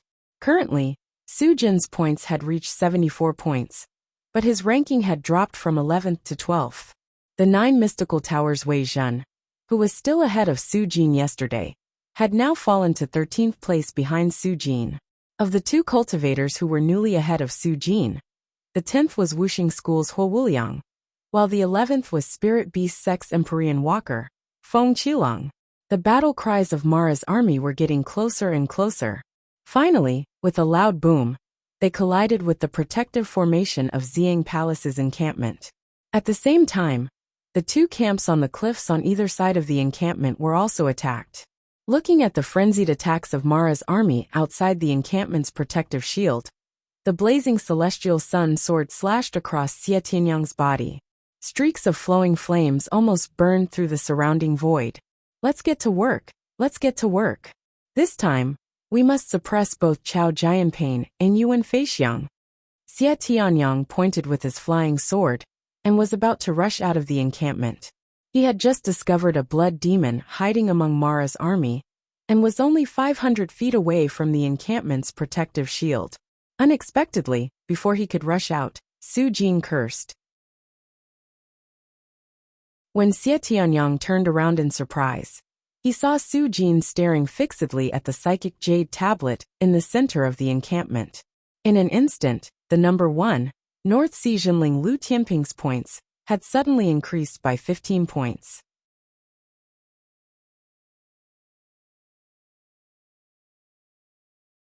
Chapter 1297. Lu Tianping had made his move. This was the first reaction of the 2 of them. A jade demon had fallen into his demonic clutches. This was their second reaction. As for why he did not kill 3 blood demons or 5 blood Shura at the same time, the 2 of them thought it was nonsense. Would a person who could kill Azuras purposely look for blood Mara to earn points? Xie Tianyang cursed under his breath, but his face was soon replaced by excitement. Lu Ping's move would definitely cause a chain reaction among the cultivators on the list. This way, the competition would become even more intense. Only by doing so could one's true strength be displayed on the list. The blazing celestial sun sword went straight for the blood demon, hidden among Mara's army outside the camp's protective shield. This caused the surrounding Mara's army to panic. The blood demon summoned the surrounding big and small Mara to defend against it. At the same time, 2 blood Shura appeared from the side to provide support. The blood demon himself had already started to hide the moment his identity was exposed. Xie Tianyang was not surprised but happy. He hurriedly called out to Su Jin, and the 2 of them joined forces to launch a counterattack against Mara's army. Lu Ping and Yin Tianchu were hiding in the void at the periphery of Mara's army's encampment outside Ziyang Palace's encampment. They watched Mara's army split into 3 groups and pounced towards Ziyang Palace's encampment. Lu Ping smiled at Yin Tianchu and said, There are many people hiding in the void around here. Yin Tianchu said disdainfully, If you want to take advantage of others, you need to be strong. Lu Ping did not comment. He only looked at the left side of Mara's army and said, Let's go. I heard that Brother Su and Brother Xia are guarding the camp on the cliff in the west. Let's go and help them. Just as Mara's army was charging towards the west side of the camp, Lu Ping and Yin Tianchu were also closing in on Mara's army. The army had already launched an attack on the camp, but at the rear, Lu Ping still found several Mara hiding nearby, secretly setting up a series of traps to prevent others from attacking their retreat. There was no lack of existences like Mara among them. Lu Ping smiled and said, This Mara is getting more and more cunning. He actually laid a trap behind us. Yin Tianchu said, As long as we are not surrounded, this trap is not a trap. Lu Ping nodded and smiled. That's right. With that, the 2 of them turned invisible at the same time. Naturally, the battle between Purple Sun Palace and Emo Luo had attracted the attention of many cultivators from the other sections. The cultivators from the other sects were either trying to curry favor with Purple Sun Palace and assist them in defending against Emoluo's invasion, or they were trying to take advantage of the fact that Purple Sun Palace was holding up Emoluo's army in the periphery to kill off Emoluo and snatch their battle contribution points. However, they did not dare to attack at this time, because there were already people who wanted to take advantage of Mara's army attacking Purple Sun Palace's camp to cut off their retreat, but they were ambushed by Mara's army. The cultivators hiding in the surroundings were waiting to see if Purple Sun Palace's cultivators could kill their way out of the camp and disrupt the entire offensive formation of Mara's army. Once both sides fell into a chaotic battle, it would be the chance for these hidden cultivators to win in the chaos. But at this time, the Jade Demon that was lagging behind suddenly noticed something. The soul-consuming black mist stirred, and an invisible wave swept out in all directions. Dozens of feet away, Lu Ping and Yin Tianchu could no longer hide. But the Jade Demon was shocked. It did not expect someone to be able to sneak so far without being detected. The soul-consuming black mist was stirring even more violently, and a sharp scream came from the mist. It went straight into their ears. At the same time, many of the Blood Mara hiding around the area gathered around the Jade Demon. Even Jade Shura, who was further away, came running. Hee. Someone is stupid enough to attack Mara's army's retreat. There are so many people, and they don't dare attack. Do they think everyone is stupid? These two people are not bad. They can sneak under the Jade Demon's nose and get within 100 feet of it. Hey, why does the person in front look so familiar? He's charging forward. No way, he's actually charging towards the Jade Demon. It's over, it's over. A mid-Dharma adept is going to die in the hands of the Mara army. It can't be. The black-robed man has hidden himself again. What a brilliant secret art of concealment. Not only did the hidden cultivators not help them, but they were also discussing and gloating, watching the two of them fall into the encirclement of Mara's army. No, that's Lu Tianping. The person who is charging forward is Lu Tianping. Lu Tianping? It can't be. Isn't going up like this courting death? What a pity. I heard that Lu Tianping is good friends with Xie Tianyang and Su Jin of the Ziyang Palace. I guess he's here to help them. I didn't expect him to be so reckless. Immediately after that, a series of exclamations rang out. It was as though something unexpected had suddenly happened on the battlefield, causing the cultivators from the various sects who were hiding in the void to fall silent. As soon as the Jade Demon discovered Lu Ping and Yin Tianchu cast another concealment secret technique and disappeared. Lu Ping, on the other hand, didn't retreat. Instead, his thin water sword turned into two spiraling green flood dragons that pounced towards the Jade Demon. The Jade Demon retreated, but it did not completely avoid Lu Ping's double flying sword attack. On the contrary, the Jade Demon wanted to take Lu Ping's attack head-on. That way, the Blood Mara would be able to take advantage of the opportunity to completely surround it. The soul-devouring black mist churned, and two huge black crows emerged from it. Then, they flapped their wings and rushed toward the two Cyan WRMS, pecking at the eyeballs of the Cyan WRMS with their black beaks. Unexpectedly, the two black crows were smashed into pieces by the two green dragons. Two flying swords shot out from the dragons' mouths and went straight for the Jade Demon, who was hiding in the soul-consuming black mist. The Jade Demon clearly did not expect Lu Ping to ignore the Blood Mara and the two Jade Shuras that were coming from afar. Instead, he charged towards it.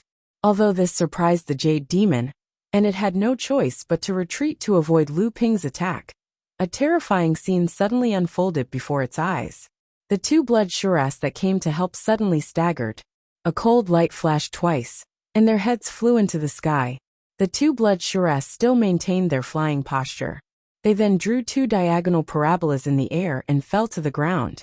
The moment the two Blood Shuras fell, the man in black who had been hiding behind Lu Ping suddenly appeared behind them. His cold eyes glanced at the other Blood Mara that were rushing over, and then he disappeared again. The mysterious appearance of the man in black and the sudden death of the two Blood Shuras caused the Blood Mara that came to help to stop in their tracks. They looked a little panicked for a moment. Lu Ping sighed in his heart. The shapeless sword skill could only be used to its fullest in the hands of Yin Tianqiu. Although Lu Ping had also practiced this great sword skill and had made great achievements in his hands, Yin Tianqiu was able to use the power of the sword skill to its fullest extent. Taking advantage of the time when Yin Tianqiu suddenly killed the two blood shuras and shocked the other Mara, Lu Ping rushed towards the Jade Demon again. Kill! The soul-devouring black fog suddenly exploded, and countless black soul-devouring threads pierced towards Lu Ping from all directions. However, Lu Ping was not afraid. A small blue flag suddenly appeared in his hand, and with a wave of the flag, many auspicious clouds suddenly floated out of the small flag. With a clear chirp, a golden rock appeared and disappeared in the auspicious clouds. The black soul-devouring threads were all blocked by the auspicious clouds, and could not advance any further. The soul-devouring threads could not stop Lu Ping's strong attack. The Jade Demon wanted to retreat again, but suddenly found that the auspicious clouds had suddenly turned into balls of flame.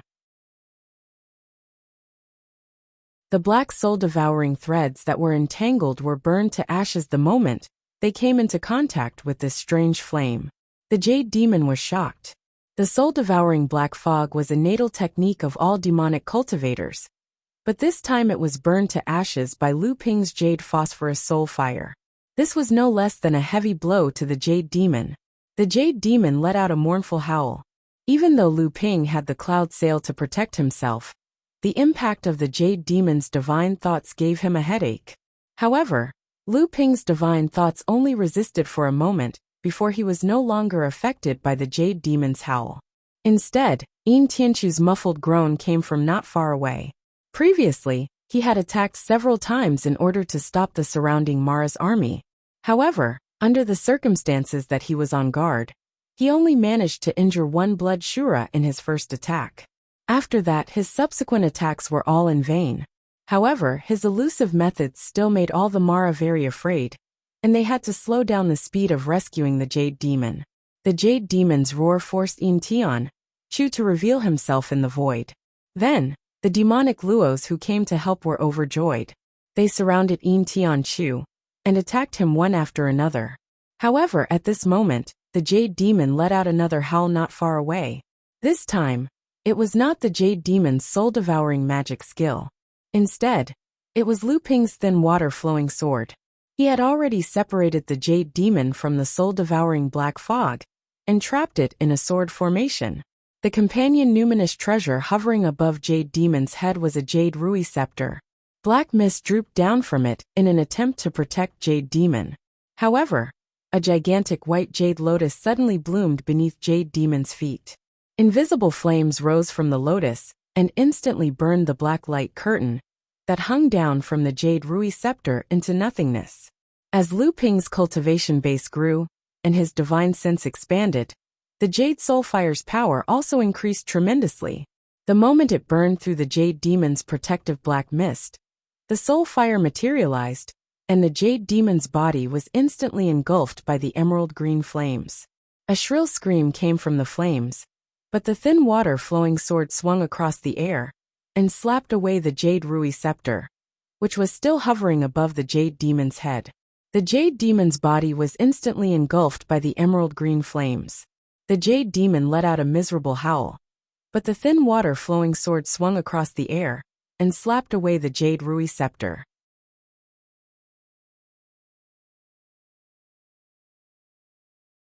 Chapter 1298. After a series of battles since entering the Central Plains, he had finally obtained a companion spiritual treasure that he had yet to destroy, and it was a Jade Demon's companion spiritual treasure. On the other side, just as Yin Tianqiu was about to fall into the encirclement of the devil army, a blue flying sword abruptly appeared beside him, slicing half of the body of a blood shura that had taken advantage of the situation to attack him. Yin Tianqiu seized the opportunity to pierce the blood shura's eye socket directly into its brain. The thin water-flowing sword had already entered the encirclement, forcibly opening up a gap for Yin Tianqiu. Two jade shuras in the distance were already pouncing over, and Yin Tianqiu did not dare to continue fighting. He turned around and escaped the encirclement under Lu Ping's cover. On the other side, after Lu Ping had sent the Jade Demon's companion spiritual treasure flying, Lu Ping only cared about saving Yin Tianchu, who was about to be surrounded by Mara. The Jade Rui had flown more than 100 feet away. The companion spiritual treasure in the Jade Demon's hand was equivalent to a second tribulation spiritual treasure. In the world of cultivation, it was an incredible treasure. Usually, only the late Dharma adepts of large sects had the right to wield a second tribulation spiritual treasure. Although the Jade Rui was only a companion spiritual treasure, if it was modified by a great craftsman, it could easily become a first disaster spiritual treasure. It was even possible that it could become a second disaster spiritual treasure after surviving the second thunder calamity. This treasure was enough to arouse the greed of everyone. Moreover, after the treasure had been sent flying by Lu Ping, he did not have the time to pick it up. Instead, he had to save Yin Tianchu first. This was a good chance.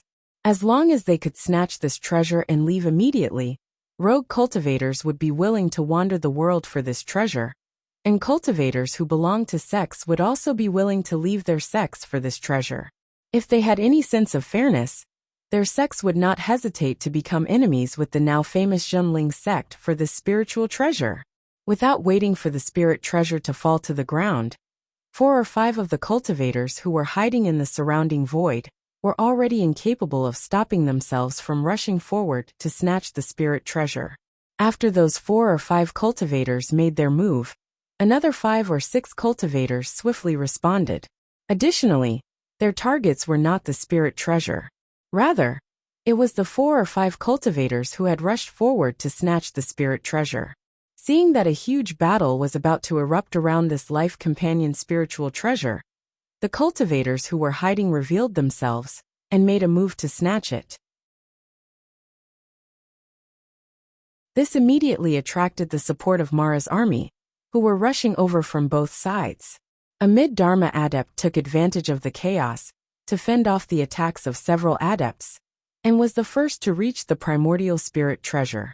Seeing that the primordial spirit treasure was about to fall into his hands, he could not help but feel excited. He was born in a small sect, and although he was already a mid-Dharma adept, he could be said to be the first person in his sect in 1,000 years. However, he was extremely dissatisfied with his birth. In his opinion, if he had been born in a large sect or a holy land, even if he had not reached the level of a late Dharma adept, he would at least be a peak Dharma adept. He would not be weaker than people like Lu Tianping, Fan Mingjia, or Yuan Feixiang. Even if he had been born in a mid-sized sect, he might have had at least one spirit treasure in his possession. However, he had been born in a small sect, and as a mid-Dharma adept, he only had a top-notch spirit-nurturing treasure in his possession.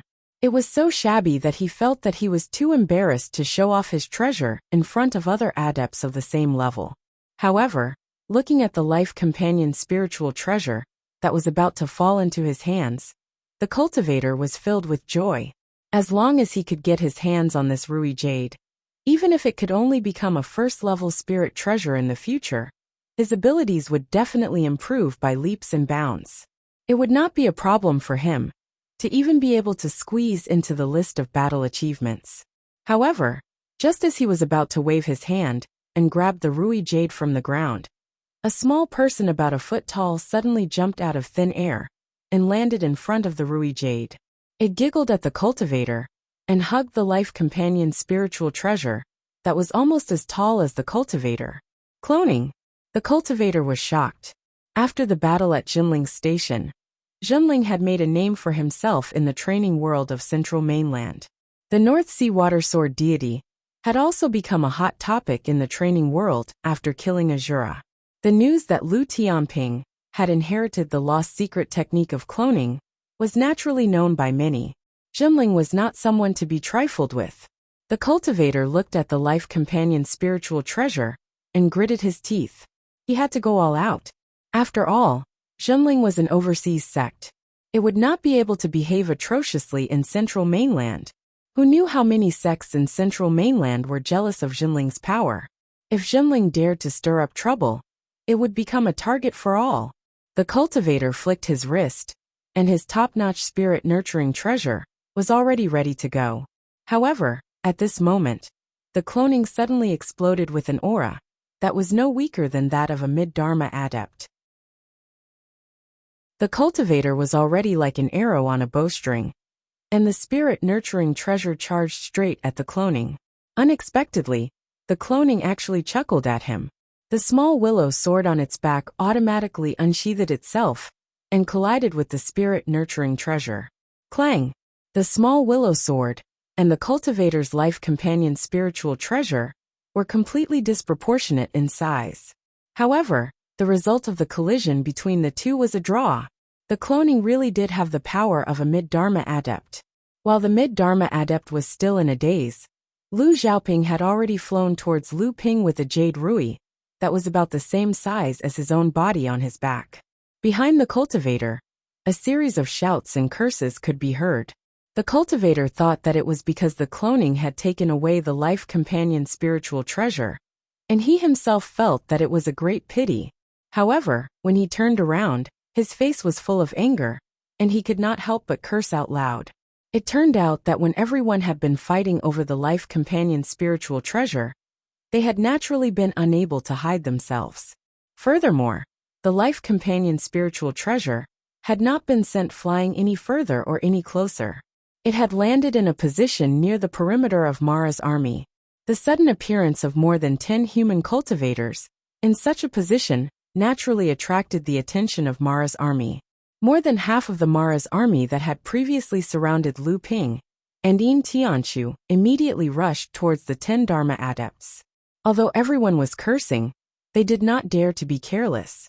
One by one, they took out their own treasures and spirit treasures and retreated as they fought. As for whether the life companion spiritual treasure had been intentionally sent flying by Lu Tianping to such a delicate position to lure the mini cultivators to attack, the crowd did not have time to think too much about it. Furthermore, the life companion spiritual treasure did not belong to them in the first place. They rescued Yin Tianchu from the encirclement of Mara's army. While the Mara's army was distracted by more human cultivators, the two of them worked together to break out of the encirclement. At this time, on the other side, with the retreat of more than 10 human cultivators and the pursuit of mini Mara's army, more and more cultivators who had been hiding in the void were forced to reveal themselves and join the battle. The battle between the two sides was getting bigger and bigger. It had already alerted the Mara's army that was surrounding Ziyang Palace's camp. Faced with the possibility of a pincer attack, the Mara's army returned to help. The scale of the battle grew bigger and bigger. At this time, Lu Ping and Yin Tianchu had already escaped from the range of the battle. That was close, Lu Ping said, but there was no trace of fear on his face. But the reward is not bad. A jade demon had been killed by Lu Ping, and Yin Tianchu had killed 3 blood Shura consecutively in a short period of time. The two of them had even obtained a life companion spiritual treasure. With this, they had lured the surrounding cultivators, who had been watching from the sidelines, to join in the battle. This could be considered as relieving the pressure on Xie Tianyang and the rest. Yin Tianchu glanced coldly at the chaotic battle and spat out 2 words. Idiots. Lu Ping smiled and said, "How about it? Find a chance to get some more?" Yin Tianchu looked at the photographic stone in his hand. The battle points displayed on it only showed 9, so he nodded and said, "I'm going to try my luck on the leaderboard as well." The photographic stone only showed individual battle points, not the points of others. However, when Lu Ping and Yin Tianchu had set off from Jinling's camp, the 50th mid-Dharma cultivator on the leaderboard had already reached 38 points. At this time, he might have even more points. Yin Tianchu had managed to get 9 points in such a short period of time, which was not considered slow. However, he was still far from being able to make it onto the leaderboard. Hearing this, Lu Ping nodded and said, "All right, if you and I work together to make it onto the leaderboard, it shouldn't be too slow." Lu Ping knew that the sects wanted more disciples to make it onto the leaderboard. In fact, Lu Ping himself also believed that the rise of a sect did not depend on the strength of just one person. It was just that he was somewhat unhappy that this was happening to him. Since this was the case, he would work hard to help Yin Tianchu make it onto the leaderboard. Furthermore, even if Jinling were to fully assist other cultivators to make it onto the leaderboard, they could only help early Dharma adepts. Of course, mid-Dharma adepts were much harder to get onto the leaderboard than early Dharma adepts, but they also carried much more weight. After working together for this period of time, Lu Ping had a very clear understanding of Yin Tianchu's abilities. From what Lu Ping could see, Yin Tianchu's current abilities were completely capable of making it onto the leaderboard. At least from what he could see, Yin Tianchu's abilities were no weaker than the direct disciples of the famous sects in the Central Plains. Although he was still a distance away from the direct disciples of the Holy Lands, such as the 5 Elements Jizi and the 6 Pulse Godly Swords, and he was no match for Xiahou Wuxiang, Chan Yu, and Chan Xiang, who had just broken through to the mid-Dharma stage, he could still put up a fight against the lower-ranked direct disciples of the Holy Lands, such as Zhu Jiuwan and Qin Wuliang. What's more, Yin Tianchu was more proficient in his stealth-killing secret technique, instead of facing his enemies head-on. In this way, even those cultivators who were stronger than him might not be able to gain an advantage against him. This was also a great help in hunting down Mo Luo and seizing battle merit points. And after working together with Lu Ping would attack head-on to attract Mara's attention, while Yin Tianchu would hide and wait for an opportunity to assassinate him. The two of them working together would often result in more battle points. Chapter 1299. Lu Ping's plan was to draw the 10 or so cultivators around them into the Mara army, while he and Yin Tianchu quietly left after picking up the loot on the outside. Yin Tianchu saw that there was only one additional blood demon in the projection stone, and asked in confusion, "Why are we leaving?" From his point of view, the Mara army was attracted by the 10 or so Dharma adepts, so it was a good time for them to pick up the loot on the outside. Lu Ping laughed and said, "Why, is one blood demon not enough to satisfy you? I didn't get anything just now." After a pause, Lu Ping explained, "The battle between the 10 or so Dharma adepts and the Mara army will soon attract the attention of the high-level Mara. When that happens, it will not be so easy for us to escape." Ziyang Palace was not like Jinling. The number of Mara attacking Ziyang Palace was much greater, and they were much stronger. Even though this was only one of Ziyang Palace's campsites, and not the main base, and the Mara army attacking this place was also only a secondary force, even this secondary force of Mara's was far more powerful than the Mara army that had attacked Jinling's base.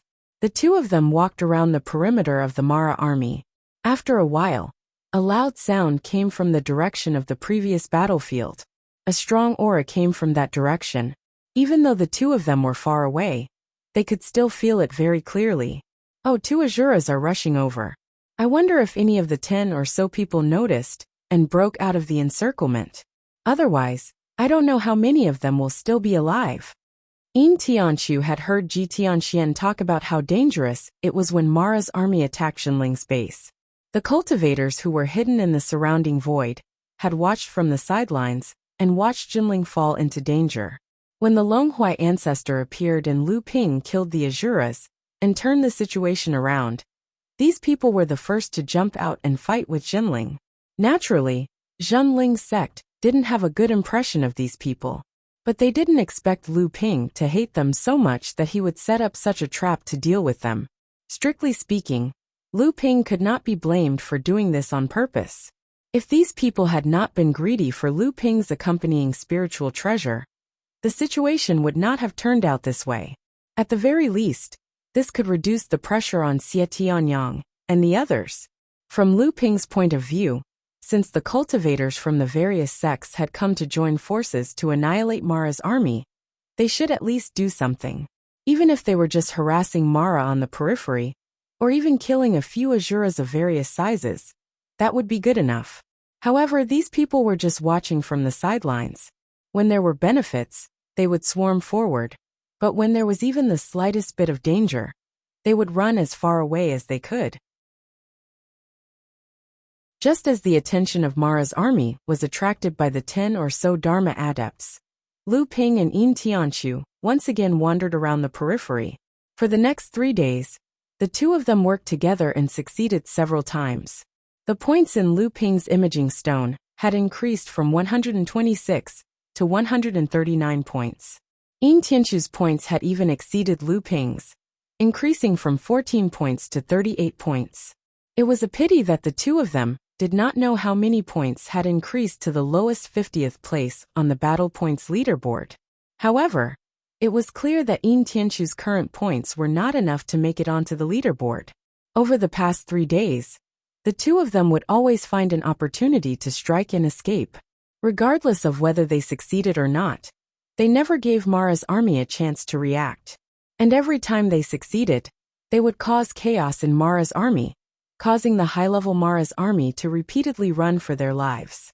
At the same time, the siege of Ziyang Palace's west camp by the Mara's army was alleviated. The cultivators from Ziyang Palace who were stationed at the west camp quickly noticed this. Xie Tianyang and Su Jing quickly informed the seniors from their sect, who were stationed at the west camp of Ziyang Palace. There were 3 great cultivators stationed at Ziyang Palace's west camp. 2 of them were second-generation disciples of Ziyang Palace, while the one in charge was a first-generation cultivator. After Xue Sanyi and Laozu received the news from the two, he pondered for a moment and said to the other 2 great cultivators, "Could it be that someone is helping us from the periphery? Who would be so kind? Those cultivators from the various sects who only know how to take advantage of others?" The other second-generation great cultivator, Meng Xue, scoffed. "I'd rather believe that this is our station exerting more pressure on Mara's army, causing Mara's army to have no choice but to transfer reinforcements from the 2 sides."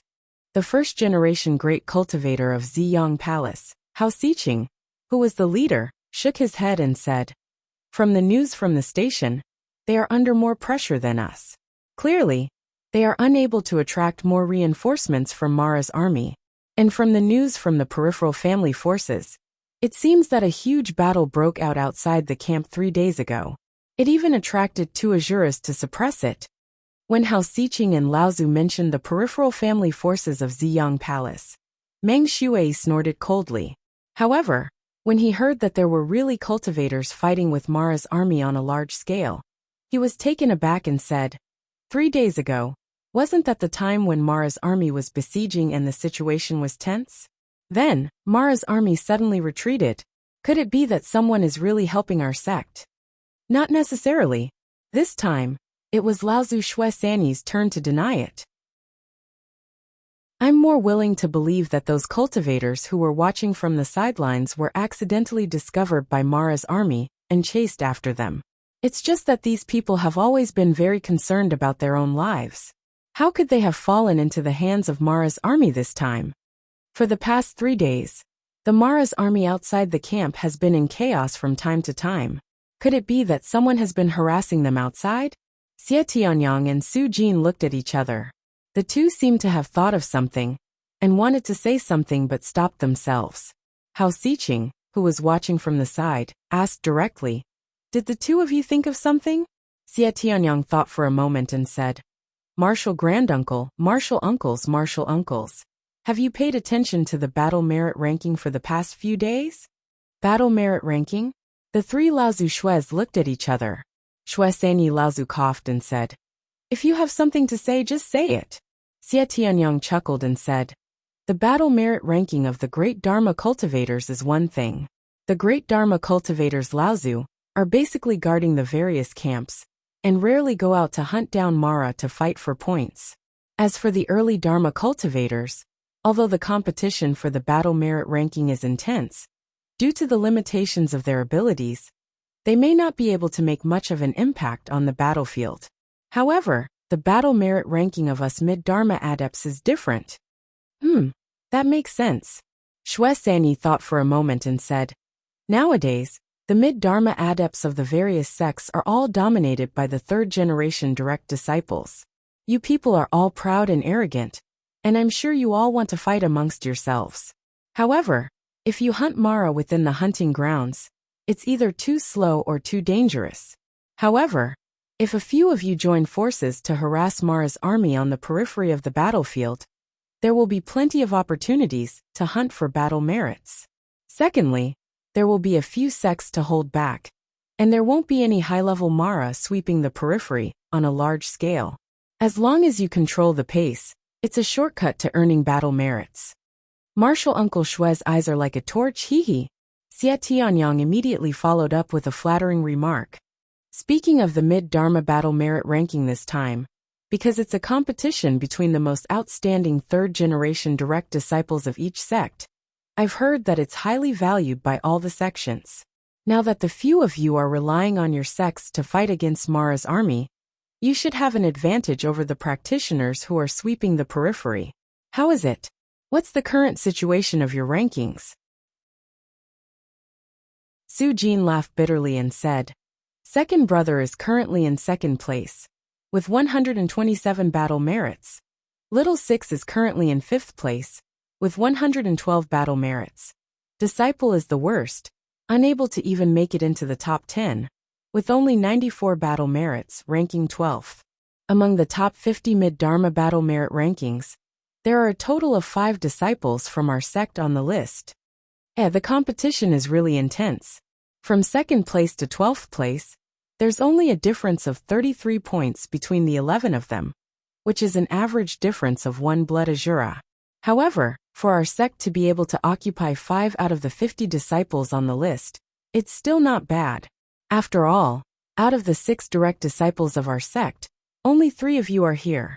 Now that the calamity of Mara has arrived, it's also the time for the elite disciples of the various sects in the world of practitioners to surge.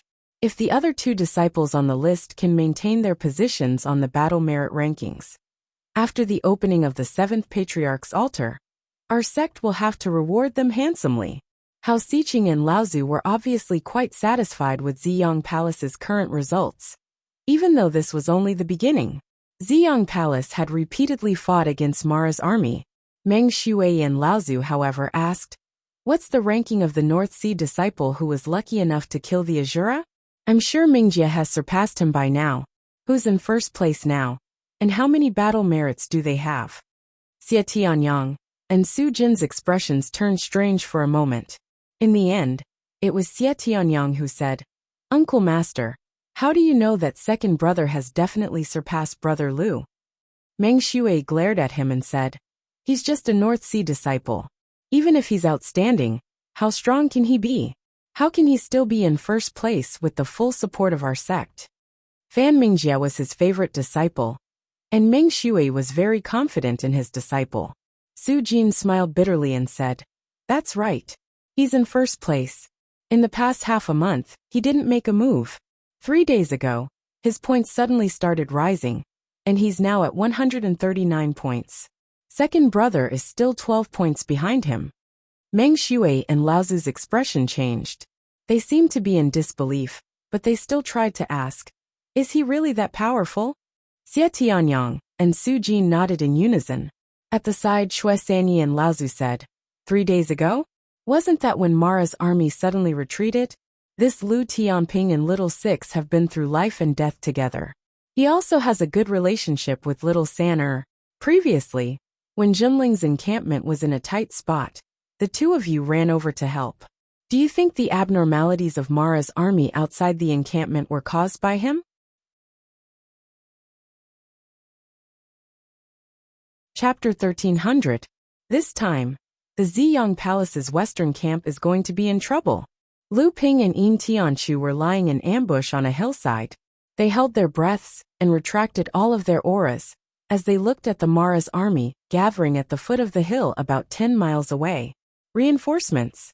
Although Yin Tianchu did not have Lu Ping's 3 pure true eyes, or his insane divine will, he could still roughly see what was happening about 10 miles away.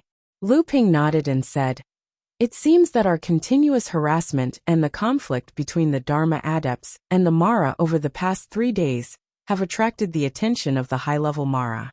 An Azura has come with 3 or 4 Jade Mara, and close to 10 Blood Mara as reinforcements.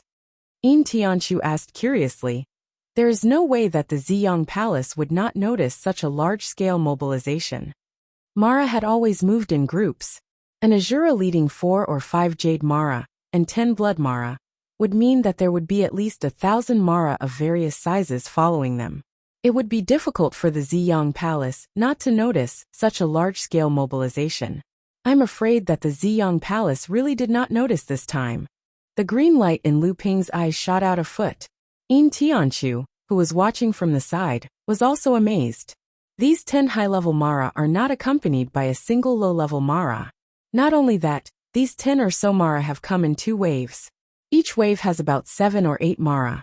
It would be difficult for them to attract the Ziyang Palace's attention. Lu Ping's expression changed. We have to think of a way to inform the Ziyang Palace. Otherwise, the camp that Brother Xia and the others are at will definitely be at a disadvantage in the upcoming battle. They might even lose the camp on the west side. Just as Lu Ping was paying full attention to Mara's army, Yin Tianchu said, "Are you sure we still have a chance to inform Ziyang Palace?" Lu Ping was taken aback. When he looked in the direction that Yin Tianchu was pointing at, he saw that the Jade Mara, that seemed to be patrolling Mara's army, had gathered together and were circling around the hillside. The direction they were circling seemed to be where Lu Ping and the others were. He had been discovered. Lu Ping shouted in a low voice, "Let's go." The 2 of them hid themselves and quickly retreated from the hillside. However, at that moment, a low growl suddenly came from the camp of Mara's army. The Mara that was pretending to be patrolling immediately sped up and chased after the 2 of them. "Damn it!" Lu Ping cursed fiercely. "There's no need to hide. Run with all your might. There's actually a heavenly demon." Even though Yin Tianchu had always been indifferent, his expression also changed at this moment. The 2 of them no longer concealed their figures. 2 rays of conveyance lights rose up from the hillside and turned around to fly backward. They wanted to use the mountain range as a cover to get rid of Emoluo's pursuit. The Jade Mara that had caught up earlier were about to split up and chase after the 2 of them. Unexpectedly, a low growl came from behind them again. The Jade Mara chased after them for a while before all of them returned. At that moment, the Mara's army at the bottom of the hillside had already set off again.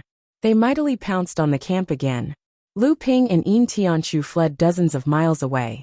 Only then did they realize that Mara was not chasing after them. Yin Tianchu asked, "What should we do?" Lu Ping sighed. "If Ziyang Palace is not on guard, I'm afraid this camp will be difficult to protect. However, there is only the pure young Laozu overseeing Ziyang Palace's camp. If the disappearance of the 2 Azuras can be ignored by the pure young Laozu, the heavenly demons are the focus of the pure young cultivators. If the pure young cultivators of Ziyang Palace do not notice the disappearance of one of the heavenly demons in Mara's army, it will be a little unreasonable." Yin Tianchu said, "What if the heavenly demons are not the 2 that attacked Ziyang Palace's camp?" Lu Ping gasped. "It's possible.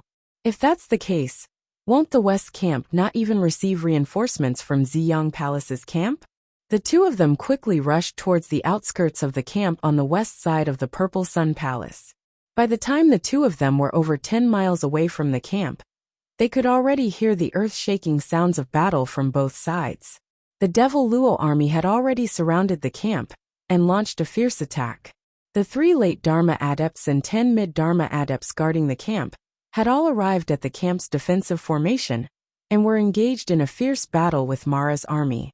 However, the sudden appearance of 1 Azura and 4 or 5 Jade Mara disrupted the deployment of the Ziyang Palace adepts. In the instant the battle began, one of the mid-Dharma adepts from Ziyang Palace was dead, and 1 was seriously injured.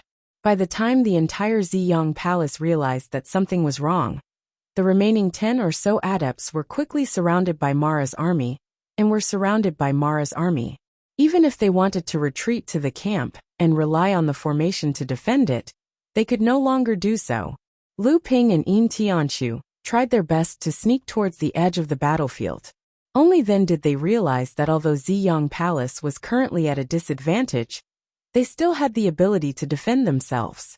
At this time, Mara's army was trying to isolate all the mid and late Dharma adepts who had rushed out of the camp from the camp. This was to prevent Ziyang Palace from hiding in the camp and defending themselves. As for the sky demon who had been hiding at the side and had not made a move, it was probably waiting for the right time to give Ziyang Palace a fatal blow. It was to completely destroy this camp that was connected to Ziyang Palace's camp. This way, Mara's army would be able to take advantage of the high ground and launch an even fiercer attack on Ziyang Palace's camp. At this time, Xie Tianyang and Su Jin had already realized that something was wrong when the new reinforcements from Mara's army appeared.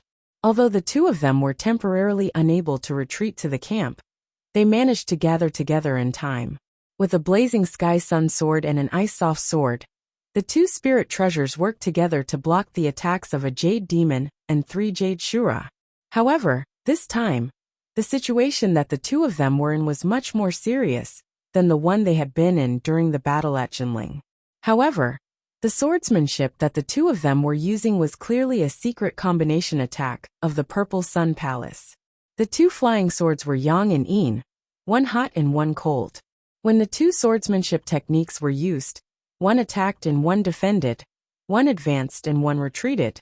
Although they were at a disadvantage against the 4 jade devils, they were still able to hold their ground.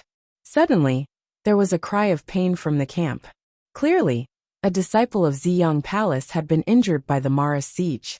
Then, the two of them realized that a few blood Mara had left the battle and were surrounding them. It was already difficult for the two of them to resist the siege of 4 jade Mara. If a few more blood Mara joined in, the two of them might not be able to handle it. The two of them continued to defend against the jade shura's attacks, and at the same time, they tried to move the fight back. They wanted to return to the camp and use the matrix to defend against the shura's attacks. But the 4 jade shura had clearly noticed what the two of them were trying to do, and their attacks intensified. 2 of the jade shura circled behind the two of them to block their retreat. The 3 blood Mara were the first to rush into the battle, but before they could attack, one of the blood shura suddenly screamed and turned around as if to avoid something. However, a short sword had already pierced through its chest, and it was killed in one hit. You're tuning in to the Li Mei's Wuxia Whispers YouTube channel. We're so grateful for your support, and don't forget to subscribe to join us on this incredible journey through captivating stories. Your generosity through donations truly makes a world of difference, as it's the primary source of revenue that allows me to expand and enhance this channel for you. Thank you from the bottom of my heart for being a part of this adventure.